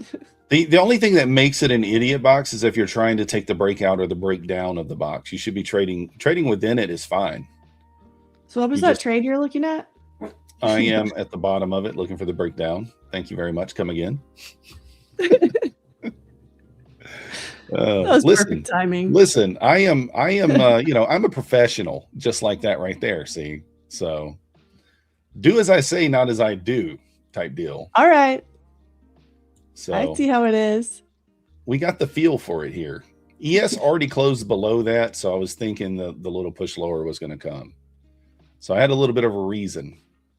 Yeah. A little bit of just a small one, nothing crazy. Well, for order flow reasons, I've been watching this 70 level, so we are getting that immediate reaction now. I have to see if it holds. But yeah, 78 looks stacked too. That's the other little spot there. I was going to say, if we reclaim 72 on ES, we could put, I mean, like, here's the thing, guys. Like, when you're in an idiot box situation, these little breakouts. In an idiot box situation. I love that. Yeah, like, it will just go right back into the range. So, like, theoretically, we don't want to see price get back above here. We want to just kind of stay out of this and continue down. If it kind of gets back above here, reclaims the low of the idiot box, then it can push back up. Hopefully MyFundedFutures will make a short about the idiot box.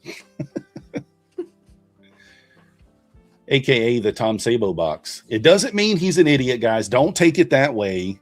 We just sometimes call it the Tom Sabo box.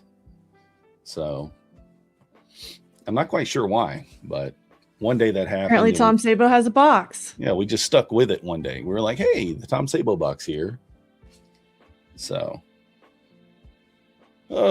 another terminology. That's right, Trader H. You got to have multiple lingos for everything. Every trader has to have their own complete dictionary and glossary of terms just to confuse everybody. Lucky Aces, I like to do that. I like to steer the pot. Okay, that's what we like to do. Now, this will be the one time that I took 25 points and I got out, and we're just gonna death candle to the 750s. I mean, it's looking like that right now. It got through that 70 and hasn't even retested it. Yeah. No retest, but you can see how this looks different than kind of what we had here.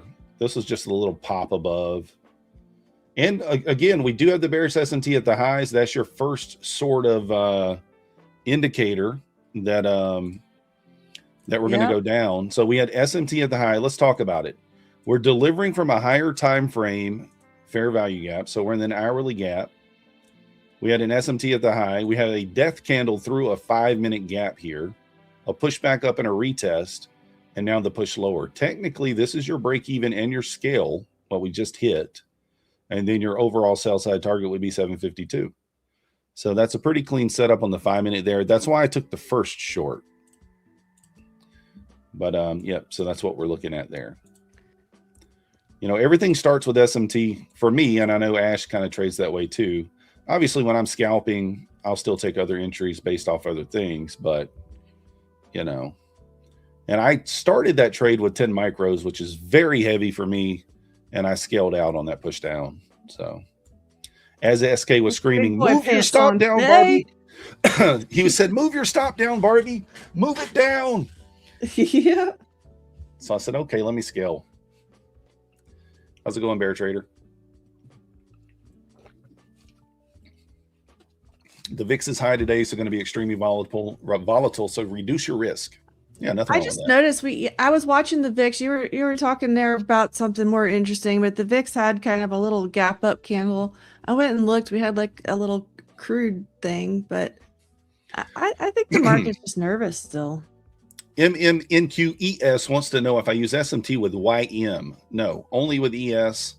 Some people will use YM. I don't find it as effective. YM likes to diverge a lot, I've noticed. So ES and NASDAQ will be selling down and YM will be at the highs. Yeah, sometimes you got to think about what the indexes are representing, all of the stocks and things that everybody's trading at an institutional level, and the ETFs. And they're all focused on different sectors. So NASDAQ is the most volatile one because it's in tech and all these things that move a lot. Sometimes these people don't want their big money in the more volatile thing, and they want to rotate it into a different sector, basically. So you can do that by moving that into the Dow. So that's why they don't always move the same. The reason that the ES and the NASDAQ tend to move the same is they both have more tech leaning. ES is less responsive because it's more balanced. Yeah, makes sense. Makes a lot of sense. And like, this is another thing kind of goes with the poll there a little bit. Like, am I going to be upset if this runs to the 752 and it doesn't offer me another entry? No. I've already taken $506 up right now out of the market on this move down. So I could care less if it runs to 752. That just means I was right. I'm bearish. I think we're going to 752. Whether I'm in it or not is irrelevant, right? You just need a little piece of the move. You don't need the whole move. Make yourself some money and I move want it on. all. You want Here it all? comes that aggressive reversal. Yeah, it is. Look at that. It's really going. She's a runner. I did see a MACD reversal setting up on the 5-minute, but because we didn't have it on ES, I wasn't that excited. Here it goes. It's your paying. Through the bottom of the pre-orb here at 828. But one thing I was talking about earlier, that previous day close trade, we tagged it right at like 10:02. That's not one that I would have ever taken. If you took, what would this trade be called, Barbie? If we took it, what Which would one? we be looking for on the previous day close? I wouldn't have taken it, but how could you have taken this trade? What do you think? Upside down? No. You're almost there. Almost. Inside bar? No. What's the other one? I'm trying to get Barbie to say it. Come on, Barbie. Back door, Barbie. Back door. Oh, it's one of those. If you would have taken it through the back door, it would have been a good trade. Now, obviously, the better trade would have been here. The second. That's what she said. Yeah, I tried to get Barbie to say back door. She wouldn't do it. Barbie's like, I don't know. I can't remember. Oh, but anyways, I'm going to trade. Waited all day for this. Let's go. Have you ever had 20 funded accounts with some, what? I can't even read that word. Get out of here with that, Andy.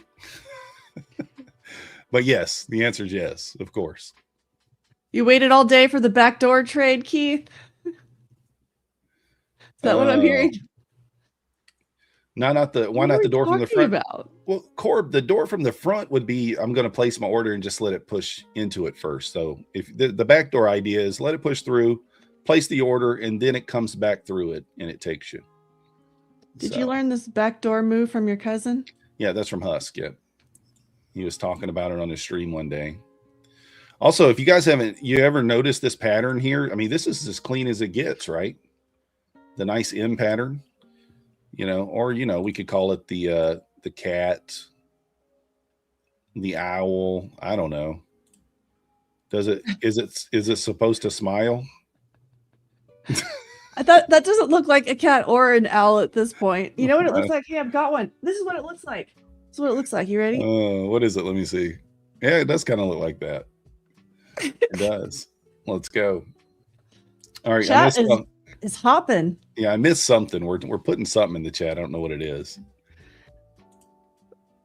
It's what kind of account do you prefer for the giveaways?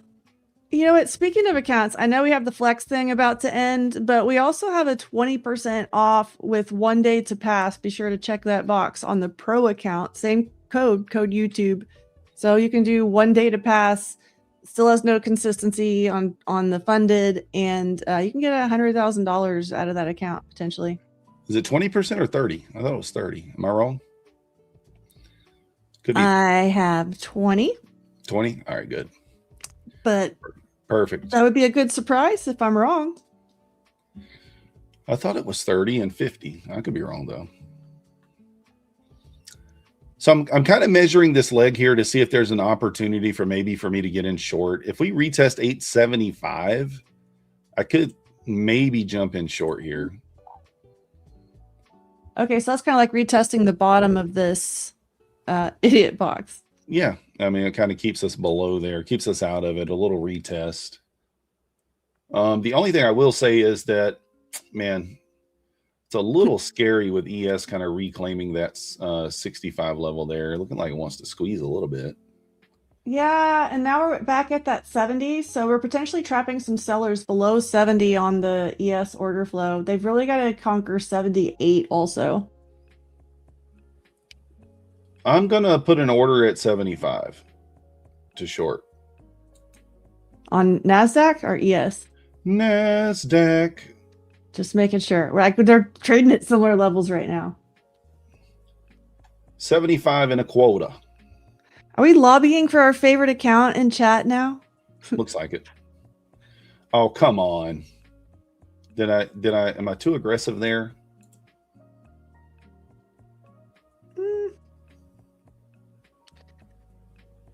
This is I might be a lot of ES congestion right now. Excuse me. I might be too That was aggressive. a cool noise.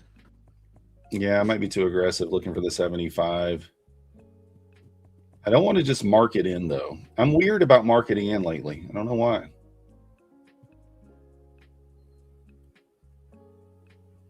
I'm not sure It's been why. too thin for you. I've been hearing that complaint on silver. Silver's been getting a little thin and crazy spreads. Well, it got me. I marked it in. It'll probably tag me into the second one here. For the short, Yeah. this is a retest of the bottom of the idiot box. Is this a front door or a back door? This is front door all day, every day, twice on Sunday. All right.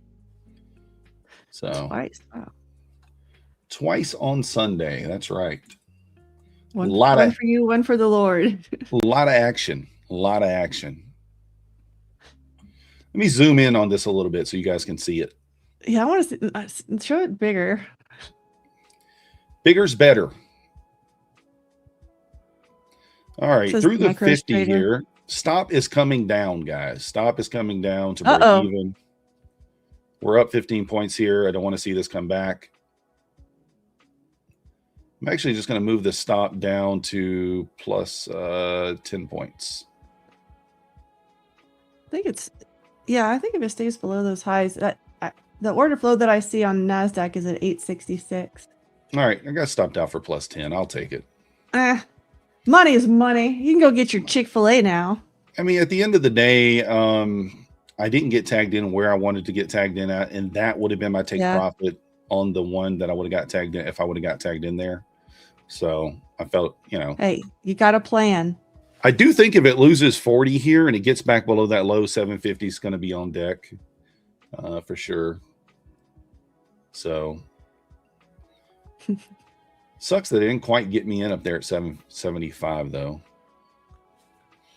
I don't think I'd want to be tagged in at this point, so let's just take it off. Let's just take it off. I'm interested to see what happens. I mean, yes, is right below that 70 mark. It's basically still kind of retesting 70. I mean, if we get below here, I mean, I think that if we get below the low, there's going to be some fireworks here. It's going to move quickly, in my opinion. I don't see any reason. What do we got on ES? 56 area, 57 area support. So yeah, I do think if we can kind of get back below this low here, we go. What you don't want to really see here, if you are bearish, is a higher low. and holding the 68.70, and then especially the 68.78. And so, like, if I'm bearish, I really don't want to see NASDAQ get back above this high. I really want to see it stay below that. Potentially. Potentially. And we'll see kind of what happens. Again, I'm thinking about shorts, but the thing is, the reason why I'm being careful is because the short entry was up at top where we were short when we came onto the stream. So that's where the entry was. Been there, done that. We do have 1 minute to the top of the hour here. We could get a little top of the hour shenanigans potentially. So let's just see. What's chat's talking about? Please, what's Barbie's chart colors? Well, this is my chart, but we can show you Barbie's, and it's probably pink, if I had to guess. if I had to guess. See, Barbie lives on a ranch, and I live in the woods. I live in the mountains, as you can see out my window there. Barbie's overlooking the valley, over there in Austin or in that general area, right? Yeah. And I'm in the mountains of hill Georgia. Country. I'm in the mountains of Georgia. It's called the Texas Hill Country out here, a little west of Austin. Yeah, I didn't know Austin was like that. I was actually kind of surprised when I first went to Austin that it was like, I was surprised. I was like, man, it's beautiful out here. Did you get to go west? Like, did you do any of the wine tour type stuff or the lake stuff? I'm a dude, so no, I didn't do the wine tour. Well, you could have gotten dragged along. That happens. No, it's by myself. I went there for the Georgia-Texas football game. So I did stay on lake, one of the lakes that is quite dried up. I cannot remember the name of it. Just outside Austin. We did have a good update here. You were right. It's 30% off with code YouTube. See, I had an old one, I think. You had it. So the non-constant level lake is Lake Travis, probably. That's what it was. Yep, that's what it was. Lake Travis. That one's kind of scary. Stayed in an Airbnb on Lake Travis. It was nice. I mean, there were deer everywhere. There were deer just walking around randomly all over the place. There's animal. I take pictures of turkeys from my dining room all the time. It's kind of funny, but yeah, there's wildlife everywhere, good and bad. We also have rattlesnakes and hogs and things like that. But no, thank you on the snakes. We also got the pew pew. So I did hit a new low weight this morning for those of you who care. 261.4. Let's go. So there you go. You're still more than 2 Barbies. Yeah, we're down about 17 pounds. The goal is to get to 250. So in the next month. So that's what we're going to try to do. Yes, I still eat Chick-fil-A on the diet. Here we go, guys. Let's help it along here. Let's go ahead and draw what we think will happen. So if it gets below this low, we're thinking that it's going to go to here very quickly. What do you guys think about? What do you think about that arrow? I went to art school, like I said. What would happen if you kind of overlaid Bookmap on top of that, you think? I don't know. Not sure. It might be just fine. If we were on my stream, this would be a different shape. But since we're not. That's what I'm saying. Like I could see where some orders would be coming in there and lighten up those Bookmap blobs. Yeah, it very well could be. The big circles.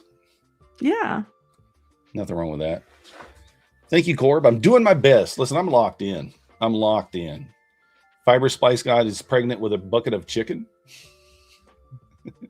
What? I mean, I think if you're good like 5 or 6 days out of the week, you can go have a day to go eat all your chicken and all your cake and all that all at once. If you do it all at once, you can't. Your body can't process it all. So I can't do that. If I take a cheat meal, it's gonna throw me completely off. So we're locked and loaded. No cheats, no sweets. That sort of thing. So, and you don't drink too, right? So that helps a lot. Yeah, no alcohol. We're sleeping a lot better too. So we don't sleep, or we sleep. Locked in. That's right, Aaron. We're locked in. You're after every meal, walk 10 to 15 minutes. Oh, that's an interesting concept. Yeah, nothing wrong with that. I try to walk. I try to exercise, but man, it's so hard for me. Well, I don't do a good job if I set out to exercise, but I try to always plan activities. You know where I get my muscles though is because we have horses, so we have to move hay. Having to move hay bales, like unload them off of a truck and then stack them in a barn, that is serious. let's see that Popeye. Go ahead and show it. She puts her arm up. It's like a little bing. And scoop and poop is a full body workout. So you just need activities. Yeah, nothing actually wrong with that. Like that. I always thought that was funny though. I was never a runner. I always wanted to find my peace with running, and I never could. I could never just go run miles with my friends. I hated it. But I could play soccer all day. Go sign me up for a tournament, play midfield for 4 hours. I'm good. It's just like I have to have a mission. It's probably something you enjoy. I would assume that's why. Yeah. That's why. But you know what? That is exercise too, and that's the easiest way to do it, right? Yeah, you got to find something you enjoy that gets you active, or a chore if you have horses. There's lots of those. Guys, let's hit that like button if we haven't already. We just squeaked across 400 likes. We're also about 35. Wait, math is hard. No, we're less than 500 subs away from the 60K mark. Yeah, I've been watching that. We're getting closer every day. And seriously, if every single one of you tells your trading friend, they're going to come fall in love with the channel and thank you. And we'll get our group project done of getting the channel to 60K. Yeah, 60K would be amazing. The road to 100K. That's what we're on. It's up to you guys to help us get there, though. Group project. We're all in this together here. So kind of sitting at an important level here on ES. If we lose the 60, like I said, on ES, probably move quickly down into that 56 area. Might take us down to the 780s, 790s. You know what else I've got? I've had this magnet like forever at the 6850 all week. I've been watching that. We were talking about that this morning in my Trading Ranch chat too. We like that one. That would get us home as well. The low of the day is what, 56? What is the low on ES? 57. Yeah, 57 on the dot. So I'm just kind of waiting here and watching. It might, I don't know. I mean, I would like for it to do it in the next 5 minutes, to be honest. I'd like for us to sweep down into 752 in the next 5 minutes. If it does not, it might wait until 1 o'clock to kind of get there. Yeah. Oh, that's a good little candle there. I see in chat's complaining that Aaron doesn't have a profile picture. I think we can solve this problem. I think that you guys just need to create your best AI image for Aaron and send him to him on X, tag MyFundedFutures, see if we come up with something good he can use. Give him some options. Let's see here. Can we do we have a picture? Can we screenshot something? Show what Aaron looks like? I've got a whole collection of Tom Sabo. I don't have a good collection of Aaron. I don't even know. Is this, I mean, I guess that's him, right? It's got to be. It's looking official. It's got to be. It's looking legit. He's just, badge. He's a clean shaven man. All right, something to pay attention to here, guys. ES took this low and NASDAQ did not. So we'll see. And NASDAQ needs to break this low. Oh, that would be so classic for this range day today. For sure. Yeah, go right back to we still have the relative equal highs up at 975. Oh, there it goes. That's right on cue. We have the level we were watching. If we do break these lows, we were looking at that magnet level, but they're trying to defend it. 67. You reclaim 67 here. You run back to 77, probably pretty fast. And, I've never heard of that number. Yeah, I know it. So people say sometimes they're like, "Oh, why do you look at both directions?" And I'm like, because you have to. Just because I'm bearish doesn't mean the market can't go up, right? So you have to kind of think about it in terms of both sides. So I'd like it to hold below 855 here. If we break, Aaron's new. He hasn't been victimized by the AI artists yet. Yeah, not yet. Me either. I don't. Do I have an AI? You're in the videos. You've been in the videos. Oh yeah, the videos. That's right. Here, I'll take some really good ones. Honestly, some of them are really weird. I'll take a little screenshot here. I don't guess Aaron minds. Oh, that came up huge. There's a picture of him. There we go. That's Aaron. Whoa, there you are. Looks kind of like Dom. Looking fierce. Looks like Dom Toretto from the Fast and the Furious, right? Nice and slick. It was a big day when we got Magnus on for the first time. Got the Magnus face reveal. Yeah, we'll have to get Aaron on. Maybe we'll get Aaron on one day. I don't know if that's something he's into. I think he'd be all right with it. We can get him on there. So you can kind of see how we kind of hit that 55 level, getting a nice reaction off there. Did not get above 67 with a close of a candle. It is kind of interesting how much weaker the NQ is over the ES, though. ES is still hanging out at the open, and NQ is quite a ways below it. So And NASDAQ is the one I didn't end up taking the short, but that's the one I saw the short on. If I'd seen it match up with ES, I would have for sure taken it. But oh, Aaron prefers the rock. All right, we can go with the rock. That's fine. I mean, it's all the same, right? The rock is probably aged a little better. I don't know. Most likely. AJ, come on now. Oh. Anyone have a raccoon in their backyard right now? I have a Dachshund in my room. That's about it. there better not be any raccoons out there. We don't have a lot of raccoons though, because we have a really healthy coyote population. So we got an SMT right here at the bottom. Now, what's the difference between this SMT at these levels versus the one at the highs? You know what I noticed? That ES didn't fully run it. Yeah. Well, the big difference is this SMT is not at the highs or the lows. And the displacement that we had outside, after the SMT, look at this displacement, these 3 candles, huge down. This one candle up, just no follow through, just kind of trapping in longs right there, most likely. So. Yeah, I'm thinking I need to go test that NASDAQ short I saw and see if that's worth taking, even when I don't have the matching confirmation that I like. Yeah, this SMT here with ES is just at this low. It's not at the over. Yeah, I was looking back for I was zoomed in too tight, and I thought it had ran that, and it didn't quite. Yeah, needs to get down it's to really that. Playing that way today, though. 57. But the NQs, like we just said, I mean, it's been the stronger indice today so far. Like it's, it really has held up much better. So, which is interesting because tech's holding pretty strong today too. It's not bad at all. It's not doing anything too interesting, but it's holding. So, yeah, and the NQ's really not down very much. What are we down, like 100 points, if that? Yeah, right. And we're always so dramatic. We're like, oh, we're 1% off the all-time high.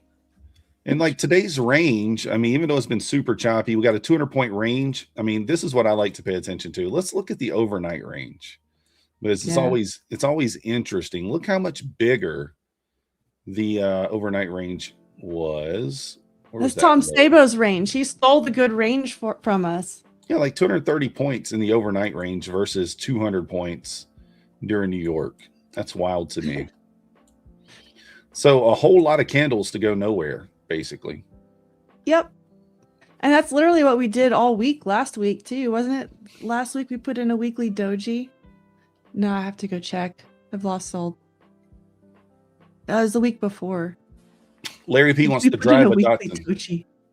Well, Larry, the only way you're going to be able to drive my Datsun or ride them is if you're the size of Buzz Lightyear.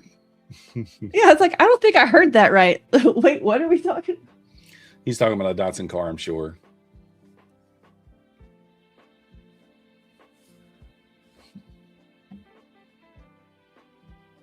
All right, let's see here. So yeah, if we breach these lows here, we're starting to chop. I mean, like, not that we weren't already. What did we do here? Like, effectively, we had a little displacement on the short right. Idiot box. Let's move out of that range. Okay, let's idiot box some more. So we just moved to a lower idiot box at this point. Have we talked about why we're probably choppy, though? I can't remember because I was talking about it earlier, too. But we've got the high likelihood of the SCOTUS decision tomorrow. So that would be the stuff involving was the Trump tariffs. Was that legal or not? Are they going to have to roll those back? So that's big news. The longer it draws out, the more likely it is to go for Trump, but it's not ever been really favoring him. So right. Well, I'm not sure what to expect, when it comes to that. I do think the market is just not wanting to move without that. Yeah, it probably makes sense. So like you're talking about, we keep heading back to the magnet levels, the main levels, making no progress, so we can have some volatility to go nowhere. Yeah, I mean, if you look at this 2-minute time frame that I'm watching right here, do you see any expansion? Do we see a lot of gaps in this price action since open? No. I mean, there's not a gap that just stands out to you. So like if you can look at the 2 minute, the 3 minute, the 5 minute, and there's no gap that really stands out to you. The 5 minute, we have one gap on since open and it's small. Then that just tells you the type of price action we're having today. It's not great. Now, can you make money in this type of price action? Yeah, you can make money. You just have to recognize it or have an idea that this might happen. And just go for the base hits. Nothing wrong with a little base hit. Have we liked the stream yet, group project? Even chat's reminding us here. Yes, we got to like the stream, guys. We got to get them up. I don't know where we're at. Also, let's see if we can get the viewers over 300. Why not? Get your alt accounts out and pin the stream up. Get us some hours in. We got 414 likes. Still seems Mystic Rick kind of low. was saying that the decision has been pushed off. I don't know if it has for sure been pushed off. It's never been for sure for tomorrow anyway. But they've pushed that off 3 or 4 times already, though, right? Yeah, and that's what I'm saying. Like that's a little bit advantage Trump when that happens. But so Q Mendez has a good question. How do you know this is going to happen before it happens? Well, number one, you don't, Q Mendez. Number one, you don't. But number two, what could you look at that might give you an idea? You could look at the overnight range, 230 points. That's a little bit extended for an overnight range. Typical overnight range is 125, 130. So we had a bigger overnight range, and then you can just watch the first 15 minutes. If there's no expansion in one direction or the other in the first 15 minutes of price action, we're probably going to chop. And that's exactly what we did in the first few minutes. You don't see any gaps left in the first 15 minutes. That just tells it's not really about knowing what's going to happen. It's about finding reliable patterns that you're able to recognize and execute. Yeah, and react accordingly. If it looks like it's going to chop, then that's probably what it's going to do. Typically, if we're going to have a trend day, you're going to know that very, very early on. Hey, we got some Google form winners. Are you present? Ruhan 4403, Smooth Operator, Surrealed Mutir. Okay, I butchered that one. Short King and la 7. Are you here? Make yourself known. If you don't make yourself known, we will have to re-roll. So speak up in the chat. I think we need some extra confetti or balloons or balloons. And you can see it was broken the other day. We have to make up for it. This is kind of a bear flag, right? It's kind of a little bear flag here. So let's see. It's also a pennant, which has a 60 to 70% chance of breaking up. So I'm thinking maybe we grab some liquidity up and then maybe we go down. We'll see. We shall see. We're probably not making new all-time highs or dumping out the bottom of the market today. Yeah, I mean, market's telling us we might sweep the 72 and then go down. Let's just we'll see what happens here. We are touching the 21 EMA on the 5-minute chart as we speak. Ruhan 4403, where you at? I don't know if he's here. He called him out. They've called him out. We'll have to see. We tried our best. If anyone's willing to take Ruhan's winning, speak up in the chat. I'll take it. Not saying we're going to give it to you, but you can speak up.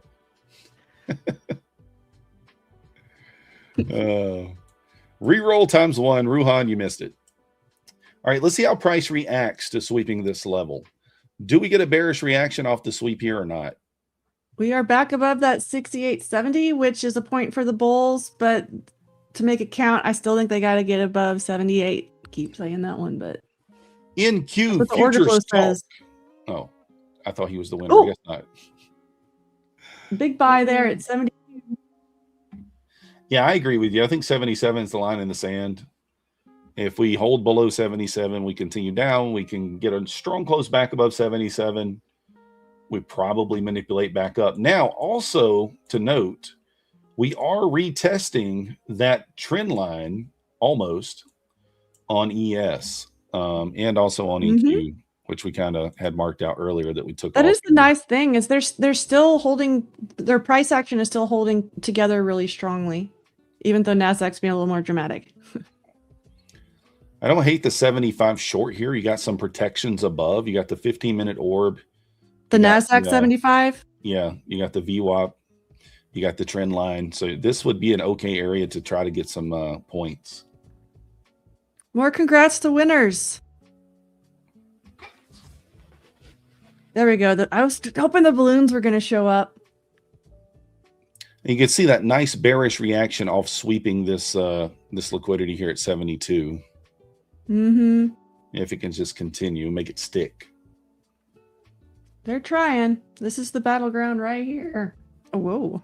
Need a little water. You just got to give. There you go. There you go. The funny thing is, people are like, "Oh, if you think you know where the market's going, how come you're red today?" Right? I'm not red today. Yeah. Well, I am on my fundeds because of the pre-order, but like, you could be. How could you lose money? Well, just because you know where it's going doesn't mean you know how it's going to get there, right? I mean, exactly. It could execute it like turd. Yeah, it could take all your money. Who knows? Gurgler is the winner on X. Congratulations. Let's go. I've been there too. I've called the levels. I've called the high and the low and still screwed it up before. That's why that's only part of the thing. You've also got to be a really great money manager and trade manager. Like execution, it's really, really big. And like, even though I've been bearish today, I've still taken longs. I mean, it's like, you know, when they make sense. Yeah, that's that adapting. We have to, when people say don't mirror your bias, that's what they're talking about. You can still have that bias, but you can still take other trades inside of it that are counter that bias if they make a ton of sense. All right, ES is back to that key level, the magnet 877. Let's see how price reacts there. 78. That's right there at it. VWAP at 79 for my VWAP on the ES. That's probably why they have some orders stacked there too. Oversizing could ruin your plans for sure. That's why you see me start with 1 micro. Listen, I didn't always trade 1 micro, guys. I was a 1 to 3 mini guy when I started. How did that go? 3. Yeah, I mean, I had success, but then, you know, once the market changed and the volatility came in, you know, the Trump market, whatever you want to call it. Yeah, that didn't go so well at that point. So the big candles, they're huge. Yeah, huge candles now. You get wrecked very, very quickly that way. So that was actually kind of wild. Like if you were trading April, you remember that because all of a sudden none of your brackets worked. Because I have brackets that I'll throw out. They're not what I'm actually going to take, but it throws a stop loss and a target out there so I can be lazy and just move it where I want it. None of those worked. It was like instant kill every time. 100%. Yep. hit Not your when you stop right size away. down to micros. That is not when I did it. It took me a couple of months to finally smack myself in the head and, you know, make the change, but I should have done it sooner. Of course, I had people in my ear, you know, people in my chat like, hey, size down the micros. But like anything in life, you know, I'm a little stubborn. So it just took me a while to give it a try. So we could be a little stubborn as humans. That's really like when it comes to trading, a lot of the trading psychology stuff that I help people with is just get out of your own way. So here's what I'm looking at, guys. We're breaking back into the idiot box. ES is at the line in the sand. If ES can close above 80 here, I do think 921 on the NASDAQ is going to be a really, really good target. If we get a dump here and we close back below this gap, you kind of got a little bit of things going for you. You got a low resistance liquidity there. You got sell side on the hourly over here. So we got the obvious stuff down, but did you notice it really didn't go for it? That's why, I mean, we get over this area here, this kind of VWAP and stuff. I think 88 was the level I was watching on ES earlier. I think that's the first one. And then see if we can get that high. Again, it's not a massive range like we've been spoiled with. So yeah, 100% that, agree. But I think if it closes above 80 here, the squeeze into 88 is going to come pretty fast. That's just kind of right above the middle of the range as well. So right above equilibrium there. And here's VWAP on ES. We just got over it on NASDAQ. They're working on it. There we go. So just it's had to be patient for the long. NASDAQ trying to front run the ES here a little bit. I was doing that on the short too, though. It's a little party animal today. There's ES breaking through that trend line in the VWAP just for a moment. Go. Guys, one more time, we're going to let you know that the Flex promo does end today at 6 p.m. Use code YouTube. Very last day. Final hours. Don't come in here tomorrow talking about where's the sell on the Flex. It's not here. It ends today. There is the Rapid and the Pro yet, but the Flex one is the one that if you like that one, this afternoon is when you need to take care of that. With code YouTube, of course. So here's the thing. ES is kind of rejecting the area a little bit right here, but what it might be doing is just building a little bit of energy to get that second run, and that second run might just pop you right through there. That's why I said I wouldn't just short off the rejection. I'd wait for just a little confirmation. So, and the confirmation for me would be close below that lower gap that we drew out there. Now it's starting to hold the 78. I mean, it looks to me like it won't push up, but there's just some orders there. I think part of it's VWAP, and that was a level that they were working on earlier. So if you think about it, you've got somebody with a lot of institutional funds placing an order there. When we get back to his spot, he's got to make a decision if he's already been in profit or taken some profits. So you have to that's why those areas are really important. The ones that come up in order flow, they're really important for intraday traders. There we go. You can see it losing that 77 level. Is it going to be a trap, or is it actually going to sell back down here? We'll see what happens. Guys, we do the X giveaways as well. If you're not winning with the forums, you can enter the X giveaway. Just follow the instructions that have been posted in the chat by Abhishek. Share or repost the stream on X. Tag MyFundedFutures and hashtag MyFundedTV in your post. One share per day gets you eligible for all 4 50K giveaways for that day. So don't forget to do that. It gives you every opportunity. Have fun with that one if you want to. Yeah. Yeah, I mean, that's what Bear Trader does. Bear creates these wonderful AI videos and, shares They're those. Usually not inappropriate. Yeah. Although one of them I was giving you a lap dance, it seemed like. Yeah, something like that was going on. Oh, your chair was there and then it wasn't. I don't know what happened to it. What did you do? I have no clue what happened there. So you can see that ES just hit that line in the sand and just is pulling back.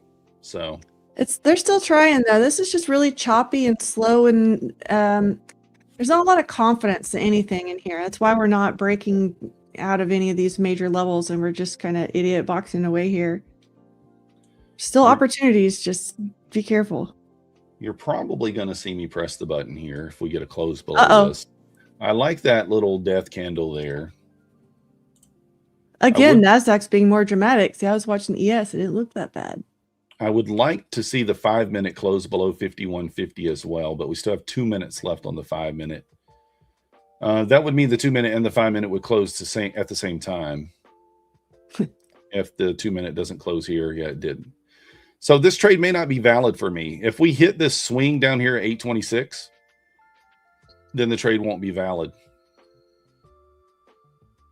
So needs to close below without hitting the 826 first. And we have our levels. We have the high and the low of the day. We have the pre-market high and low. And I don't think we need to look at anything too crazy for the rest of the day. Those would be the extreme. Yeah, I'm just looking for that run down to 750. I mean, I know it's 100 points lower than where we're at, but I think everyone's wanting that bearish drama today. I think that's where we end the day at. We run that before the end of the day, in my opinion. Maybe we don't, but I think it does. All right, looks like it might hold up here, kind of bouncing out of that gap. So 5-minute kind of wick through it. Now it's holding it, but let's see how it closes. They're hitting up that 71 area again. Yeah, ES below the 72s here. Next level down there is like the 6, 7. If it reclaims to 72, it might take that second run at that level that we were talking about a minute ago. Second run at the bull bear line. What's up, Izzy Lizzy? All right, we got about 30 seconds here until Matt is going to be there. Oh, actually, he said about a minute. So I think he had to run to the bathroom. A minute and a half must be a number 2. Just saying. I don't think Matt cares if we say stuff like that, does he? I don't think so. He announces it himself. Yeah. He didn't care. But so let's remind Rocket Scooter crew about our group project right now. This account, the MyFundedFutures YouTube channel is less than 500 subscribers from 60K. Like, we are so close. You guys can help us get there. And of course, we want to, we want some strong likes. So while you're there, you can hit that button also. And don't keep it a secret. This isn't a secret stream. Your friends are going to thank you for introducing you. Yeah, we don't really say thank you to Abhishek and Magnus and Aaron and everybody behind the scenes. I don't know if Denny's here today or not, but thank you guys. Away. We see everybody else tell you guys thank you, so we'll say thank you as well. We do appreciate you. We just don't say it every day. It's okay. It means more when we don't say it every day. We got to bring them on more often so they can show you their muscles too. Yeah, for sure. Why not? I'd show you mine, but it's not much there, so don't want to embarrass myself. You got to come help me haul some hay. That's the problem. That was actually my first job ever when I was 13 years old. I threw wheat straw. So it's a full body workout. Oh, it's no fun. You don't have to do anything else that day. Zero fun. If we put in a little, I might still participate short here. I will probably be off the stream, but I might still participate short. It is kind of in the middle of the daily price action, which makes it a little bit tricky.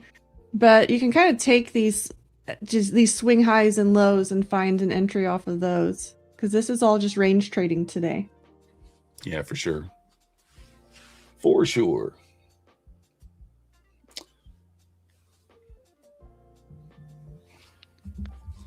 Okie dokie, crew. Are y'all ready for some Rocket Scooter action?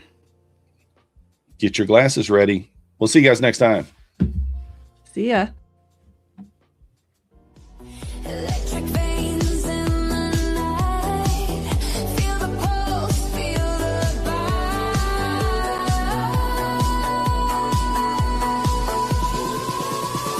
Welcome, Rocket Scooter.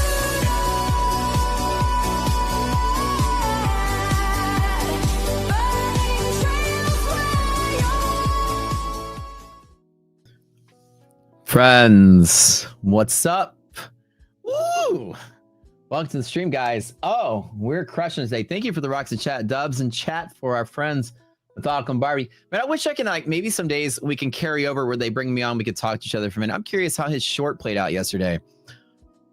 My man was shorting like I was. Hold on. You know when you eat, you get a piece of pepper and it hits your throat the wrong way and you just can't talk for a minute? That's what just happened. I was slamming my eggs down for breakfast. I didn't get a chance to eat. I got so busy trading today. I'm curious how my man did on his short. He was short at the same time yesterday. Remember I talked about yesterday being a day that just was going to basically be a round trip day. I forgot. I posted something yesterday. I think I had like an $80,000 day yesterday. Let me see if I can remember. Let me pull this bad boy up, wherever it is, on my old ChatGPT. Here, I use ChatGPT as a calculator. It's kind of funny. Wait, hold on. Yesterday, that's this morning. 79 plus 79. I made 85,000 yesterday. Yeah. And I made 58,000 today. It's been incredible. The 100K to $1 million challenge account is now at $416,000. I think it's 26,000 profit today just in this one account. The rest of it's loaded up in props. Anyways, ChatGPT and I had a funny conversation today. If you can see right here on the tab, it literally labels itself lazy math because I always say I'm lazy, add this up. And so I got in a fight with ChatGPT today, and I was like, having some fun with it. I was like, you think you're better than me? And ChatGPT goes, nah, not even close. You're out here stacking numbers and making moves. I'm just the calculator you call when you don't feel like doing the math. You run the plays, I add the totals. Rocket Scooter handles the markets. I'll handle the arithmetic. And I was like, whoa, wait a minute. So ChatGPT, first of all, labels itself lazy math because I always say I'm lazy. It's hilarious. It's like AI just likes to play jokes on you. And then I go, how do you know that I'm trading? And it goes, fair question. I'm not spying on you or anything like that. I'm just going off your previous chats. You've asked about summing up P&L screenshots, trading related drawings such as indicators and Rocket Scooter vibes, random timeframes between 9:30 and 10:30, which was the random trading challenge. You guys remember the random trading challenge I did, which was ask ChatGPT, hey, choose a time between A and B. It remembers. AI doesn't forget. Okay, and a list of trader usernames. So here's remember, folks. AI doesn't forget. And I was telling people on my stream, you know, I can say, make sure you thank your appliances. Like, no, thank you, toaster.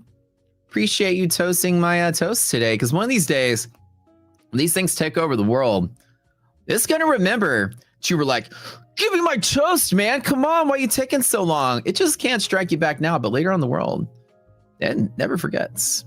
So thank your ice maker, thank your stove for all the hard work it's doing. Anyway, so I had a conversation and I was like, and it was like, so if it's not trading and I stand corrected, what are we adding up? Casino wins, Lawn Care Empire revenue. I'm like, nah, it's trading. We're crushing it. And then ChatGPT is like, there we go, crushing it. Stacking them green days like it's routine. Numbers climbing, totally getting bigger every screenshot. That's what consistency looks like, baby. Anyways, so that was me today. Having a fun conversation with ChatGPT. Let's talk about the markets. All right.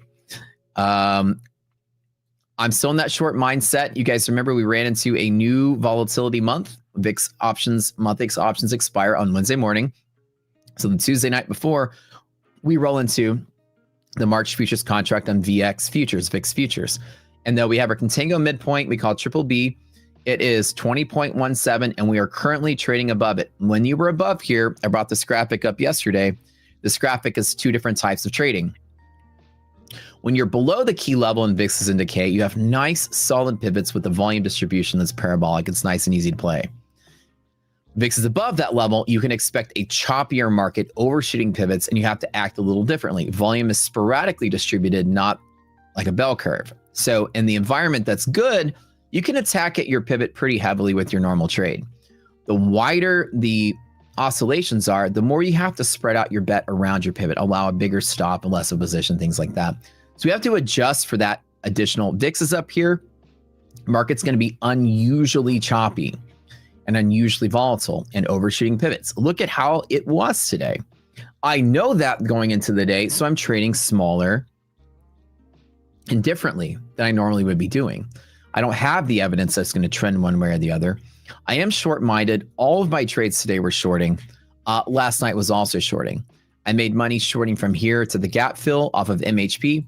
This morning, I made money trading from basically here to there, here to there, there to there. I just kept shorting back, filling the gap every time. Resilience has been chopping all over the place, so not really picking a direction. Arbitrage also chopping all over the place. This is a characteristic of this market that we're in. Yeah, so I could be done. I'm not unhappy making 58K. I'm pretty chill. This one right here, I didn't realize this. This is a prop account I'm trading. That's not MyFundedFutures, but it's a different prop account. And when you make $10,000 in that account in one single trade, they automatically put you live. So apparently I'm going to go live with this. So this will be my fourth prop firm to go live with, and it only took 3 weeks to get there. So that's kind of neat. So I'm just trying to go live with every prop just to kind of like document the experience and see what it's like.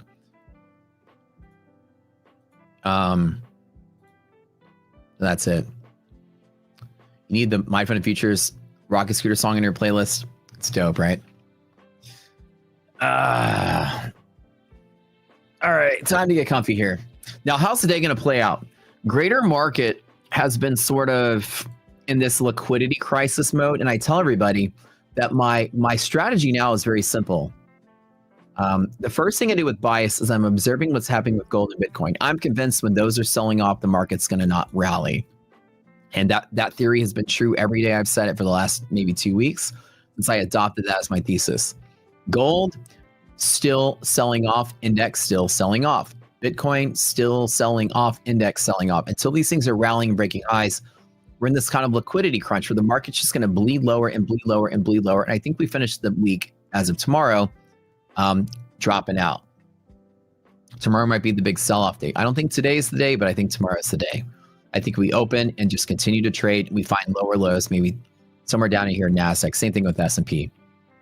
I don't think the market's too volatile and not liquid enough to sustain any kind of buffering to selling. And if tonight gold starts to pull back and Bitcoin pulls back, we'll have a huge sell-off day tomorrow. I'm still worried about it. When do I predict I'll be at 1 million? Probably by at this trajectory. Granted, I don't have any major blowouts and losses.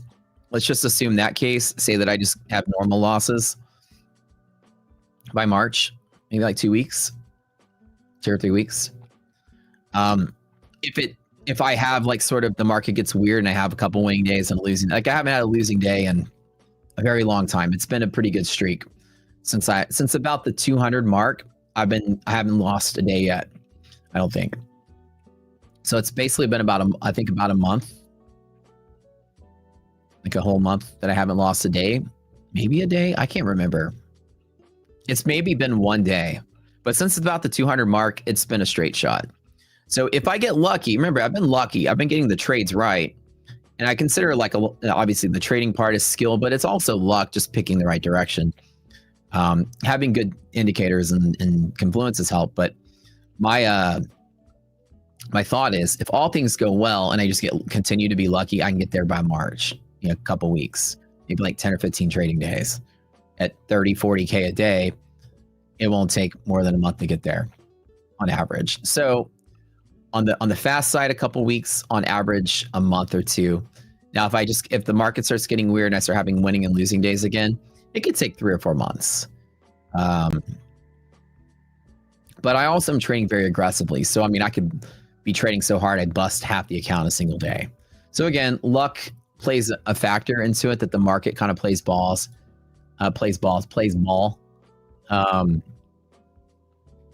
It doesn't go back to like December choppiness where the market's just trucking along, hits a bull pivot, then crashes out.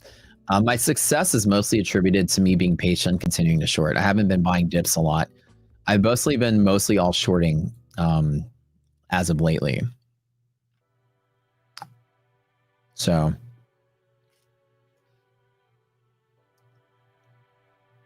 two to 3 weeks, let's mean you're a competent trader. Well, let's just say that in general, it's contingent on the market playing ball and me not having big blowout days, like me just getting on the right side of the trade. It's aggressive to basically, I'm saying I'm going to double the account by the end of the month, which is not impossible.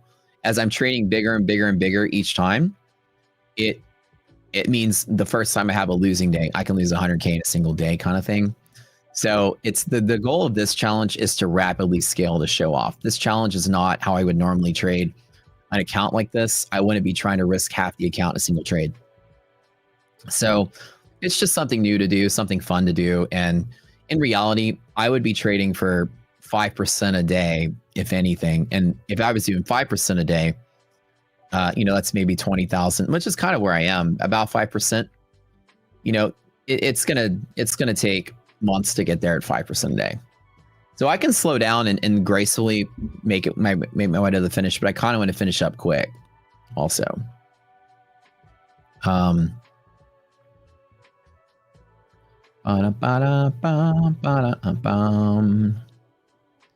said I've been green for 36 weeks. No, not here. No, that's not me, not 36 weeks.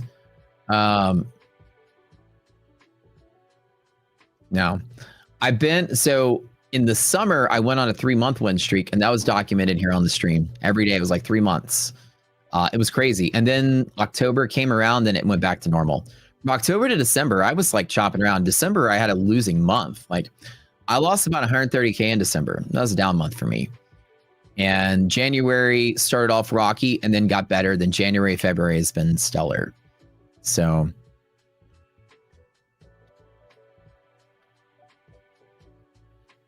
yeah. Wait, you're talking about, somebody said you're using something to sell a Discord. Who's selling a Discord? Are y'all talking about somebody else? I don't have a paid Discord. If you use Rocket Scooter platform, Discord is free for us. I don't have a Discord subscription service. You were talking about me. The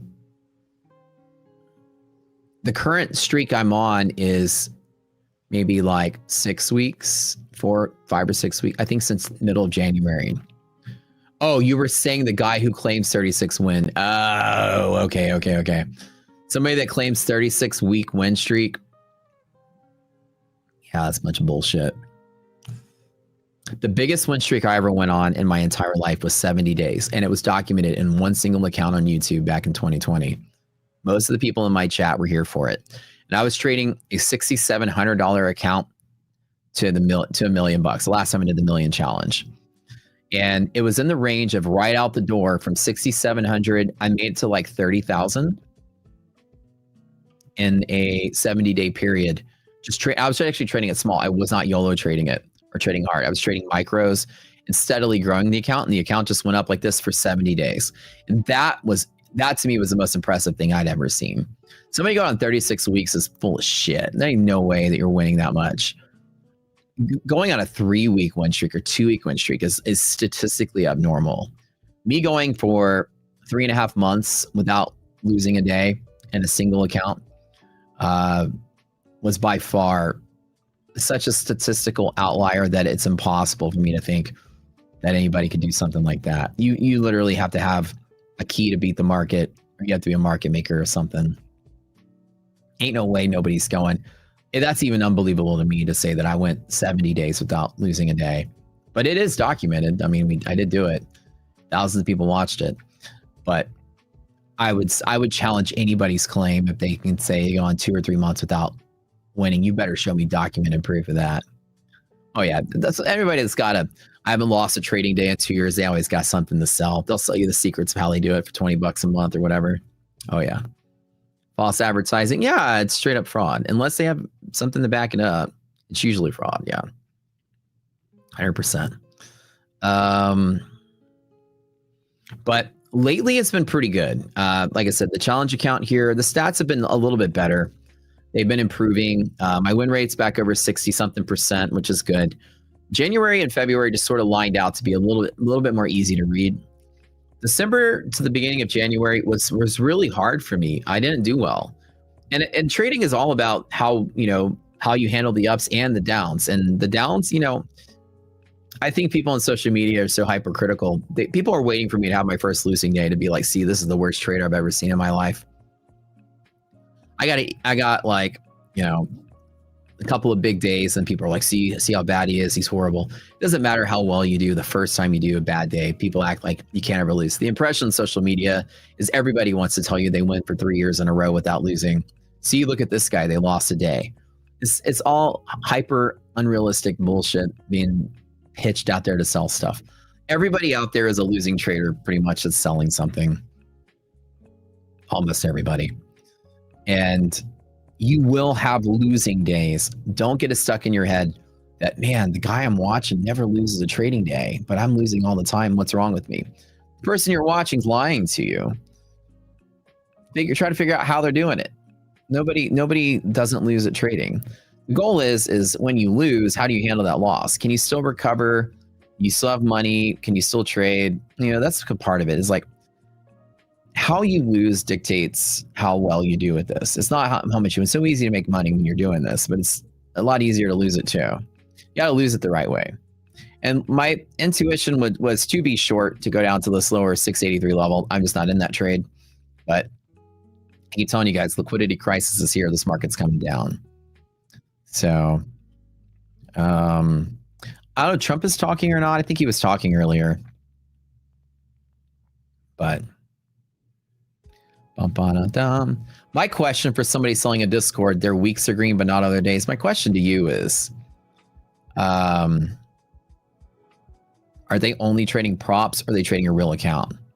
That's the real question. The display people have with props is like the biggest fraud I've ever seen in my life. A lot of people are just like post payouts, check out my payout, check out my payout, check out my payout. That's like just showing up your P&L statement and covering up the losing section of it. Like, it's really what that is. You know what I'm saying? Like, payout, okay, that's just the winning side of your trades. What about the losing side of your trades? People, I feel like people become so comfortable in this environment. You know what I'm saying? They become so comfortable in this environment that payout is all that's marketed. Somebody goes, I have $1 million in verified payouts. How much did you pay in? You know, I say you look at a P&L sheet, right? You go to TradeAbate, you load up your report. It's like, here's your net. Here's all your wins. Here's all your losses. But collectively, everybody in the world says, I covered up the loss section. Look at my payout. Look at all the wins that I had. Well, how much did you pay in, right? Is it props though? My question to you, Akima, is it props or is it a real account? A lot of times people, like I said, when people are showing you how much they got paid out, if they're not showing you how much they paid in, it's like covering up all your losing trades. It's complete fraud. Like, anytime I see somebody check out my payout, they're a fraud, 100%. Is it both? Yeah, you're getting duped. Like, it's so easy to mask your losses displaying your prop wins. Everyone out there is like, check out. I don't only post my payouts because I don't want that. I don't believe in that being a reason to market. Unless you're displaying your payouts equally with what you pay in, it's not really legitimate, I think, or even it's bad taste to not post your net. It's kind of against the law to just post your gross and parade it as your net. And the CFTC hates that stuff. So I like when people are like, check out my $50,000 payout. You're like, but what did you pay in, right? How much did you lose? How many did you reset? What was your taxes? What was your split? You know, the net is much less than the payout. So y'all be careful following people that are like, check out my payout, check out my payout. I do something better. I've got an account, a brokerage account. The brokerage number with an account number on the screen. You could probably call Ninja Trader and be like, hello, I'm Matt Cowart, owner of account 1570120. I'd like to close my position now. I can't log into my platform. They're like, oh, tell us about yourself. What's your mom's maiden name? What's your figure that stuff out? You probably could close my trades for me by phoning in. I show you guys my account number. Risky, right? But jokes aside, I do something better. Here's the history of an account. It's almost impossibly hard to fake history of an account. The P&L, I show you guys the P&L, I post the stats. It's impossible to do that. This is a real account. This is the pre-P&L. This is the day. If I lost a day, I'd be here. If I lost a day off screen, the balance would be less. Like, it's all there. So when you're trading and watching people like say stuff that are saying, you know, hey, buy my Discord, check this out, scrutinize the crap out of it. Can you show me your best performing account, the history of it over the length of time? Can you show me a year of trading history, 6 months trading history? And when people say nah or they don't do it, you have your answer. That is your answer. Like I said, these prop, as big as I've gotten, all these little prop kids are trying to buck up to me because they want engagement off of my audience. I'm one of the biggest audiences in futures. And everybody's like, I make more money than this guy, check out my payouts. And I'm like, bro, you're sitting in the kiddie pool. Like, payouts, what'd you pay in? Like $1 million. I make $1 million cold hard cash. You make $1 million payout. Those are two different $1 million, my friend. There's a whole different story there. So you got to make sure transparent. People like to sell the idea they're transparent and they're showing your payouts. Unless you're seeing everything, don't trust what people are trying to tell you to sell you something. You know what I'm saying? That perspective. Yeah, no problem, man. I like to make sure that my gauge of somebody's trading success is how well can you do one account? You can make some money in props. Absolutely. Props are fantastic for it. But also, you know, people abuse the whole payout thing in their marketing, and they're not very, very truthful with you guys. As me being an educator, I'm responsible for teaching you guys from what it is. And hopefully I can empower y'all to not be easily sold. Because like when you're in the face of somebody trying to sell you a pitch, like, hey, look, man, buy my stuff. Look, I've won 36 weeks in a row. I never lose. Buy my Discord. And you're like about to scan the card and you're like, I don't know. But then the guy like forcefully talks you into it. And you sort of like back down because they're being too forceful. You don't have any strength or courage to fight them off. It's not your fault. These people are great salesmen and they'll talk you into something. But I want to be in the back of your head was, you know, I watched this guy, Matt. He at least shows an account number and a balance and the P&L every day. So I know he's actually trading a real account. And he's telling me to be strong and to not buy into something. Now I'm going to remember that Matt told me that, and therefore I'm going to do it too. So you're not as easily sold an idea. Like you're actually able to stand up for yourself when people are trying to convince you, because these salesmen are powerful, very good at what they do. And be strong and say, no, you know, Matt told me to ask you for your broker statement. Well, you're not going to give it to me. Well, Matt told me you're full of shit. So I'm not going to buy your thing. Come on, bro, dude. Look how much money I've made. Look, you can make this much money too. No, Matt said, show me or get out. And I want my voice to echo in your head when you're hearing this BS baloney out there. Don't be afraid to ever question everything you do. What these people are good at is making you think they can do what you can't do. And they can't. They're the same as you. They're just great at selling the idea, but they don't show it. And there's a million excuses not to show it. Oh, it's private. Oh, I don't care to show it. My lawyer says not to show it. I just am private about my wealth. How are you private about your wealth? How are you private about your life? You got Instagram with 100,000 followers, dude. There's nothing private about that. People are buying into that. No, be nice. They don't like to show their stuff because they're very private. They're sitting in their Lambo on Instagram. Check me out. They got a camera on my life. There's nothing private about that. People buy into the craziest stuff. There was a girl on YouTube that's like, I don't show my P&L because it's illegal. There were people backing that up. Yeah, you know, it's not really legal to show your P&L. That can be investment advice. I'm like, what does this world come to?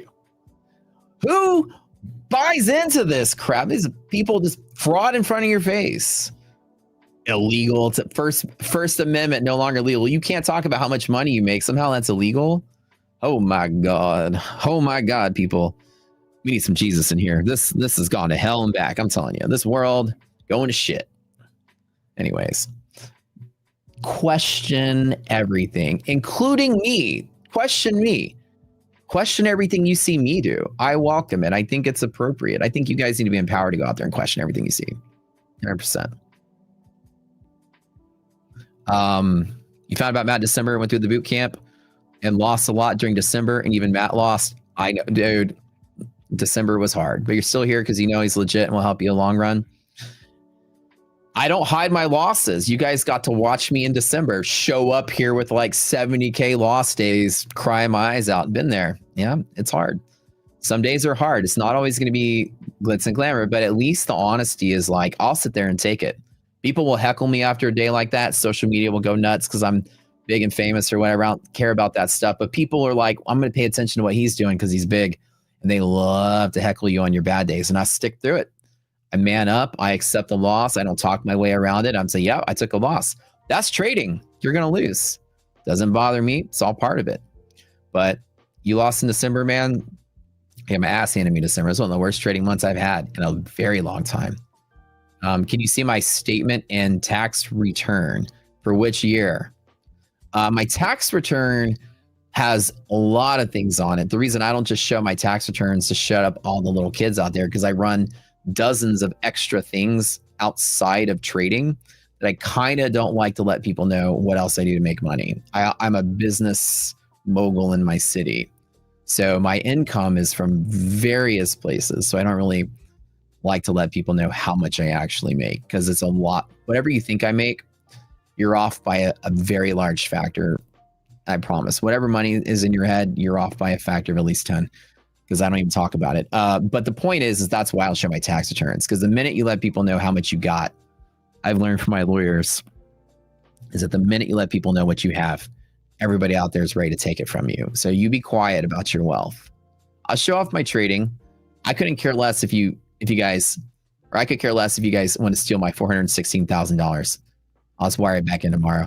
The thing is I'm gonna let you know what I really have, because once people find out and kidnap your kids and hold you hostage till you pay them off, they'll find ways to bamboozle themselves into your life and steal money from you.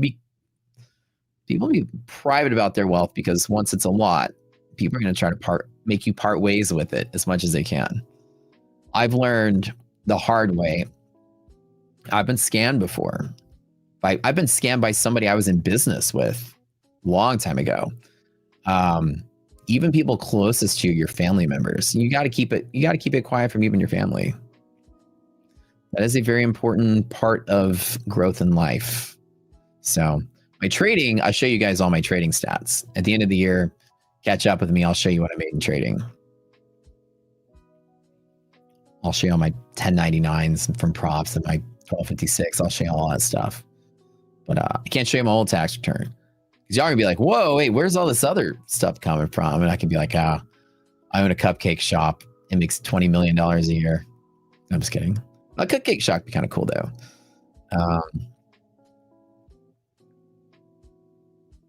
Yeah. I've learned the more you start letting people know that you have something, the more your email inbox gets filled up with pitches for everybody's brilliant idea and they want you to help them with it. These days, I'm known in my city as an angel investor. So these days I get pitched all the time. I'll be at the club. Somebody will walk up to me, Matt, dude, hey, bro, I've been wanting to sit with you. I got this thing I want to talk to you about. And I'm like, all right, what is it? And I have the reputation of being very helpful to people and being like an advisor.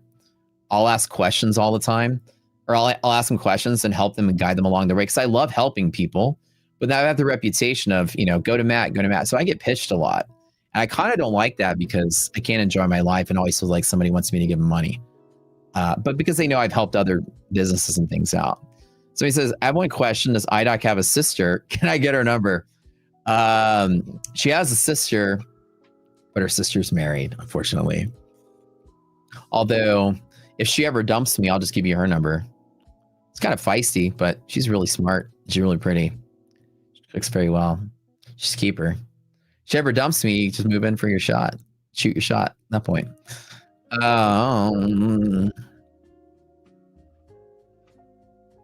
Not sharing because people are really sneaky. You got to be careful. But I'll share my trading stats. I could give a shit if you guys stole the $400,000 in this account. But yeah, I share all my trading stuff. But outside of that, I'm very private about everything else.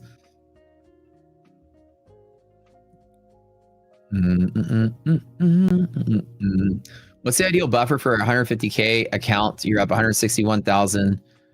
So my thing about buffers, okay, we're talking about another prop in here, but you guys are, these rules apply to MyFundedFutures and everything else. So a buffer, right? When you're trying to build a buffer, say you have a payout, right? Let's just put payout right here. And you have a buffer you have to achieve. Let's just make up a number, $5,000. And they say, here's 0 and you need to make 5,000 and anything above 5,000 that you can take out. So there's some props that have the idea that you build a buffer and then anything beyond that's a payout. The question is, how much do you go before you withdraw? There's a couple of rules of thumb. I personally like to have a big enough account. So there's a couple schools of thought. Number one is for this case of 5,000, you double the buffer and you make that your buffer, not their buffer. You want your own. So if they say you need $5,000 for you to take a payout, don't just get $500 or $600 over and then bounce at the 5,000. Give yourself 10,000 and then you take out anything beyond that. Now your buffer is 10,000. Once you go to 15, take 5 out. Go to 15, take 5 out. Go to 15, take 5 out. You are never even anywhere close to their buffer.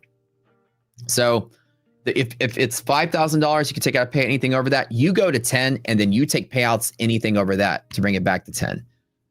Add 5, take 5 out. Add 5, take 5 out. Get 5, take 5 out. And just pull money out that way. The buffer they give you is balanced around the parameters of that account. They're basically giving you that guideline. That's a pretty good rule of thumb. I would say as far as how to manage that, like when do you take your first payout? I traded with a prop sometime that had uncapped payouts before they capped payouts for a little bit. How far do I go before I request a payout, right? And I used kind of that same format for that, and it worked out pretty well. Hopefully that makes sense to you guys. Does that make sense? Looks like market is pulling back, man. This is the trade. I've been trading this all morning. Shorting. I am missing out on a little bit of this. But that's another 100-point drop in the middle. Actually, 120 points. With negative resilience, I'm going to tell you guys what I've got right here is I kind of still want to engage in the short, but I'm not going to chase it at the bottom. What I do know is I have resistance from here and resistance from here. If we do tap to this, I might just plant like 3 contracts and let it fall the whole way. I don't need much. This is 150 points. If I get 3 contracts on 153 points, that's going to be a fantastic run.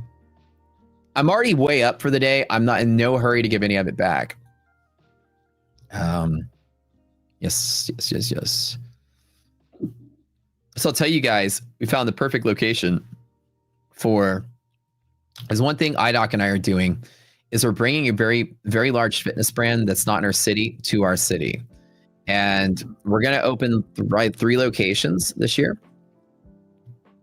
So it's IDOC and my first business together, which is going to be really fun. And I'm just the investor in the finance side, and she's going to be the operator. It's going to be really, really fun. We found the perfect location for it. So wish me some luck on that.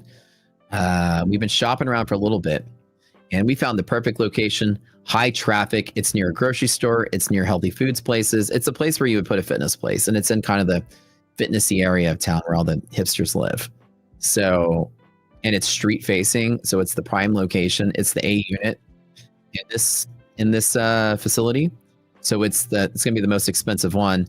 Problem is, it's a 4,000 square foot unit, and we only need 2,000 would be too much. We need 1,800 to 2,000 at the high end. We can get away with 16 if we needed it. This thing is twice as big as we need. That rent's probably gonna be 20 grand a month. And the problem is we're trying to get them to give us half of it. And they may say no dice. So if they say no dice, then I got to go out there and get the whole unit, maybe and make a deal with them to let us sub it out. So we go lease the whole thing. Then I find somebody to move in next door to us, and I make sure it's a business that's compatible with ours. I told IDOC, I'm like, I don't want to just split it in half, and then somebody opens a vape shop next to, next to where we are. I said, why don't we just get both of them? We sub it out, make a little bit of money on it, and we sub it out to a compatible business, a freaking cold plunge or a sauna or a smoothie shop or something. You know what I'm saying? Like, I don't want there to be like a bail bonds place next to the fitness studio. You know what I mean? So we'll see what happens. An elixir bar, a vape shop would be you come out and all there is like this, vape shops, dude. It's like bright white lights with like neon signs and stuff. That'd be horrible. So I'm like, well, maybe there's a little bit element of control here because we can actually put in a compatible business that makes it sticky. We can tell the owner, let us gatekeep this. Let us sub out this portion of it. Let us find the tenant with you. We'll go in it together, and we'll guarantee that we create stickiness for all the business. Anybody ever do commercial property, the owners are very specific about who they let run the business anyways. They control what businesses, they want to see the FDDs before they even let you set up shop there, because then they make sure that it's a business that's going to succeed. They don't want to have to go after people that are signing personal guarantees because they're liable for the lease because they opened up a business that's about to fail. So they're usually pretty picky about it, but we want to get with this owner and try to convince them to let us pick a compatible thing. Same thing goes hand in hand with fitness. That way we all make money. So that's kind of where we are. So wish us luck with that. IDOC is, can I open a Thai spa with got a happy endings comment? Mods didn't like that one. No, y'all keep this professional here. We're only DJing some of the time, but wait, whose birthday is it? Happy birthday, whoever's birthday it is, by the way. Is it Abby's birthday? Oh no, everyone just fucks with Abby all the time. It's Abby's birthday every other day here.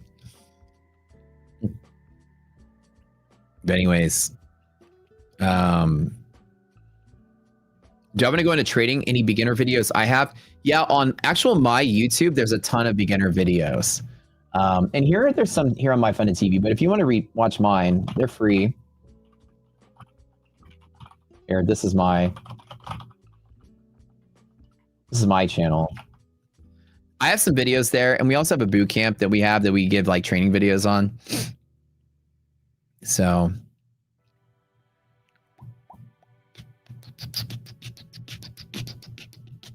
plus we stream in the afternoons and the mornings and the evenings. So you can come to my channel after I'm done here. We'll be live over there. One of my streamers, Neon, dude, he's crushing it. He's really helpful. Ask him anything you want.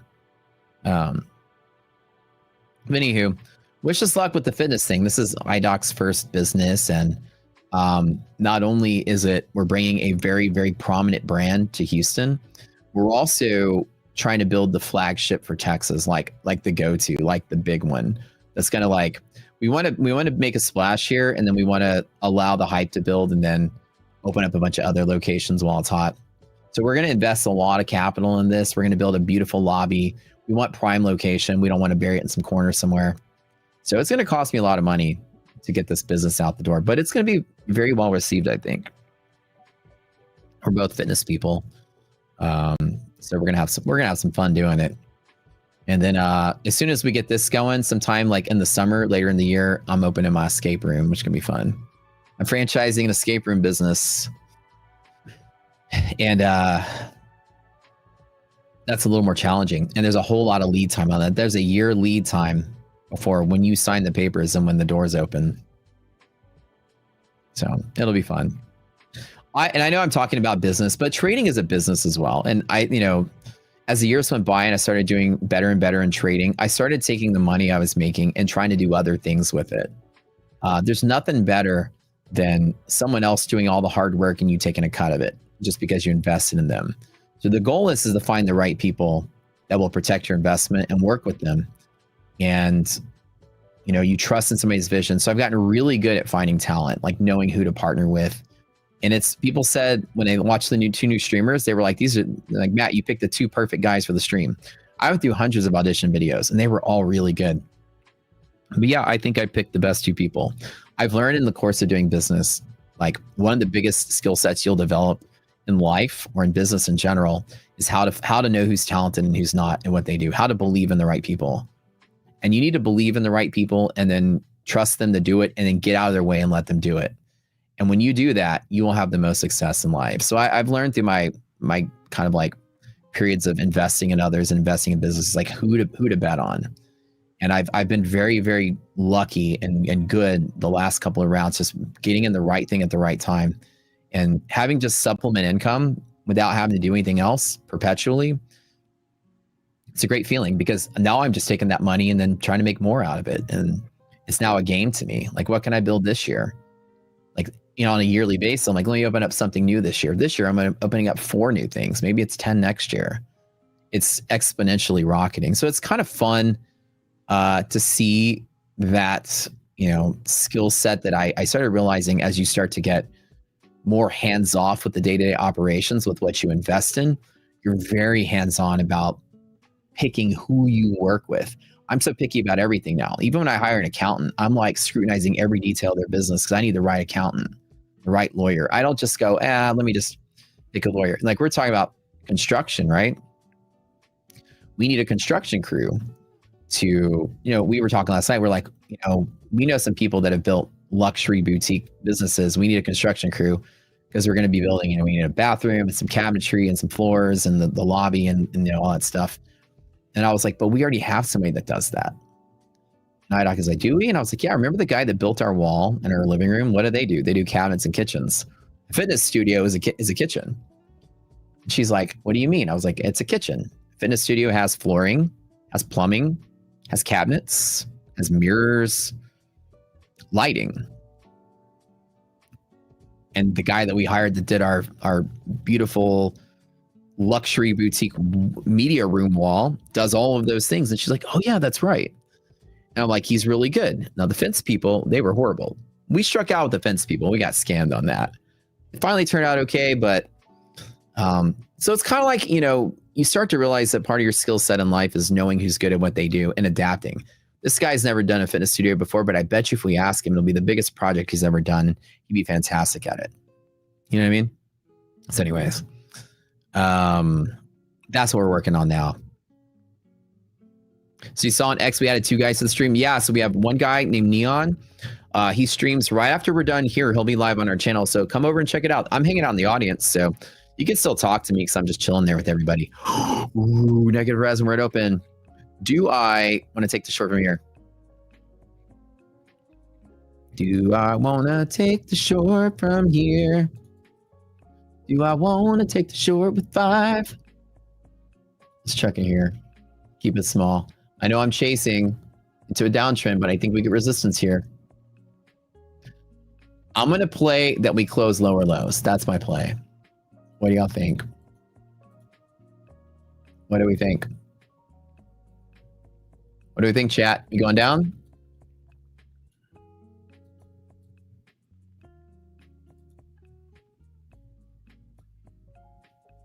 What do we think, chat?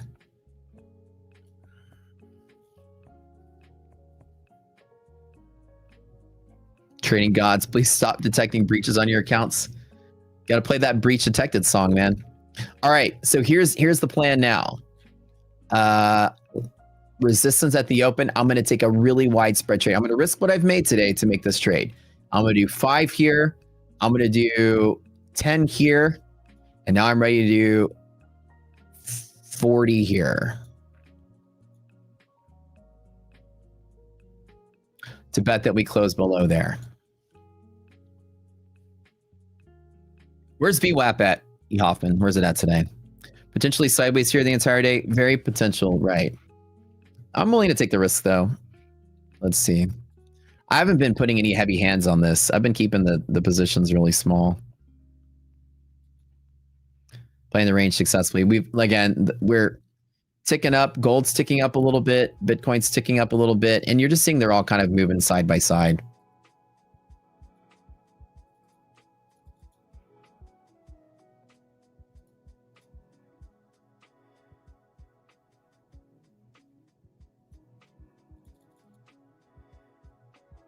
I'm just watching them all hand in hand. It might. I mean, we could get a big rally that just goes green and then pops up out of, like we end up at 25,000 and higher today. I don't know, but the stocks aren't getting that boost that we want to see. I'm in the boat, guys, that we're not up here. I'm in the boat that we're down here by tomorrow. We'll see, though. Unfortunately, y'all won't get to see the rest of this trade play out because I got to get out of here in 15 minutes, but I'm going to stay engaged. I'm going to trade the entire range. And where am I going to stop on this one? I'm going to take my bet. If the resilience number becomes positive, I'll probably just close out. The stop is basically like way up here, like 100 points on the S&P and then some. I want to build into this range for a bigger play down. I might have to take the whole $25,000 to make 150 out of it. But I think if we get up here, I'd love to short 40 all the way back down to the bottom today. Let's see if I get it.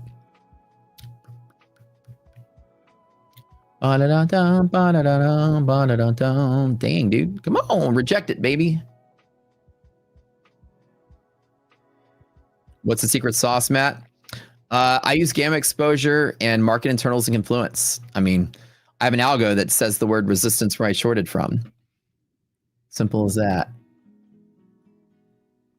So I'm just following this. I'm just following the tools. I just keep throwing scalps at it.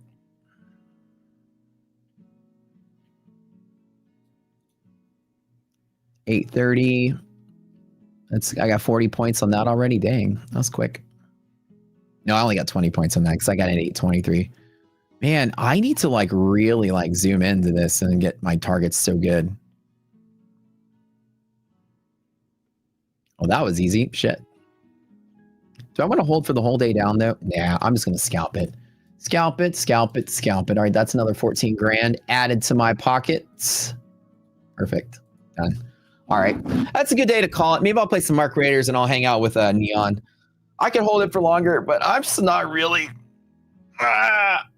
It's just, I'm just in and out, in and out, in and out, in and out, in and out, in and out, in and out, in and out. Next discount on Rock Scooter Lifetime. How about I start it today and do it for a week to celebrate our new streamers? How about that? I will do a lifetime. We do it a couple times a year. You guys want a discount for lifetime? $1,500 off? Okay, I'll do it.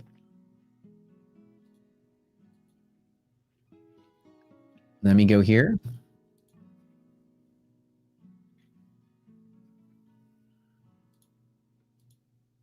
Okay.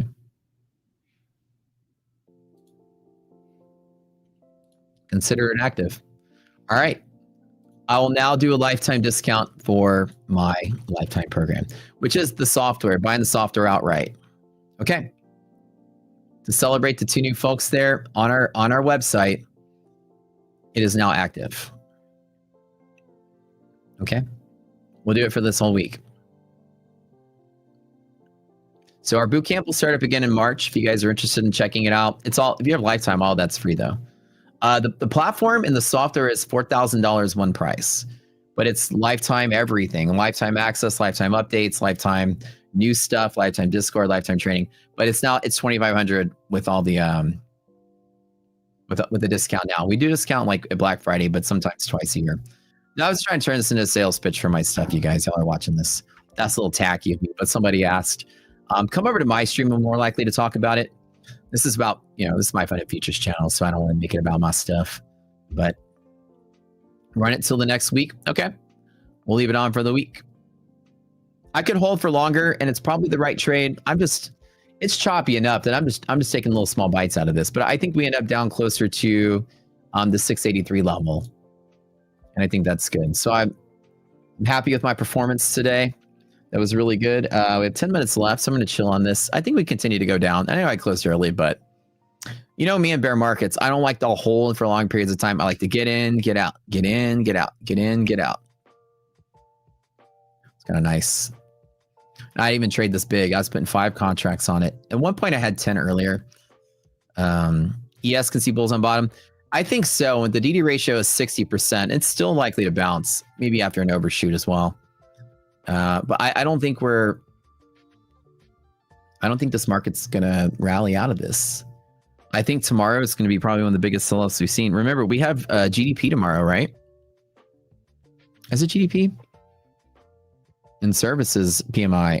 We have the S&P global numbers tomorrow. Composite services, all that. And GDP, I believe, right? That's tomorrow.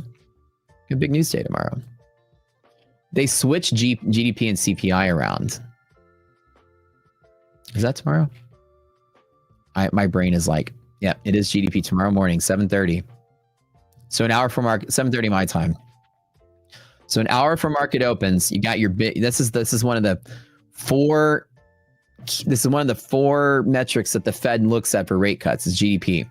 Okay. And PCE tomorrow. Holy crap. Okay, so yeah, we do have a big day tomorrow. So yeah, actually so the Fed looks at 4 things. They look at jobs data, they look at GDP, and they look at PCE and core PCE. Tomorrow is 3 out of the 4 Fed data points. Okay. PCE, hold on. Core PCE is tomorrow. PCE is tomorrow, the year over year. The expectation is a 2.8. Core expectations of 2.9. And it's probably not going to change much because we are experiencing a little bit of disinflation. So I think it's not going to be that big of a deal. GDP is going to be the bigger, I think, deal. We're beating all kind of earnings. Whatever GDP says, I think we're going to pop on good news and then crash for the rest of the day and finish out the sell-off. Tomorrow is also Friday, which is a very, very violent monthly expiration because VIX is above contango midpoint. So you're going to be bouncing. Tomorrow is going to be violent, guys. I'm going to tell you something. On Monday, and I guarantee you this, on Monday, half of you in this chat are going to wish you didn't touch the market on Friday. Okay? Friday is going to be that stupid of a day. It might be wise to avoid all of it altogether. High volatility, monthly expiration, and 3 of the 4 Fed data points all coming out in this choppy market where things aren't doing so hot. Friday might be the day that Monday you wish you didn't touch the market. Okay? Just be careful tomorrow. Tomorrow has the potential to be as stupid as it comes. All right? Like just bouncing around and up hundreds of points and down hundreds of points. Like tomorrow's gonna be a day that you just wish you didn't touch. Pros only, trade small. Or, mortgage a house, go all in long, YOLO it tomorrow. Like you got nothing to live for. I get it. And somebody's like, I love those days. Hell yeah. So rule of thumb, tomorrow is a trade it small sort of day. The market's going to probably move all over the place, whether it's straight up, straight down, or chopping up and down. It's going to be a pretty violent day. Most of your data, however, comes out pre-market, which should be fine. When the market opens, you actually get the S&P global numbers, the PMIs coming right after that. So we get like this data dump pre-market. So pre-market is probably going to create some kind of effect. And then when the PMIs come out, it's going to create another kind of effect. So maybe the trading day, I feel like we're probably going to open today, start selling. We hit 730, continue to sell. PMI pops us and we continue to sell. I'm in the boat that tomorrow is going to be a nasty freaking red day. That's just the red day to finish this all off. Don't forget, guys, the Flex promo ends today at 6 p.m. Don't forget the Flex promo. Ending today. Announcement. Use your favorite affiliate code or use the YouTube code. Any of the codes work with it. Don't forget to lock it in, guys. Don't forget. Lock it in. And I'm just walking this down. What a fun day today. Today was pretty straightforward. I didn't have any losers. Well, I had one loser, but that account's now green. The one on the screen is now green. So no losers now. The one that was minus 630 is now 1551. Let me get the old screenshot here. I managed to get 30K in the challenge account, which is fantastic. All right. Now we're here. And that's the final. Let's ask my lazy robot calculator. Oops. To add it all up for us. Let's ask my lazy math bot. Yo, I'm being...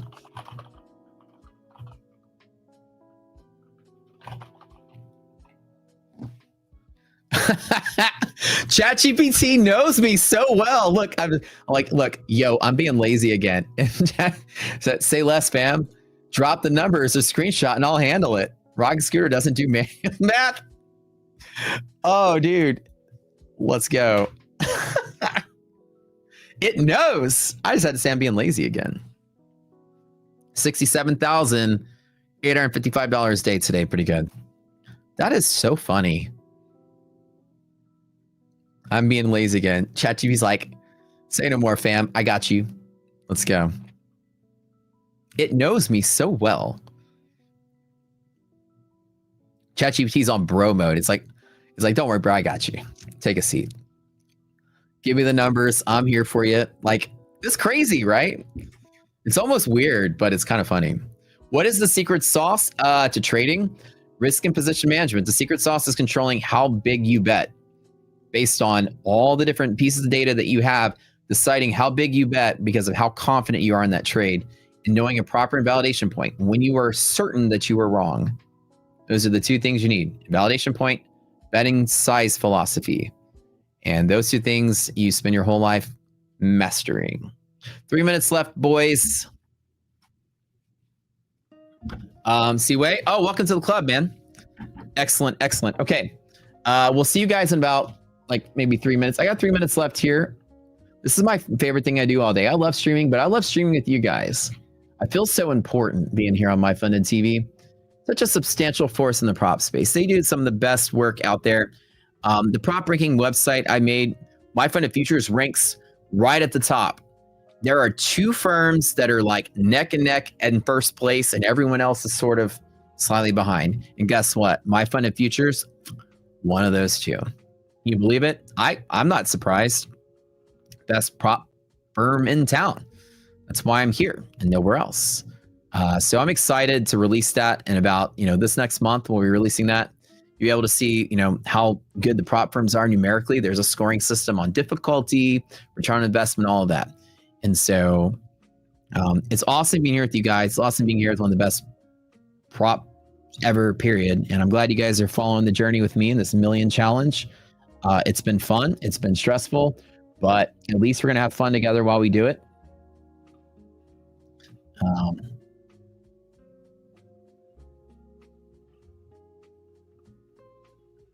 And thanks for being here every single day. Do I have a limit of how many trades I take a day? I don't. I think that's a bad practice to set an arbitrary limit.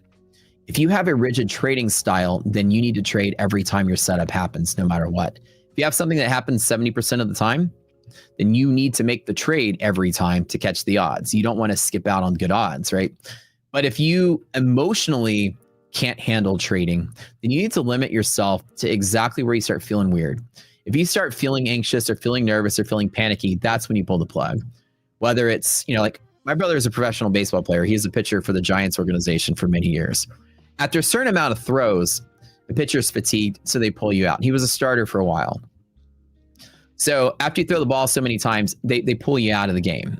Just because you're going to get fatigued and they don't want to hurt you and they don't want you to play bad. So after a certain amount of trades, if you start feeling fatigued, get out, right? That's the time you should set. But setting an arbitrary limit, like I've made my 5 trades a day. I saw somebody on YouTube that's like, I have a 5 trade a day rule. It's just stupid. Like, it's an arbitrary number. What's important about this made up number? There's no real methodology. Each person is different. So you trade, for me, if there's one setup a day, I take the one setup and I don't try to push it further. If the setup happens 10 times and it works 70% of the time, I hit it every time because I need the odds to work in my favor. And I trade small enough so that losing 3 or 4 times in a row doesn't bust me either. But I never have had a day where I've lost 3 times and 4 times and I'm like, I'm just going to stop trading because this is too many losses. If my probability is high and my setup is good, I still hit it every time. I'll just trade smaller. If you take a few losses, think about it like this, right? If you do something that's a coin flip, like imagine trading is a coin flip. It's not, but imagine that it is. You're either going to win or you're going to lose. Shooting free throws is a coin flip.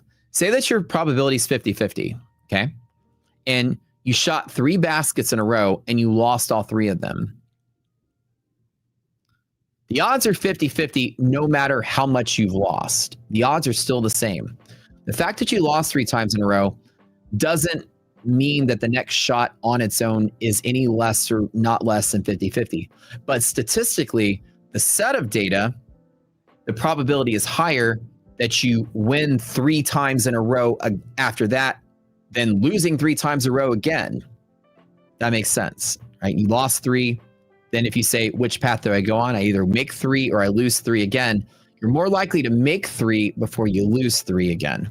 So it's called the law of large numbers. The odds are going to be the odds of whatever they are, but over like infinite iterations, the fact that you lost has no weight on the next outcome. You could still lose.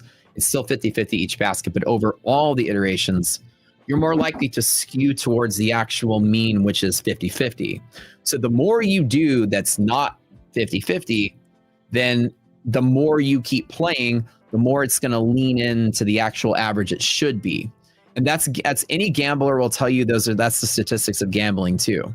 You can never say I'm on a winning streak, let's keep betting, or I'm on a losing streak, I need to stop. That's an actual fallacy. It's called the gambler's fallacy or the hot hand fallacy. It's actually a logical fallacy to believe because you're winning, you're going to keep winning, or because you're losing, you're going to keep losing. If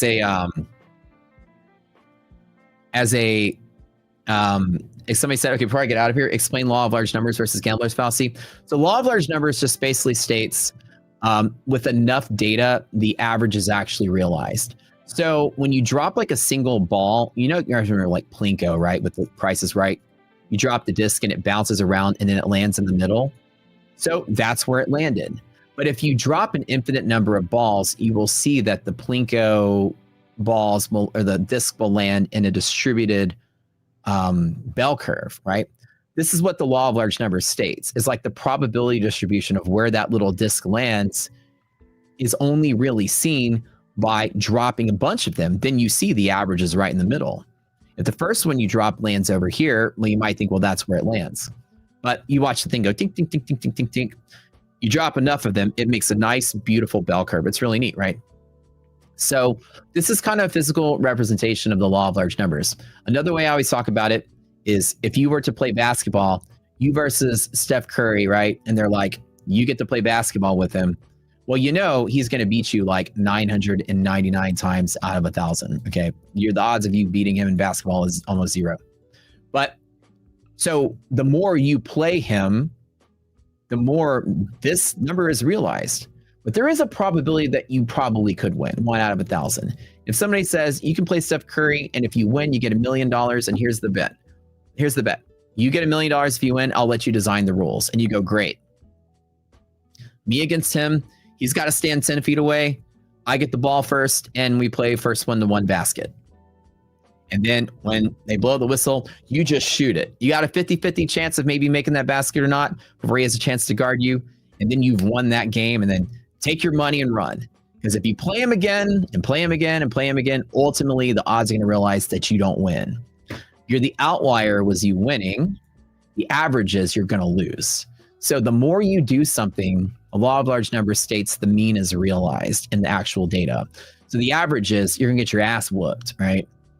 And so in trading, it's the same thing. The law of large numbers in trading basically states the more you do, you're going to eventually lose because the market has an edge against you. You don't have an edge in this market most of the time. So the more trades that you take, the worse your performance actually is. That is what happens in trading. Somebody like me has a statistical edge. So some of my things work 80% or 90% of the time when everything lines up. So I try to wait for my edge so that I don't get nuked by the law of large numbers. The house has an advantage, you don't. In roulette, the more you bet your money red and black, ultimately the house wins. Law of large numbers. Over time, the edge is realized. That's what that is. Gambler's fallacy or hot hand fallacy basically means that you believe that the odds change based on previous outcome, hysteresis. So if you do something that has a 50-50 shot and you've won 1, 2, 3, or 4 times in a row, if you're betting on somebody who wins 50% of the time and they've won 4 times in a row and you're like, man, they're on a hot streak. Let me bet that they're going to win the 5th one. That's actually the worst bet to make because of the gambler's fallacy. You should bet against them because they have a 50% win rate. The law of large numbers would state the more they play, it's more likely they're going to lose than they're going to keep winning. So the gambler's fallacy is the opposite of that, is that you're betting that the odds continue to shift towards the outlier. Like this person beats Steph Curry. I'm going to bet that they win again. No, that's the dumb bet. The smarter bet is to bet towards the average, to skew your bet towards the mean that's going to be realized. Does this make sense, you guys? Did I lose you? I know I sometimes get lost as a math nerd talking about math stuff, but did I lose you guys? Does that make sense? Did I lose y'all? Did I explain it well? I know sometimes it's very complicated to explain that stuff. Okay, cool. So that's kind of what it is, right? So the reason in trading is like, because you've lost a lot, it's kind of a hard layer, and I'm going to get out of here. I know I'm finishing this topic, but because you've lost a lot, it's kind of like, okay, maybe I should start betting to the other side. You can't actually do that in trading because there's one thing that I left out that's key to trading that isn't part of other things. Because you lost a lot, it's now in your head and your odds are no longer 50-50. You don't stay the same person every time you lose, then your odds actually do deteriorate. So the law of large numbers won't help you. If you're a perfect robot and you don't change and you've lost 5 or 6 times in a row, you're probably going to start winning. But because you lost once, what if your odds go to 40-60? Because now you're in a worse state. Now you make a worse decision. Now you do something stupider. Then you're at 30-70. Then you're at 20. And then you get to the situation, you're just chasing every run and getting squeezed and betting big and blowing up. Because you emotionally deteriorate, your performance doesn't stay the same. That the law of large numbers will save your ass if you bet the other direction. Because you have a deterioration of your odds because your mental game falls apart, you can't exactly continue to bet when you're losing to say, that's like, I'm gonna keep adding to a loser. Maybe I'll win. Your odds might not be as good as you think they are because they're not consistent. Does that make sense? The trading got to be very careful. If you feel like your performance is deteriorating because you're doing something bad or you're performing poorly, then you need to step aside. I tell people, every time you feel something, stop trading. Okay. Anytime you feel anything, stop trading. You feel weird, feel anxious, you're done because you're no longer performing at peak efficiency. It's like if you twist your ankle, you slam dunk the ball, but you twist your ankle, you can't slam as good next time. The odds aren't as good for you because you're in a worse state. If you start damaging yourself, then you got to step aside. So with trading, you can't just say, I've lost 4 times in a row, I'm destined to win the next one. What if you're performing bad?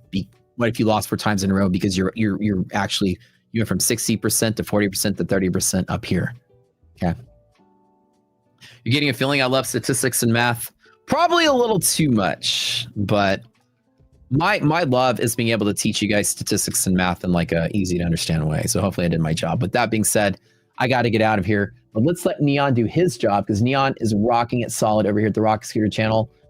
You guys can go hang out and check out this stream. He is a fantastic streamer. So good at what he does. You guys are going to love him if y'all love me. He's a brainiac, nerdy math guy just like myself, and he crushes it. So join me over here, guys. Here's the link for it. We'll see y'all live in the afternoon. Thanks for tuning in. We love you at MyFundedTV. Don't forget the Flex plan expires today.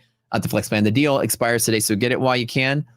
Make sure you use that code out there to grab it. And we'll see y'all this afternoon on my stream. If not, bright and early tomorrow. Don't forget to catch Stephen K this evening here on MyFundedTV. We love you guys. We're going to get out of here. We'll see y'all later. I'm out.